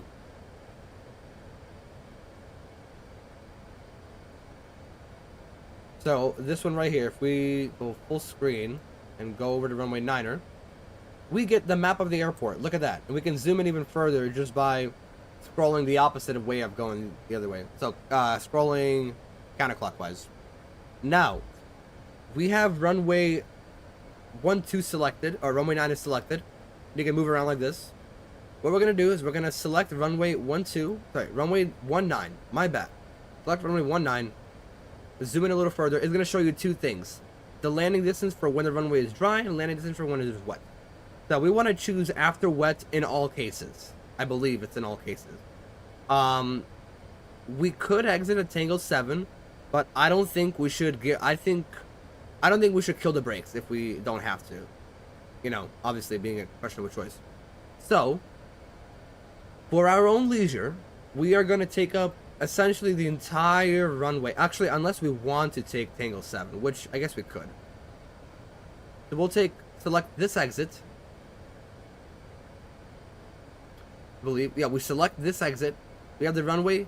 Let's see the direction. Yeah, it's going this way. We'll exit here. And what we're going to do is we are going to take the switch and flick it to BTV. And we can check here. BTV is armed. Exit Tango 7. And it is armed for brake to vacate. So now the plane will auto brake by itself. Unless we actually, you know what? We'll take Tango 8. Just why not? Disarm. And we'll take brake to vacate for this one. Brake to vacate for Tango 8. And that's... We want to play it safe because technically, okay, we can take we can take this. Go ahead and flick to standard 3001, the altimeter.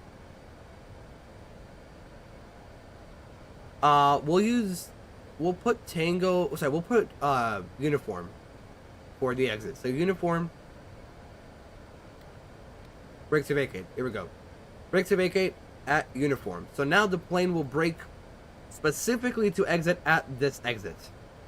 We could select Tango 7, and if it disables earlier, we can just use the foot brakes to take off, or Tango 8 or whatever. I mean, we have the entire length of the runway, like gates like right here either way, so we're going to taxi this direction. But I think this is just a really cool feature on the 350 and the 380. So there you have it. Unless, actually, you know what? Nah, we'll disarm. We'll take Tango 7. If we can use it, we will use it. BTV. BTV for Tango 7. We'll take that. Okay. Now we're all set. Now we can exit out of plan. Go to ARC. We can zoom out.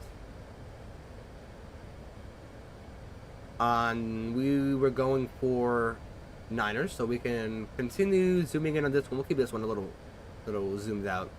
And the approach... So that's brake to vacate for you. Brake to vacate, very cool thing. I love it a lot. I wish Airbus had... Okay, we can actually see ourselves. I wish the smaller Airbus had the same system. The smaller Airbus, they have a new one. They just have a call-out system that basically tells you, like, max, that brake, max braking, runway too short, or something like that, you know?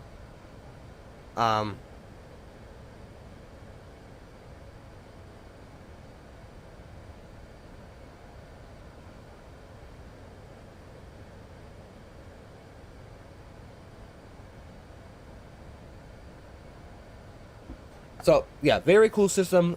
The younger planes have I forgot what it's called.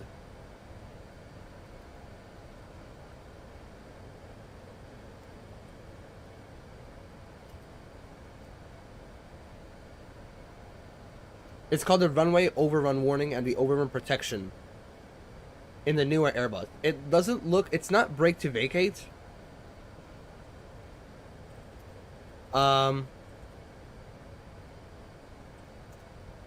But it looks... It's like a... Let me think. It's almost like a... Okay, I cannot see. Are you serious? It's almost like a... Like a software update that Airbus got. Here, it's located... Okay, you know what? Here, it would be located... I don't know if you guys can even see that or not. It'll be located like right next to the gear icon. When I walked into the cockpit of a 321 a little while ago, about a year or so ago, they had that system on board, and I had no idea what it was. So I asked about it. Yeah, you can look up Airbus A320 RLW / ROP. It just screams at you for brake, max braking, and you're gonna hear auto brake off. You're gonna hear that, for example. They have that in the 320 with the new runway overrun protection. Or like if you're landing and you float and you're not touching down and you're still flying and you're not on the ground yet, it'll eventually scream runway too short and you have to go around. It's very cool. You guys look it up. It's very fun little thing. We have QNH. We can get the seatbelts on as well. Seatbelts are on. Still no ETC in Miami. All right. All right. The Iberia is up behind us. He's actually a good amount behind us. Way good amount behind us. So we're going to file ourselves just straight south of the airport. Where is the airport actually coming up? We go to airport. Pompano Beach is on our 1 to 2 o'clock now. Fort Lauderdale's there as well, but it's all cloudy, so that's unfortunate. And then Miami's about 30 miles out. Exactly 30 miles out, actually. At our 12 o'clock. We can turn that off. We don't need that. Just access information.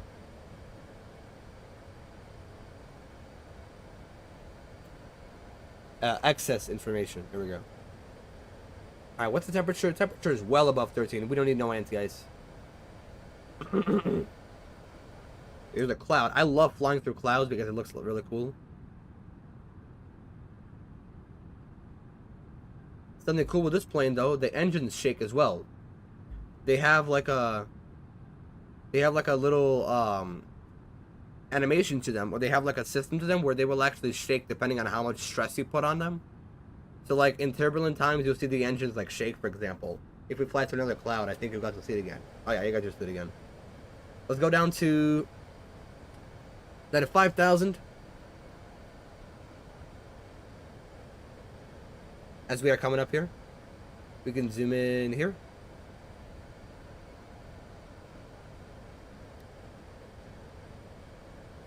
Here, let's see if you guys see the engine shaking. Jiggling just a little bit. I believe the A350 and the 777 also have that in the sim. The P&G 777 and the Anybuilds A350 I think also have that system. But FlyByWire were the first one to do this with this aircraft. Very, very cool. And again, this plane is completely free. They did an amazing job with this. There was the 11,000 feet restriction. We can zoom in on here. Like even more, actually. Right here at Fendi. Gucci is up next. And Gucci would have been the last point that we could have decided to go with runway 12. Do we want to? Or the winds are still favoring us? Yeah, they're still in our favor. It just got updated about 15 minutes ago. The ATIS, and the winds are still from the east. So we'll continue on our path to runway 09er. Again, we're in the clouds, but the temperature, total air temperature is above 15. So no anti-ice required. We are going to be descending below 10,000, so lights can come on. Let's see if we can see maybe the ground, or it's still like stormy and rainy. I do want to see.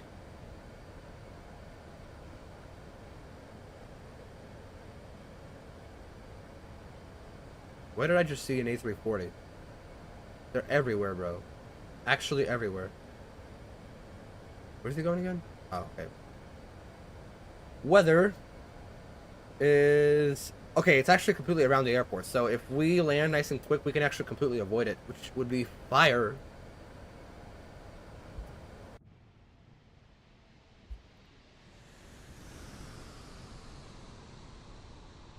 We'll upload a picture later. That's fine. The brakes to vacate is active. We're going to go ahead and do our approach checklist. Barrel set once.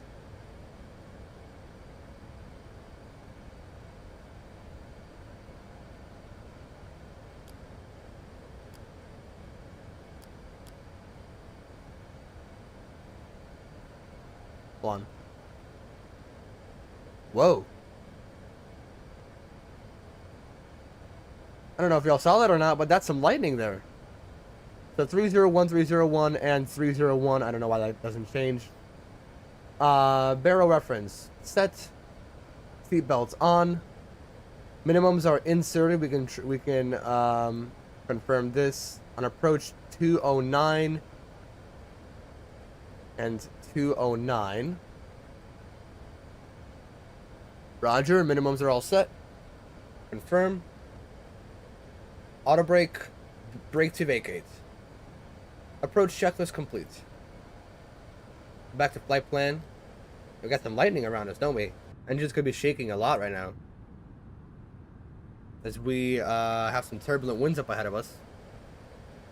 When does it break? About 8,000, about 2,000 feet. We'll have a layer of clouds we can see through. Like actually, so far it's just a headwind. Still can't see the ground. Oh yeah, here we go. Here's Miami. Yeah, I don't know what's up with the trees. The weather's like all screwed up. I don't know why.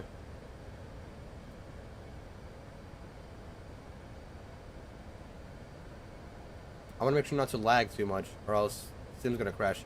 We're gonna bring the Sim sounds up a little bit.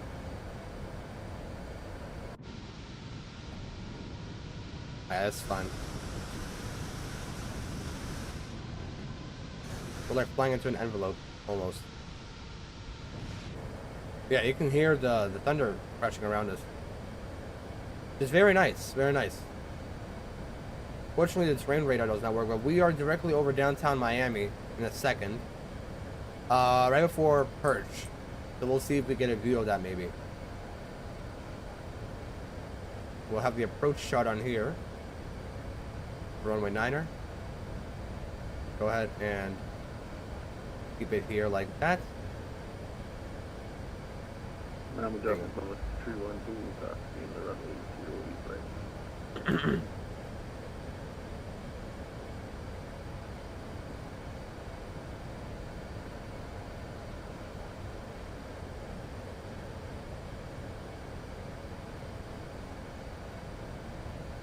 Let's get geese up and running.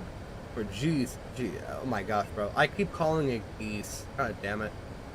So 5,000 is at Bliss, and we'll fly her down ourselves if we have to. So G's is running. We got our landing rate ready.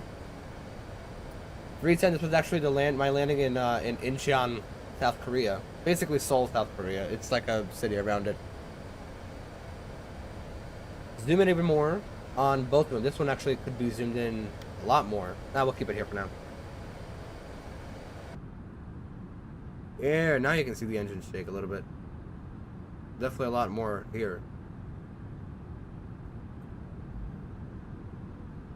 Left hand turn. Wow, you can't see anything. Let a temperature drop? No, we're good. Let's at least hope we can land it without any winds. I don't think there's not too much wind. Especially not any wind shear, hopefully.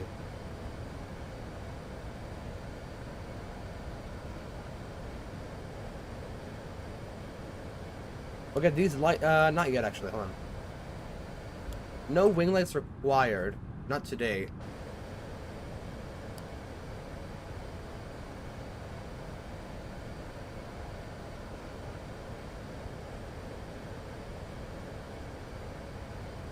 Remind me to come Speedbird 207 Super, switching over to CTAF 118.3. Over to CTAF. Let's go there.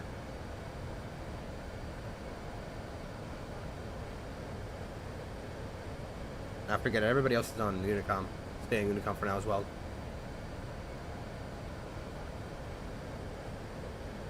Now there's a discontinuity. What do we do in that case? Well, we're gonna just fly. We're just gonna fly straight, descend down to 4,000, and then stay at grid for a little while. So we'll go down to 4,000.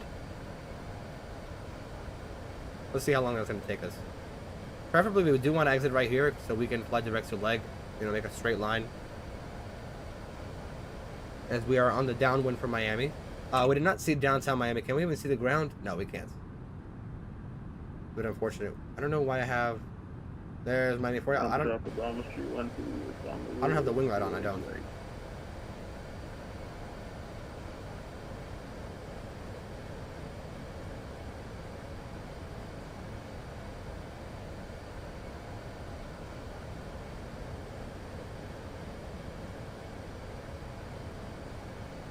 Okay, that Iberia is actually going for runway 12.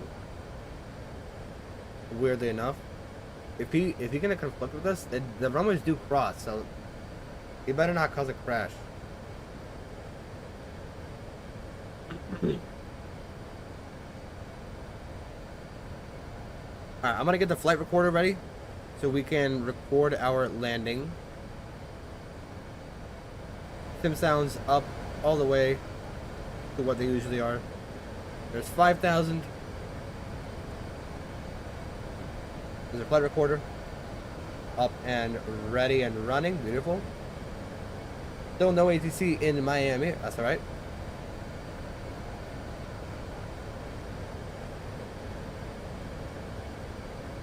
So 5,000. We're going to go down to 4,000 just so we have a little help here as we start descending. It's going to go down to 4,000 for us.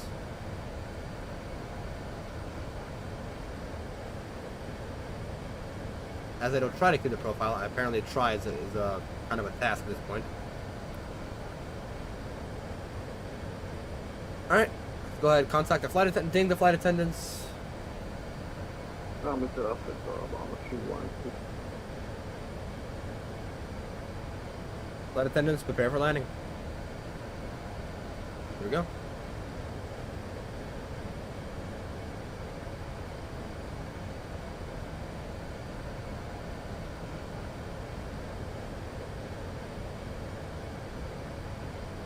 And a 4,000. We're gonna go fly direct to leg.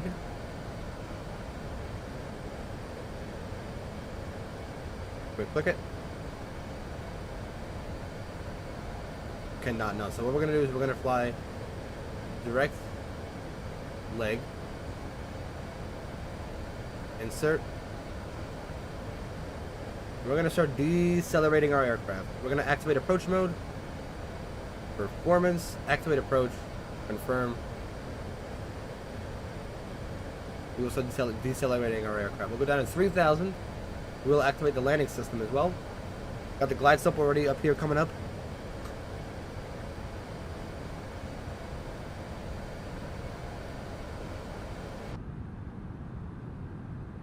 We can bring out flaps 1.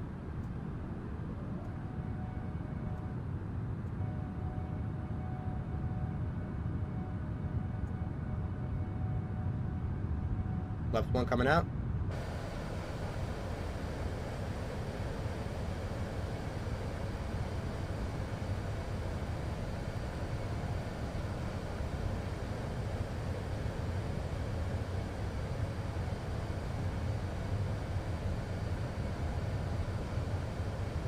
We're going full conflict, that's correct.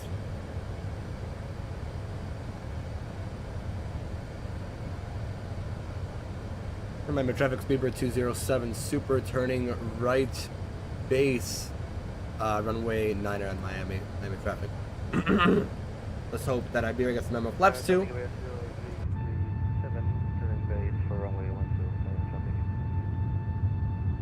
Flaps 2.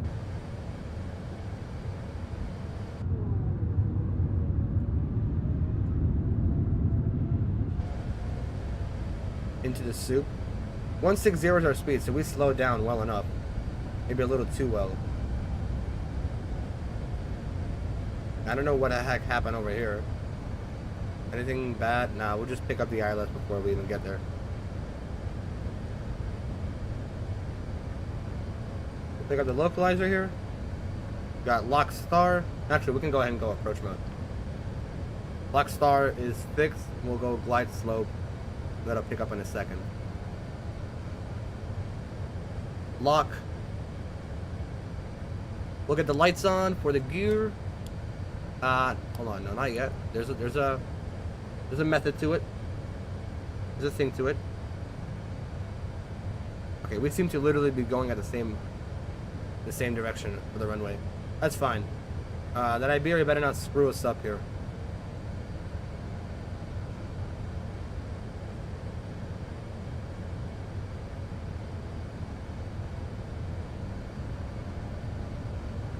There's 3,000. We're gonna pick up the glide slope in a second. And then at INS, we're going to drop gear in flaps 3.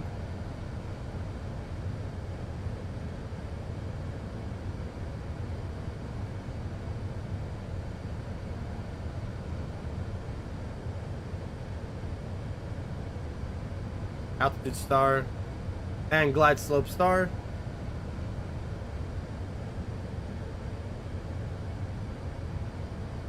There's capture and lock on. Thank you, lock. And all set. What's the go around? Go around for the runway is 3,000 direct to Virginia Key. So 3,000 direct to Virginia Key. We're gonna go autopilot 2, land 3 dual. We have Cat 3 capabilities. And now, all we can do is wait.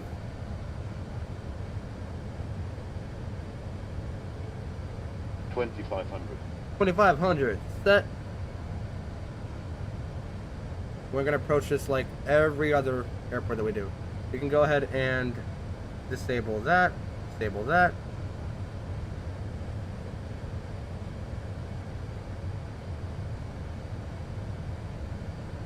See, this is for A380 charts, A-firm. So we can actually only take uniform. So we're gonna go to plan really quickly. Zoom. Chill on. We'll drop gear down. Flaps 3. Put the lights on. Arm the speed brakes. Before landing checklist. Landing checklist. Gear down, seat belts, spoilers armed, flaps full. Landing checklist complete. Landing checklist. Flaps full, spoilers armed, auto brake. I'm gonna change that to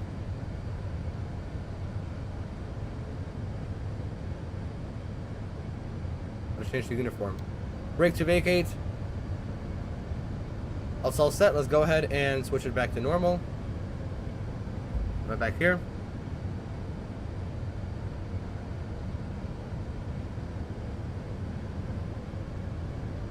All right. Let's watch that. Let's watch that wind.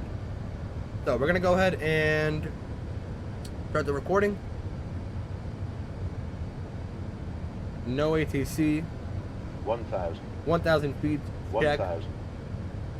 1,000. Shut up. We'll be following this chart if we have to. We will have to. I don't know what I'm talking about if we have to.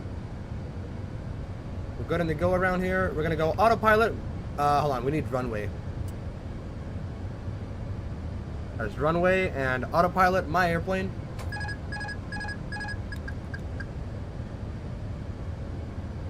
Let's fly her in. Rig her in nice and soft.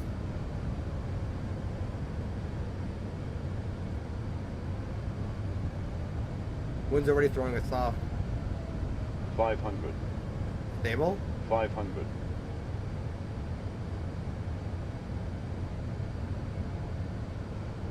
400. 300. 300. Got it. 100 above. 100 above minimums. We're gonna take her in a little low. 200. 200. 200. We got it. Shut up. Minimum. Landing. Winds from the south now. 100. Maybe we should have taken 1, 90, 2. 80, 70, 60, 50, 40, 30, 20, 10, 5. Oh yes. Oh, negative 200. We'll take that. Reversers. And centerline. That was amazing.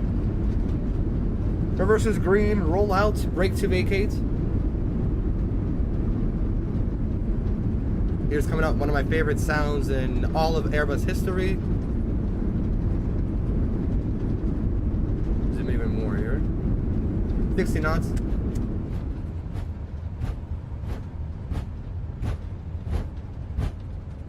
The next one. Go ahead and get these lights off.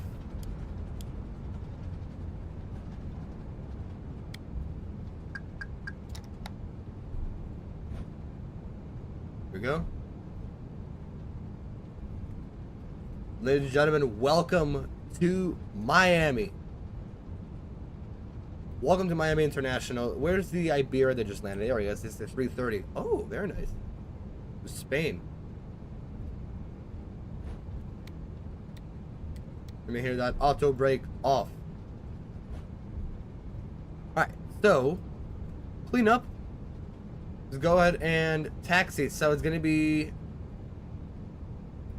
continuing on not this taxiway, but the next one. As we're gonna go. So this is uniform right here. Let's make sure not to oversteer. We'll get all of these off, right? Make sure this next one is what we're gonna take.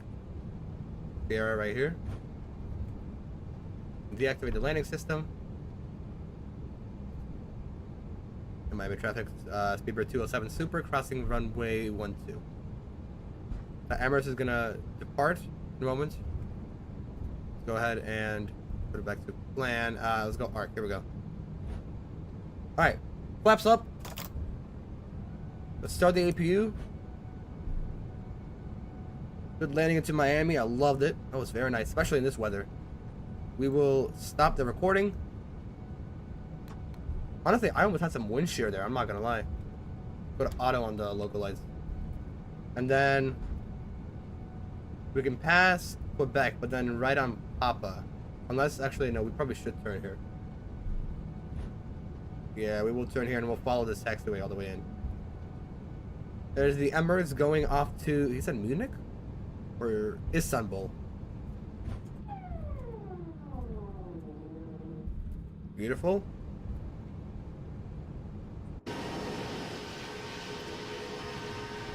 Ah, yes.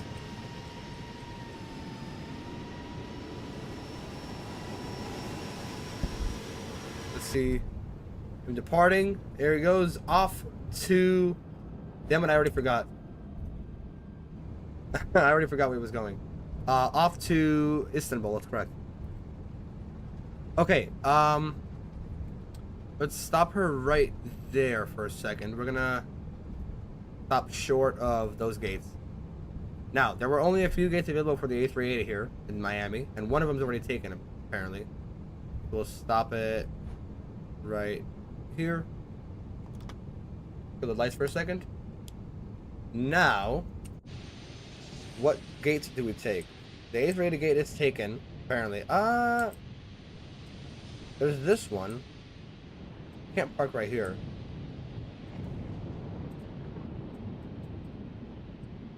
What's the... I forgot. I thought one of them was like... one of them had the interior, like, modeled. Oh yeah, they do. Or, no they don't. Apparently not. That might be the other one. So where do we park? Can we park right here or no? That's probably a bad idea. We will take...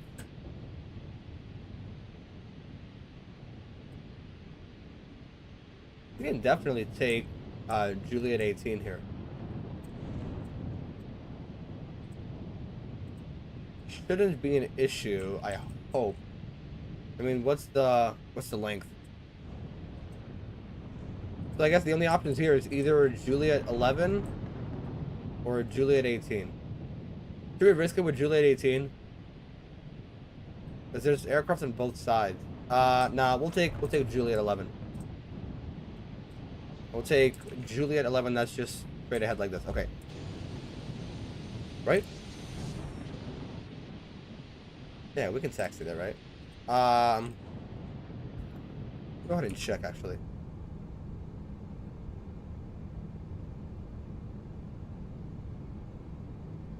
We'll take Juliet 11 then. And we'll go... Not... Is this the one?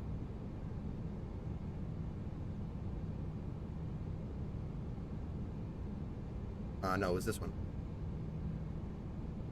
Yes. We'll zoom in. Release the parking brakes, let her roll. You can roll by yourself. What else? What else? Let's see. Actually, you know what? Let's go to the other chart here. Just on this view. We'll go to Juliet 18. I changed my mind.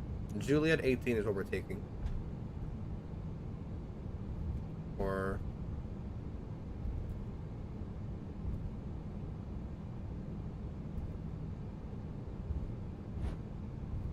okay, so yeah, so Juliet 11 is the one we can take. What the heck? This was port, very nice. I'm gonna go ahead and make the left turn here into the ramp. Lights are off. I forgot to oversteer. Like that. And I actually understeered there. So taxi in middle. Juliet 11 is gonna be on our right hand side. You guys are just racking the views. Thank you so much. Juliet 11 is right here on the right hand side. So we will slow her down. Start the turn onto Juliet 11.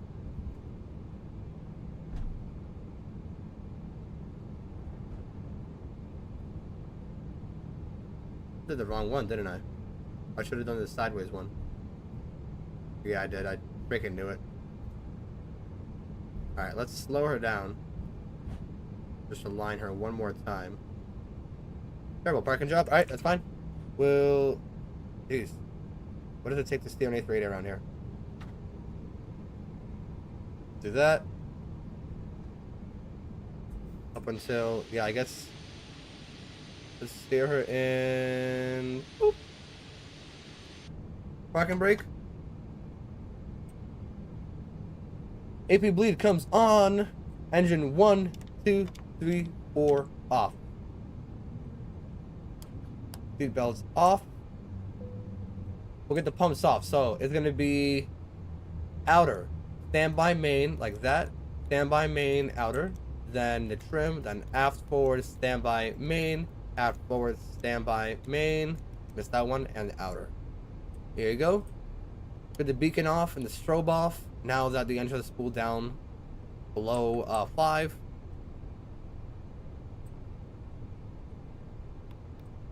And that's that. Alright. GSX. Give me deboarding, please. I did not park, did I?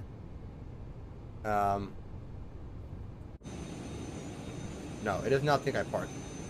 I'm gonna go ahead and maybe just warp me there. There we go. Just like that. Okay. Engines are off.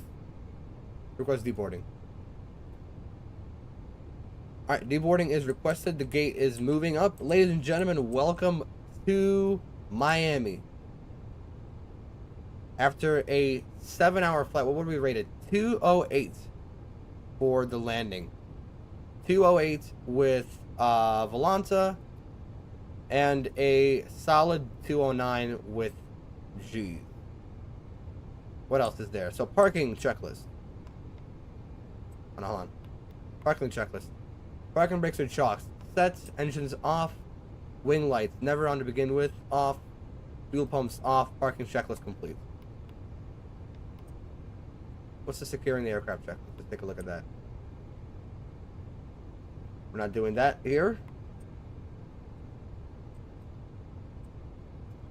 Ladies and gentlemen, officially welcome to Miami. And jeez, it is low. It is laggy. I have the AP running, right? It is running, yeah. I had it low volume the entire time. Here we go.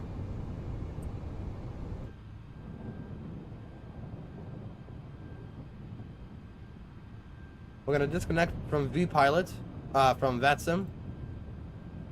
Beautiful arrival into Miami. I gotta turn off this traffic because this was supposed to be our gate right here, but I knew there was an A380 there. I don't, because I remember stuff like that. We can close that up.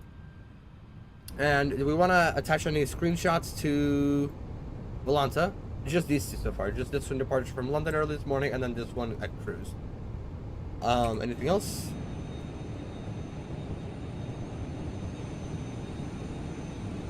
Maybe from the other gates, like around here, maybe?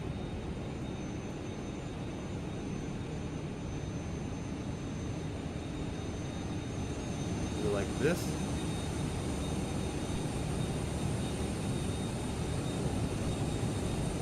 Yeah, see, you see what it does? Okay, so this one actually does obey the door thing. It does actually go to the right door, but then the wrong door opens. So, is this door open at all, or no? Where does everybody get off? Oh, there are actually seated passengers. Well, you know, actual, like, waypoints for passengers. And they do actually get out of this door. Is there any passengers in this area? No. Oh, there are. Okay. That's actually very cool. We gotta open that door. I don't know why that door never opened. Services. Oh, it is open. Okay. Cool, cool, cool. It's sad that the upstairs door did not open. Are they, like, actually walking from the upstairs as well? Oh my gosh, they are. Or are they just walking to the side door? Where did he go? Oh, okay, okay, okay. I get it. So they're walking out of their business class seats. They actually go down the stairs. Oh my gosh. Oh my gosh, they actually go down the stairs. Okay, you know what? Hold on. I'm gonna open the door. Unlock that. Here we go. Yeah, and then they okay, well they just walk right through the stairs. That's fine. That is really, really cool. Okay. Sick. That's amazing. This profile is so cool. I think they already exited out because they're all going out the back. But all right. We're gonna have the replay available in a second here. But we're gonna end this flight. Review. We were up in the air for 5.5 hours. Sim time 9 hours 46 minutes. 9 hours 46 minutes in the air. What was supposed to be? What did SimBrief say? So SimBrief said 9 hours 37. We were 9 hours 46. Block time, so gate to gate, was 10 hours 5 minutes predicted.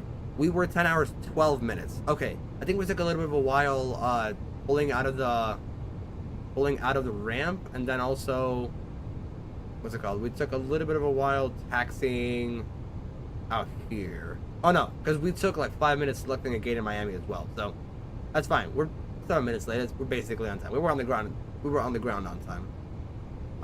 Beautiful, absolutely beautiful, and I love that landing rating. A -209, only a 1.09, which was it's okay, but it's an A380. What do you expect? Very nice, and now I get to see this beautiful, beautiful stripe on my map, along with, of course, the San Francisco to Incheon flight, and then this one. This is the one that crashed. I should probably delete that one. This is here. It made it about this far before I did the weather thing. I gotta redo this flight actually, because this was actually a lot of fun. So we'll move that one to trash. This is what our map looks like right now, everybody. One down here. We're gonna have one from Osaka to Hong Kong next week. Then we're gonna have one from London to New York. Then one from Barcelona to not Las Palmas, but where's Madeira? Madeira. Is that how you pronounce it? Yeah.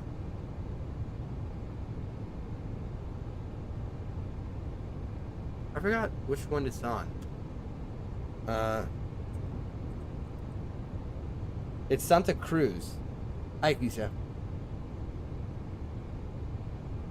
Can I see where it is? And this was the one in Seoul, South Korea. Okay, my map does not seem to work at all. Maps. Madeira Airport. Can you please load in Spain? Here we go. Which island is it? Oh, okay. It's a completely different island. It's not even these. It's this one, Santa Cruz. So here's Madeira. So we'll have one soon from Barcelona to Madeira on an A350. And then we're gonna go either A340 or A350 from London to Boston. That one's gonna be a whole lot of fun too, because that's gonna be on Virgin Atlantic. And that's it planned so far. And then of course, could be a possible one soon from Newark to Tel Aviv, but that's an optional one because it would most likely be overnight, and I don't know if I'll be allowed to do overnight flights. I still obey my parents, unlike some of you guys. But passengers, we can actually go ahead and just shut down Kohotel because the bags are complete. Forget the passengers; they'll just go. Let's go restart them. and we will start the engines just so we can watch the replay. Let's start it back up. Or are we not able to? We're gonna do 2 at a time.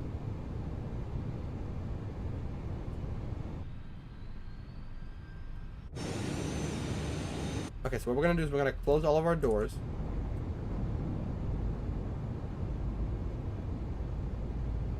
Door and door. The GPU. Just connect the GPUs and the doors. There you go. Everything's closed. So the replay. And as soon as those engines are up, we'll be on our way.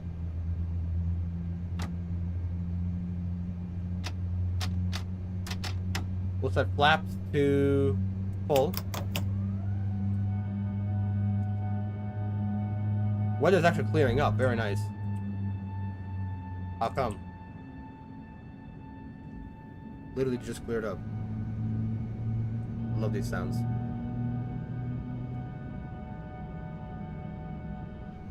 That's a fail. 3-4. Oh, shut up. 3 and 4 fail. What the heck are you talking about? I hear him starting up. I don't know what you're talking about. Alright, we're gonna go ahead and flaps are full. That's armed. Our parking brake is off. We're gonna go ahead and start the replay.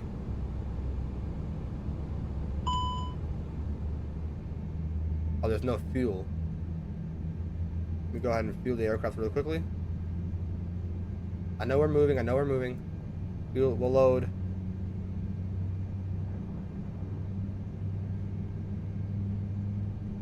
A little bit. Select the replay. And let's replay. So 1,000. Gears down. 1,000. Just open up number 2.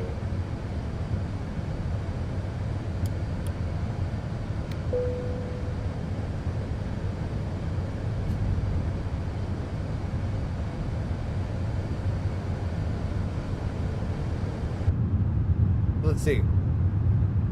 Oh, that's gonna be fun. This is gonna be a whole lot of fun. We gotta turn the sims down a little bit though.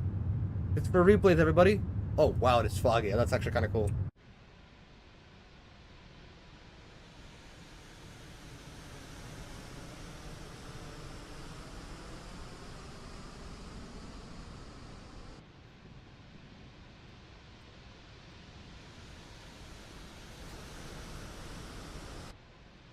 Come on, can I get some good weather, please?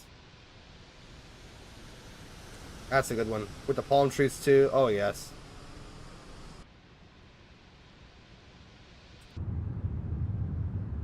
Alright, where are we? Let's go like this. Yes, inside the airport walls. Here we go.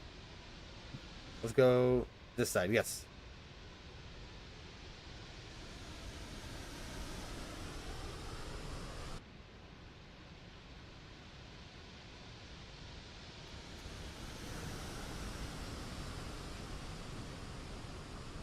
Oh, nice. Nice, nice. Alright, run it back. Run it back right about there. Oh, yeah. Alright, hold on. Oh, the spoiler's rearm? Awesome.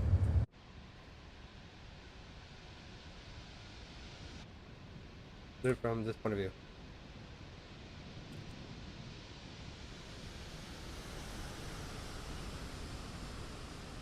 That's nice.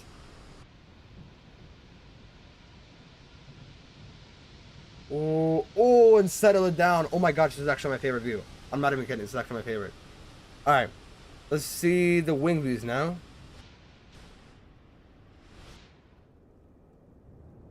From here. From here to begin with.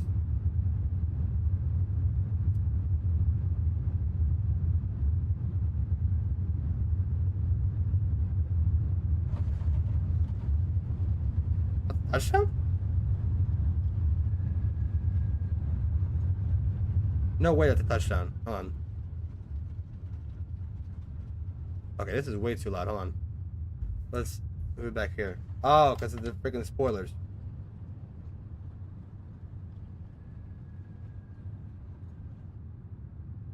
Back here. Here we go.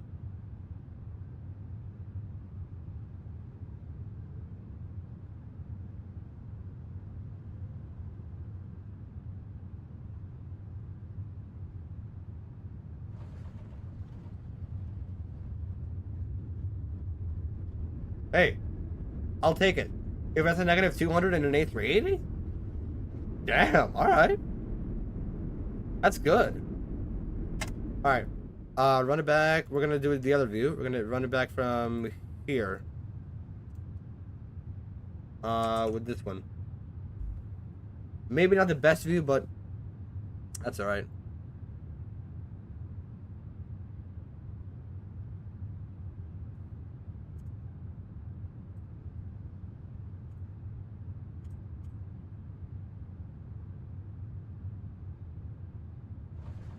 Uh-huh. No, nothing interesting happening here. We'll do it with this one. Oh, this one will be fun. We'll do it, you know, we'll do it like from over here.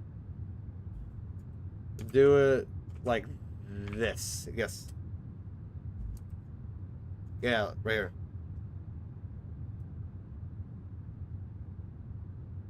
Again, after a 10-hour flight, the landings are spectacular.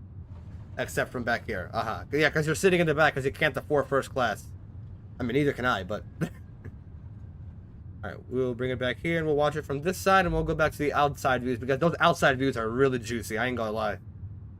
I don't like how all the trees are like yellow. That's really weird. I gotta get another mod for that.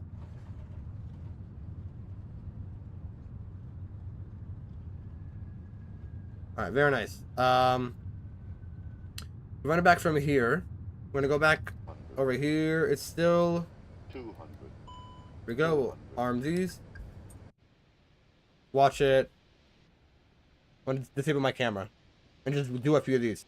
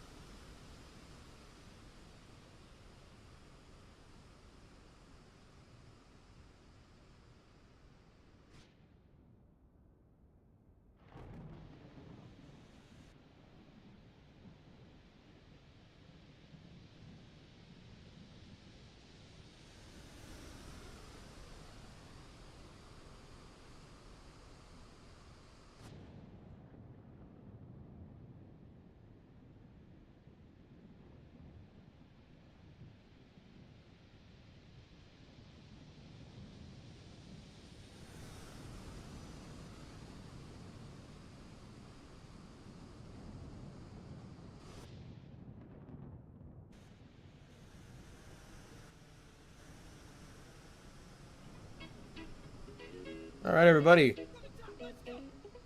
That's gonna conclude it for now. After how long? We've been up for nearly 7 hours. Oh, we're short, just a little bit short. I'm gonna run it back, take it a little bit farther back, because I want to get another one of those really good landings. Shut up. I was a little fast, so I did get a little scared. So we're gonna go ahead, run it back here. And we will see you guys all next time. Let's watch this replay and we're out of here. See you guys. Till next week. Oh, hold on. Let me just skip back. I kind of may or not have turned off the music real quick. Okay, run it back here. See you guys later. Goodbye.